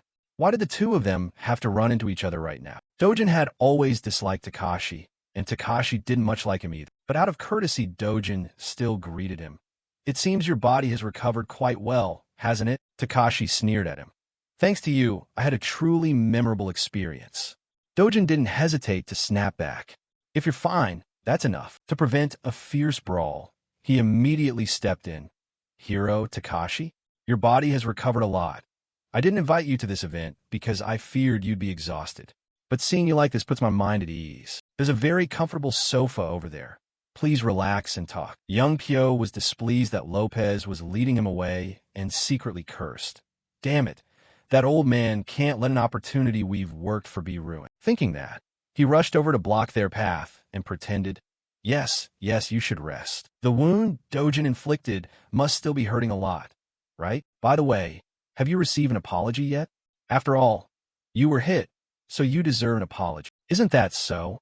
That remark made him so angry he clenched his fist. Hearing this, both he and Gloria Tyler couldn't hide the tension on their faces. Dojin, unafraid of facing him directly, deliberately said, Hey, Yakuza are scum, aren't they? That comment was the last straw, leaving him puzzled and unsettled. Meanwhile, she was completely shocked and wondered to herself, What is going on? After a moment, Takashi hesitantly replied, Can that really be said here now? Is this the place to talk about that? Dojin repeated again, Of course they're scum. Takashi frowned and angrily snapped back. What did you say? And then he calmly continued scolding.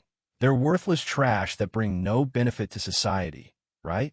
Takashi chimed in, Absolutely, they're garbage. Jian, standing near Dojin, worriedly thought, I feel like I've seen this scene somewhere before. He whispered in the man's ear, Takashi, what the hell are you doing right now? Takashi turned to look at him with a bullet-like glare, which left young Pyo stunned. Immediately after, he suddenly produced a recording. Then he pressed play so everyone could listen. Everyone focused on the recording. Takashi, about what I said before, it needs to be carried out quickly. What is it? You forgot? There's someone in Brazil who needs to be eliminated. Oh well, I've been too busy lately. What's his name again? Dojin. Deal with him at the Fisher, right? Talking too much just tires me out. Anything else in Brazil? Maybe dating some girls? On this occasion, I want to try flirting with Gloria once. Jian would do. She seems not to have a boyfriend. Then see you in Brazil. Young Pyo, knowing the recording was his doing, turned to look at the other man. He looked into Dojin's eyes and thought, I didn't expect the links I'd have such a strong effect. He also glanced at Young Pyo and told himself, Young Pyo, you've chosen the wrong opponent. From now on, I'll torment you until you wish you were dead. A few minutes later, he immediately bowed his head to avoid everyone's probing stares. Seconds later, Young Pyo broke into a sweat and frowned, realizing he would have difficulty getting away safe. With no other option, he decided to go all out and let out a loud laugh. Young Pyo glared straight at Takashi and Dojin and cursed. Damn it, that stupid Yakuza ruined everything. After saying that, he boldly stepped forward to face him. The crowd buzzed. True, he's caused all kinds of trouble, but if he keeps spouting nonsense, something big will happen. While everyone was talking, he made a secret move. Young Pyo struck at Takashi's chest. As a result, he was injured and began to cough up blood. Takashi snapped and kept shouting. Taking the opportunity, he bolted. At that moment, Lopez shouted, Seize him. Subordinates hurriedly obeyed. Yes, sir. Many of his men chased after Young Pyo, but they were no match for him. Juyin hurriedly urged him, "Dojin, catch him." In the next second, she was startled and amazed at the scene before her. Dojin didn't move. He just stared ahead, which puzzled Juyin. He isn't chasing after him?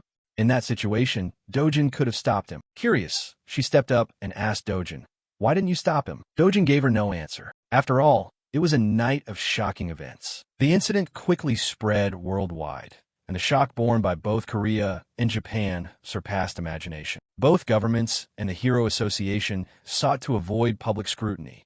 The media continuously exposed past misdeeds of young Pyo and Takashi. Hiyu, after seeing the news, was so angry she smashed things. She clenched her fists and cursed, "Idiots, bastards, damn scoundrels." As the news spread, Hiyu nearly lost her composure and kept breaking things to vent her anger. She smashed objects mercilessly. The sound of breaking glass rang loud. Director Lee was afraid of being implicated, so he didn't dare go inside. But then his face twisted when Hiyu loudly called, "Director Lee, come in here. Right now, nothing in my room is intact anymore." Hiyu sat on the sofa and loudly asked how young Pyo was doing now. Director Lee answered anxiously, "I hear Interpol and the World Hero Alliance are hunting him, but there's still no information that he's been arrested." She cursed him, "That despicable bastard.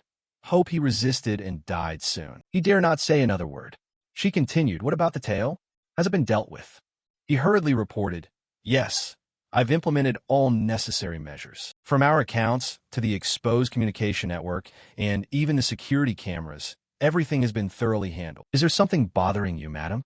Hiyu remained silent. A few seconds later, she threw the phone to Director Lee. He caught the phone with extreme tension. The director stared at it and hesitantly asked, "Wait, is this a phone?" She deliberately asked him back, "Can't you tell, just by looking? I used it for personal matters before. You know this number is limited to the family only. But read the new message you just received." At her command, Director Lee quickly opened the phone and read the message. "Cooperate, partner. If you refuse, I'll expose the evidence. We'll contact you again." After reading, Director Lee commented, "Could this be Dojin? Why would we cooperate with that idiot?" Hiyu jumped up angrily and shouted, "What's important about that?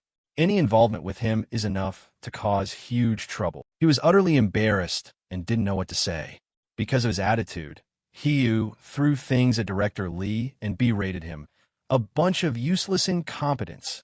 Get out." He ran out quickly, thinking, "If this drags on any longer, I'll be in danger too. I must find a way to preserve my own life." As he opened the door, Director Lee bumped into an elderly man. The man showed irritation when he saw Director Lee's panicked face. This man was Seol Kong Chan, Hong Hiyu's father-in-law and the head of Group T. At that moment, Director Lee was so frightened his face went bloodless. He tried to run away quickly, repeatedly saying, "Sorry, Chairman." Hiyu was startled upon seeing Kong Chan and immediately changed her tone, stammering, "Ah, father, I wanted to say." Before she finished, she received a slap from him. She clutched her face, trembling with fear. He loudly reprimanded Hiyu. "Do you take me for an old man who's past his prime?" She pretended innocence and trembled. "What are you talking about, father?" No sooner had she spoken than she received another slap. He shouted in her face, "You think I don't know you hired young Pyo to kill that Dojin?" Hiyu, aware of her guilt, only showed fear and didn't dare say more. Then in front of her he declared, "My own blood is an S-rank hero. I will definitely bring Dojin home." Those words left Hiyu completely stunned. He didn't hesitate to tell her the truth. "I've never liked Corporation P always acting arrogant, just because of that Jong Sungo. Heaven still favors Kong Chanamine a lot. If so, then first we must consider how to deal with the mess you've caused." Hiyu frowned, showing embarrassment in front of him upon hearing that. Meanwhile, as the situation around young Pyo unfolded chaotically, Dojin's group had returned to Korea.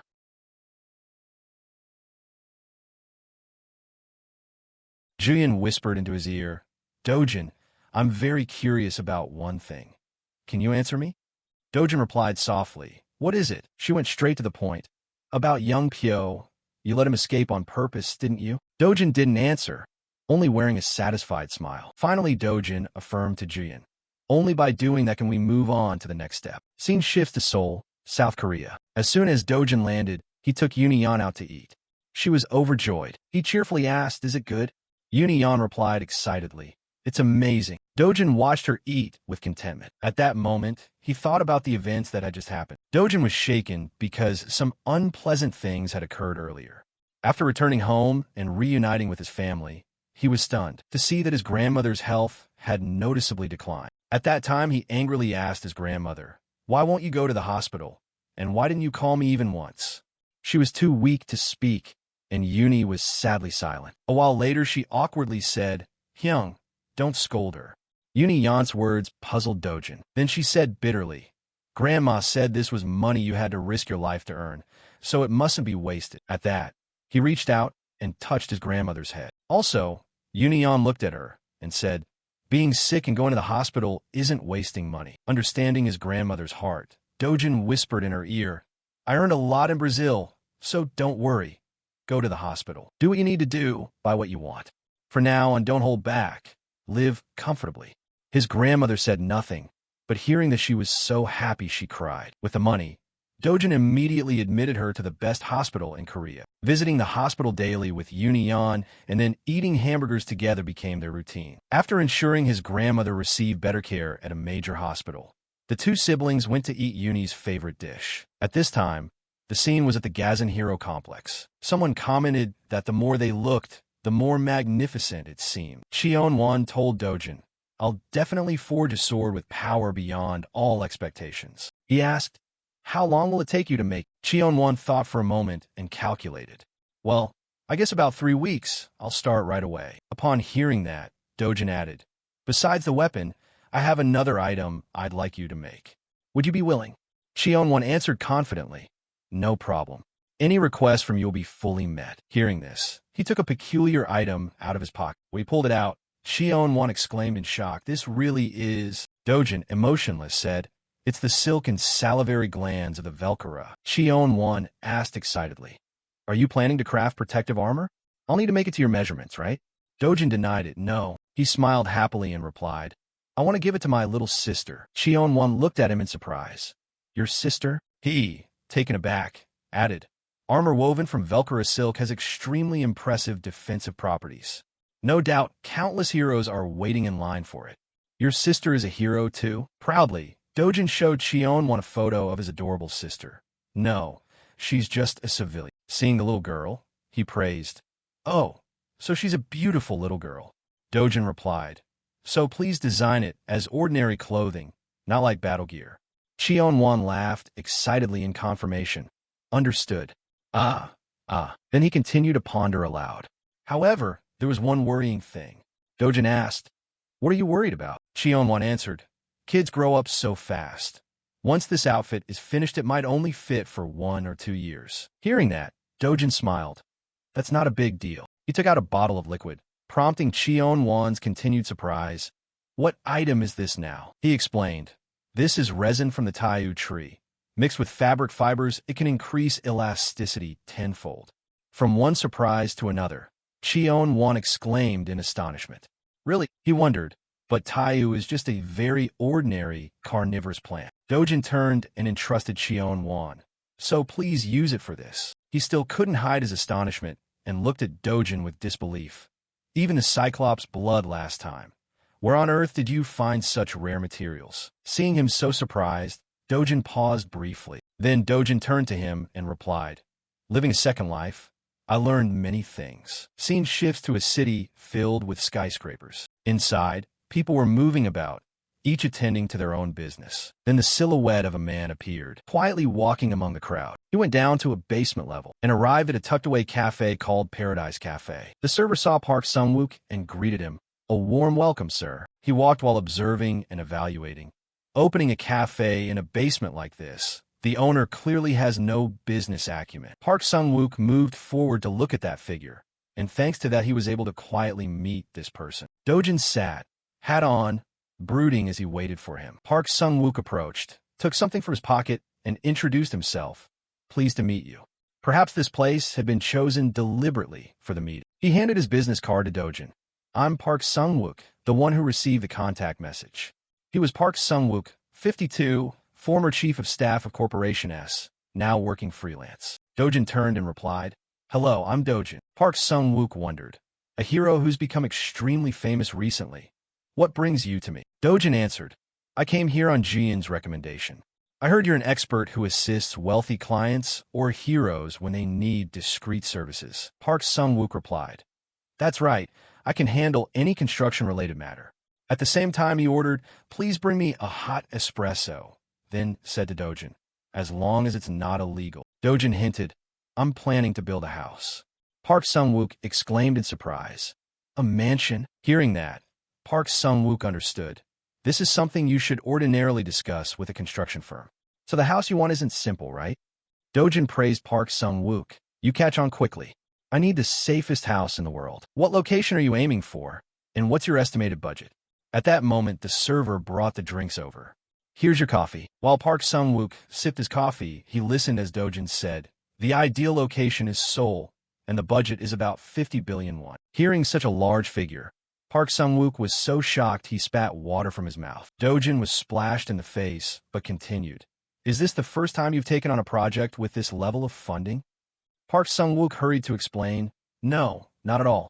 That's not what I meant. Then he quickly took a napkin and wiped Dojin's face. He was sweating and panting, trying to calm himself as he asked, It seems what you want to build is a fortress rather than just a house. Dojin asked in surprise, A fortress? Building it like a fortress might be a good idea then. In that case, the budget. Dojin asked further, Would about 100 billion won be enough? Park Sung-wook sweated at that huge sum. Hero Dojin, I'm concerned. Do you know where the safest house in Korea currently is? He answered, I do. It's Chairman Sangin's villa in Gangnam. Park Sung-wook confirmed. Yes, that's correct. Chairman Oh's mansion is valued at around 11 billion won. But if you count only land purchase and construction costs, it's about 8 billion won. Based on that budget, Hero Dojin could certainly create a house far superior to it. However, Gangnam is not feasible. You won't be able to buy land there.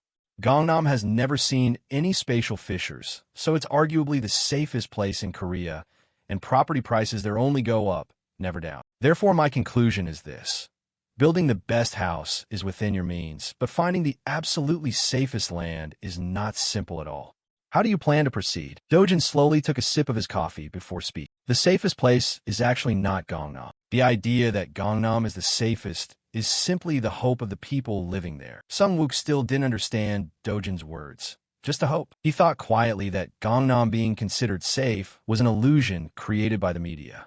The fact nothing has happened there so far is merely a coincidence. Even in a world that has already been destroyed, it's only a matter of order. Dojin reviewed his memory of each fissure that had appeared, and he realized that in the end, every area would develop fissures. The fissures had appeared, and he understood that ultimately every region would see fissures. Suddenly he asked, Have you targeted any area yet? Where should we buy in the Gujo district? Sung-wook was very puzzled. He asked blankly, Gujo had fissures a few years ago, didn't it? Even Mapo, not far away, has had fissures recently. Dojin silently realized, Mapo, that place I've already handled. During that time, Sung-wook asked curiously, Do you have a particular reason for choosing Gujo? His answer made him extremely worried. Because it's close. After saying that, Dojin's face remained very calm. Elsewhere, a fissure had appeared in the sky. Somewhere else, a fissure had appeared in the sky. Sure enough, it turned its head to look in one direction. Its eye opened as if it had sensed that something was wrong. Before it could fully react, Dojin finished the monster with a single slash of his sword. He felt relaxed because the monster hadn't wasted his time. Dojin lifted the sword and studied it closely. This blade is even better than I expected. Song Cheol then announced happily, I can confidently say this is the greatest masterpiece of my life. Everything was made from the materials you supplied. I won't take any payment. You already transferred the money? I can't put my current feelings into money. 1 billion. Song Cheol's expression completely changed when he saw that number. Song Cheol's face had completely changed when he saw the figure. Dojin laughed and told him, I don't like being in debt. Good. Hunting will be much easier from now on. After meeting Mr. Sung-wook and deciding on the house, Dojin spent the next few weeks entirely hunting fissures. To buy 10,000 pyong of land in Gujo would require at least 40 to 50 billion won, and it might still be insufficient if landowners drive up the price. In response to Mr. Sung-wook's proposal to stockpile purchases, Dojin simply replied, I'll handle the money. With the help of the sword, Dojin dealt with monsters even more easily. One evening, he took Eunyoung out to play. The girl smiled happily. I heard Grandma will be discharged in a few days. That's so good. He nodded. That's good. Seeing the girl so happy warmed his heart. Dojin smiled gently. Eun-young, seeing this, suggested, then you don't need to visit the hospital every day. Let me take care of Grandma. The girl was understanding to the point of heartbreak. Dojin remained silent. While he was still thinking, the man from before appeared. He walked up to the two of them and asked, You're Dojin, right? Chairman CEO Kyungchul sent me to fetch you. Please get in the car. I was ordered to bring you along no matter what. He fell silent, thinking for a moment. Then he put Eun-young down. Eun-young, get down here for a bit. The girl nodded in agreement. Yes. He continued to instruct. Eun-young, close your eyes for a moment. The girl, worried, complied. Yes. A moment later, Dojin used his foot to smash the luxury car in front of him. Before the other party could understand what was happening, the car was completely wrecked. He panicked and stepped forward to stop him. His gaze was now nothing but hatred. Get lost. Never show your face again. While the man was still weak-kneed, Dojin turned toward his sister. He hurriedly explained, I was only training to snatch photos from Eun-young. Hearing that, the girl looked up at him. If someone tries to take Eun-young, can you handle them? He reassured her, don't worry. He gently picked the girl up, then returned home with her. Recalling the earlier remark, Dojin decided that anyone who entertained that thought, he would kill them all. Inwoo's voice rang out. Dojin, are you planning to buy a house? In Gujo, Ju-yeon nodded in confirmation, seemingly getting the information through a broker. She anxiously asked, what about you? What are you going to do? Ju-yeon asked back, do what? Inwoo laughed. You idiot. Why are you even asking? You have to move next door. You should become the woman living alone next door. She imagined Dojin striking up conversation. I cooked a bit too much. Can I bring some over to share? Her fantasies left Ju-yeon speechless. This woman is crazy. She wouldn't be outdone. Why save that money and wait for some future profit?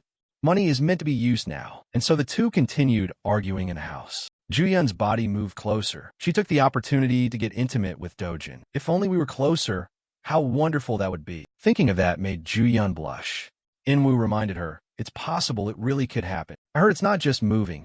It's building a new house, right? Then you wouldn't be staying temporarily for a year or two and leaving. She nodded in agreement. True. That's right. Ju-yeon fell silent, thinking for a moment. Woo was still staring at her. Suddenly she asked, what if you also move close to Dojin? Look at that girl, clearly nervous. She quickly reacted. Oh my, honestly. Inwoo seized the moment to reiterate once more. I'm not joking. It's not what you're thinking. After the incident in Brazil, she became certain of one thing. Wherever she went, she had to pick the right side. If so, she'd rather choose a sports car speeding down the highway. Ju-yeon glanced at Inwoo suspiciously. Do you mean that Dojin is that sports car? She laughed. Why even ask? I can see it myself. His class is on a completely different level from the other S-ranked ones. On this occasion, I'm planning to build a mixed-use complex and put the guild office there as well. She nodded in agreement. Sounds good to me. Inwoo brought the wine glass closer. Come on. Ju-yeon, decide quickly, will you? She nodded.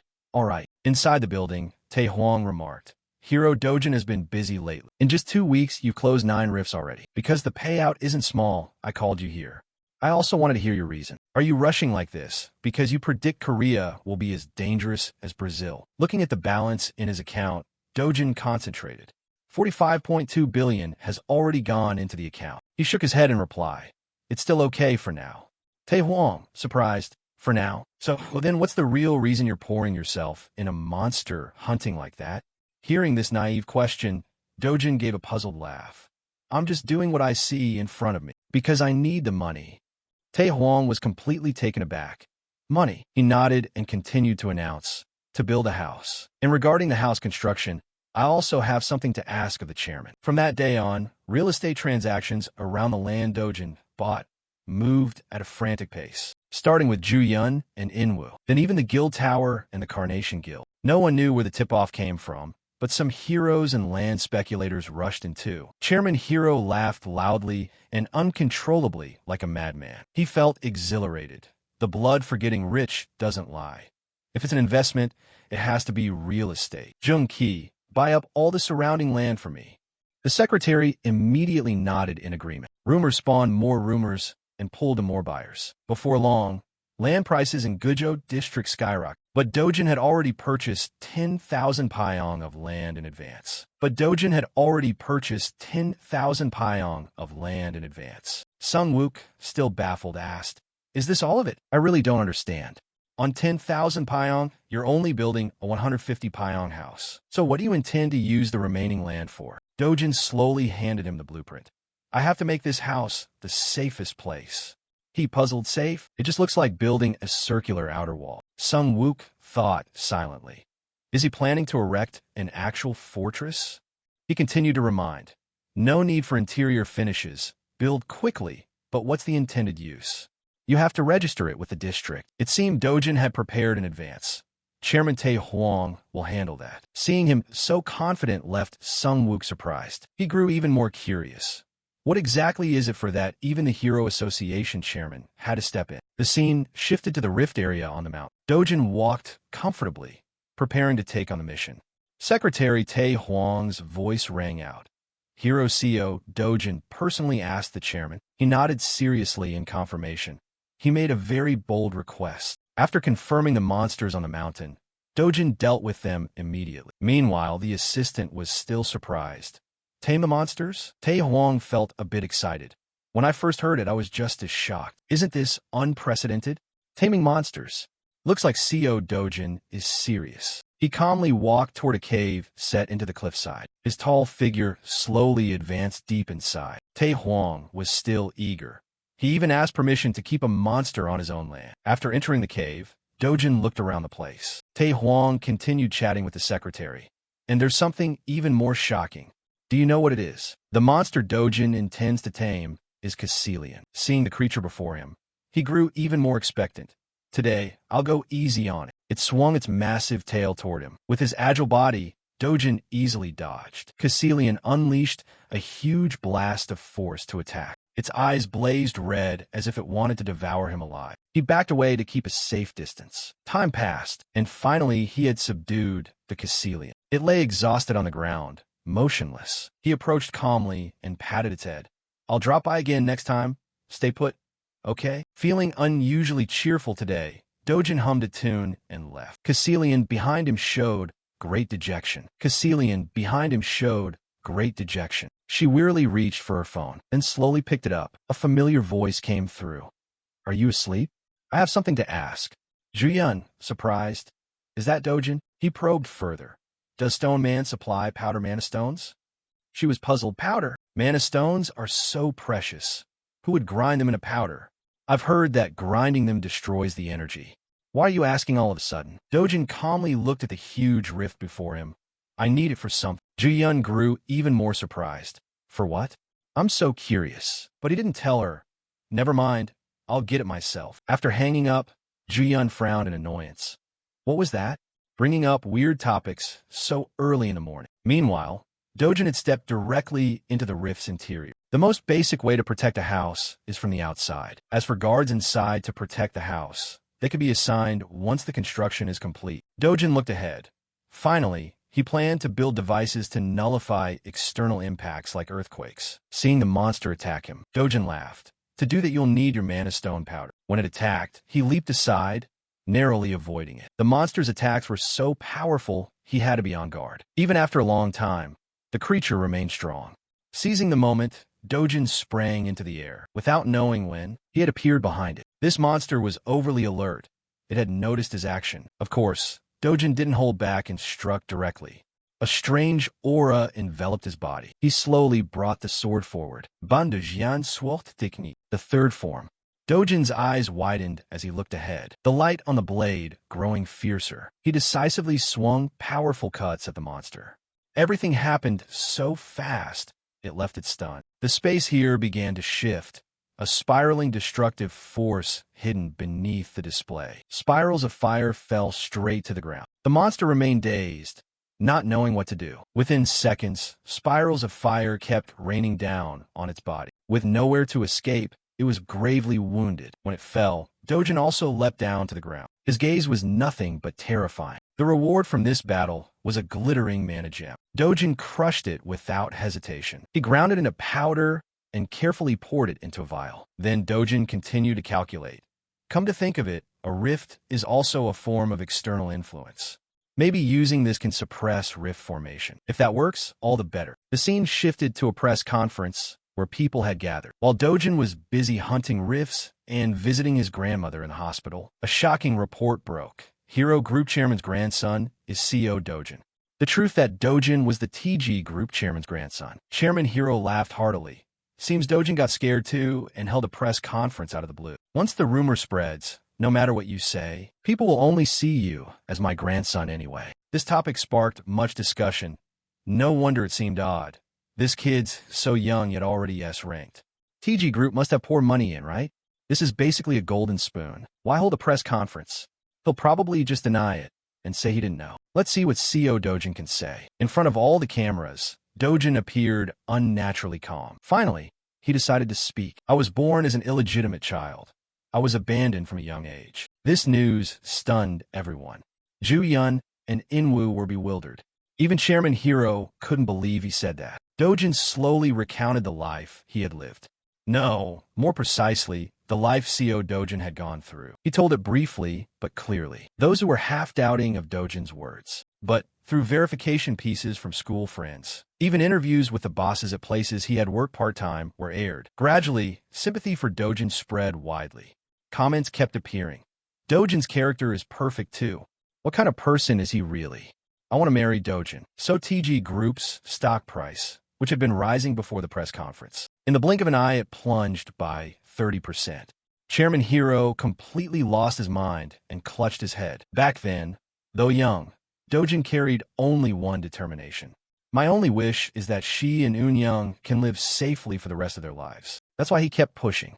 Before long, that promise will come true. Absolute safety that nothing can shake. The creditors had long been dealt with. TG Group, after that disastrous blow, behaved itself. Kong Jang-pyo still survives, but he'll surely walk into the trap on his own. The only thing to guard against until the last minute is unforeseen rifts. Once the house is finished, even if a rift appears nearby, it will be able to defend itself. The town's part of your house is almost done. Dojin asked, when will construction be fully complete? I want to move in soon. He was utterly baffled. How can you say that? This is the residence of the world's #1 hero. We absolutely cannot be sloppy about even a single screw.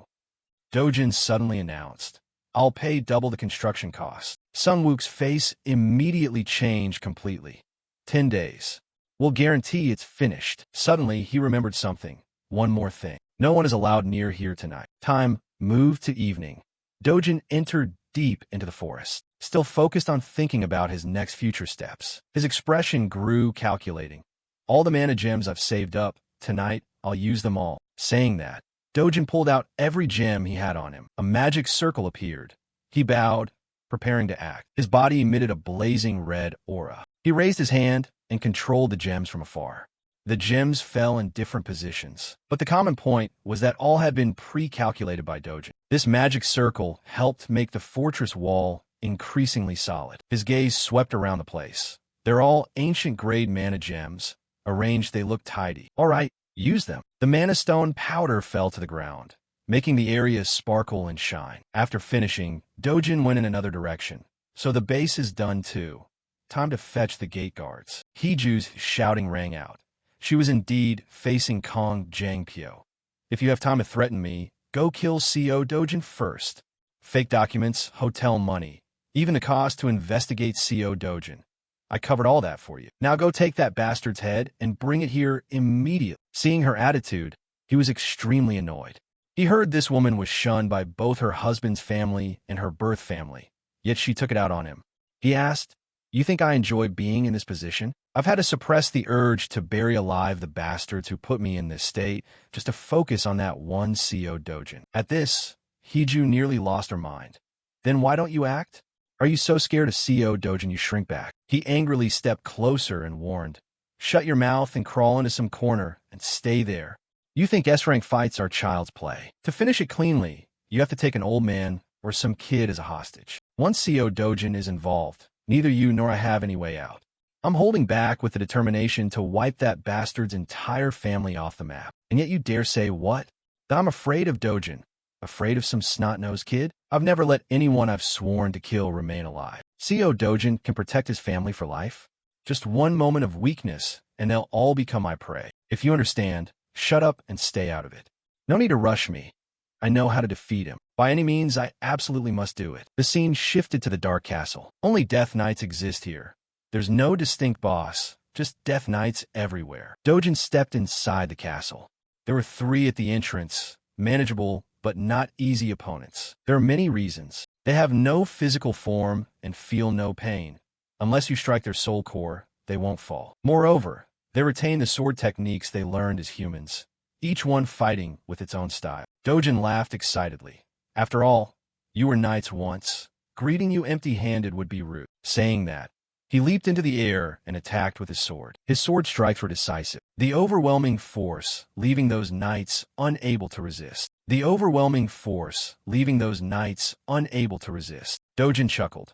Besides, I really enjoy swordsmanship. In the time that followed, the 2 sides clashed again. When a knight attacked, he merely dodged lightly. Since I could barely walk, I've lived with a blade by my side. The Banjayan family's secret technique used no other physical arts. Dojin's speed increased to the point the knights couldn't catch up. No other physical art. Dojin's speed kept rising, so the knights couldn't keep up. This worked to his advantage and left them unable to counter. I'll conquer this place with just my sword. This self-imposed challenge excited me to the point I couldn't contain it. Is there only one left now? A strange sound rang out. Dojin turned his head to look back. He realized the chaotic scene before him. I thought even among the ordinary, there'd be someone outstanding. What a disappointment. Dojin sighed softly. Noticing another figure approaching, he paid attention. Before him was a knight who seemed stronger than the 3 just now. Dojin grew more eager. It's about time. I figured an upper rank would appear. The knight spoke little and attacked directly with his sword. He merely twirled his sword lightly and was able to block. Then the 2 faced off in swordsmanship. Dojin thought inwardly. Indeed different. The blade is truly sharp. Good, keep going, I'm enjoying this. The 2 fought for the following period, and he even nodded in approval.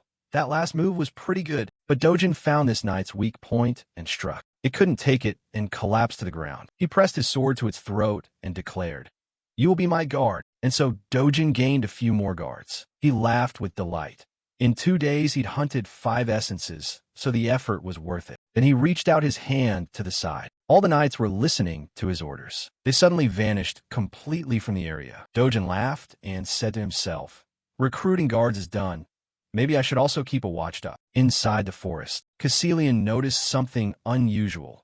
The human who had come before, his gaze full of hatred. Upon seeing Dojin, it screamed in fury. Caecilian angrily warned, "Get out of my lair now." He replied, "I'm not here to play today. Come obediently with me." Arrogant to the end, Caecilian retorted, "A lowly human like you dares to seek death." Dojin's expression grew even more annoyed. It sensed something was off and flinched. Different. This one is completely different. He's terrifyingly strong. Caecilian hurriedly spread its wings, seemingly accepting the compromise, and carried Dojin away from the place. Watching from above, he coldly ordered, "First, get out of the gate." It was about to say more, "Go outside. This is my home." Of course, he paid no attention to what it said. With no choice, Caecilian had to comply. Yes. The scene shifted to the bustling streets. A dark shadow flying across the sky drew everyone's attention. Seeing Caecilian circle over the city center, people panicked. What is that? A monster. Dojin was still instructing it. Fly carefully, don't crash into buildings. A cruel, hateful gleam flashed in its eyes. Of course he had noticed something off. He narrowed his gaze. You planning to disobey? A series of Dojin's actions drove Caecilian mad. I won't hold back anymore. Do you know who I am? At its roar, the terrified citizen screamed. My ears are going to burst. It grew even more pleased with itself. See? Engrave my nobility into your bones. No sooner had Caecilian finished speaking than Dojin struck its body. You're scaring people. Fly more gently. Though furious, it had no choice but to obey. United States territory in the Mariana Islands of the Pacific Ocean. Under Caecilian's flight force, trees were knocked flat. It carried Dojin and appeared at this location. Under Caecilian's flight force, trees were knocked flat. It carried Dojin and appeared here. He calmly jumped down to the ground, calculating in his head. Dimensional rift zones can appear anywhere. If one appears on a deserted island and waves of monsters keep repeating, that place will turn into a monster-infested cavern. Dojin looked up ahead, just like this place. Let's cause some trouble there. Caecilian immediately obeyed. The monsters charged as soon as they saw humans appear, but none of them were a match for Caecilian. One by one, they were quickly dispatched by it with ease. Dojin stepped forward and picked up the mana gems like a fisherman reaping a catch. He laughed, very pleased.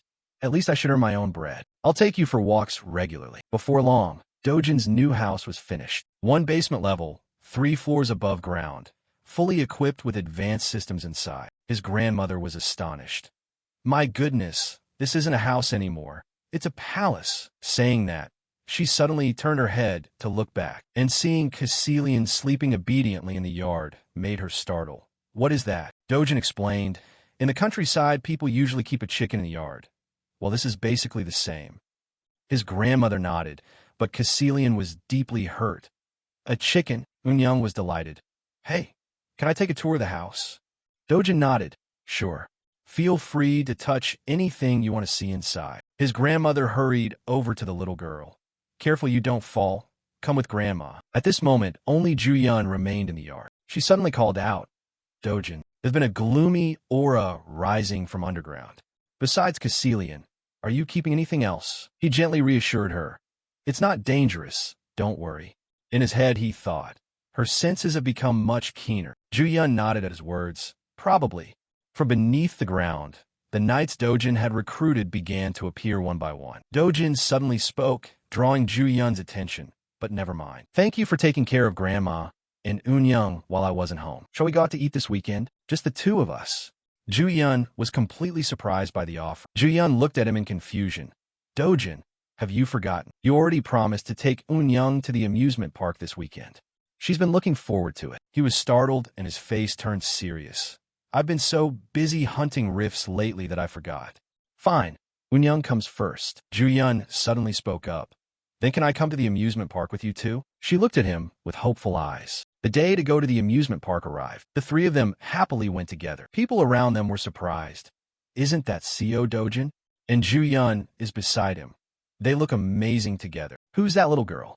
Could she be their child? Are you stupid? Don't you read the news? That's CO Dojin's sister. Not only are they dating, but he brought his sister along too, like a couple officially accepted by the family. Everyone played together merrily. When it came to the roller coaster, Unyoung was a little scared, but from exhaustion, the little girl fell asleep on Dojin's back. He and Ju-yun talked for a long time. Suddenly, he fell silent for a moment, which caught her attention. What are you staring at? He recalled what Unyoung had told him. Brother, yesterday, she cooked pasta for me. It tasted a bit strange, but she's very gentle. I like her a lot. Before that, we went to a super pretty cafe with her and Grandma. It was sparkling. Thinking of that, Dojin smiled warmly. Thank you for always being there for my family. I hope you'll continue to help us in the future. Ju-yun was surprised.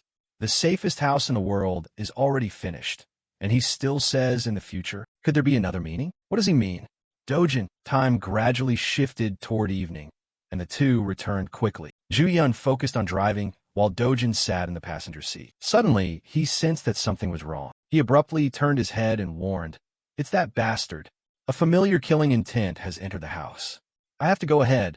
Please watch Unyoung for me. Though surprised, she nodded in response. Leave her to me. Dojin hurriedly ran forward at top speed. He disappeared completely right after. Dojin even flew higher than the skyscrapers. The scene shifted to Dojin's house in Gujo district. From above, he saw Kong Jangpyo fighting Caecilian. He was irritated at having his path blocked.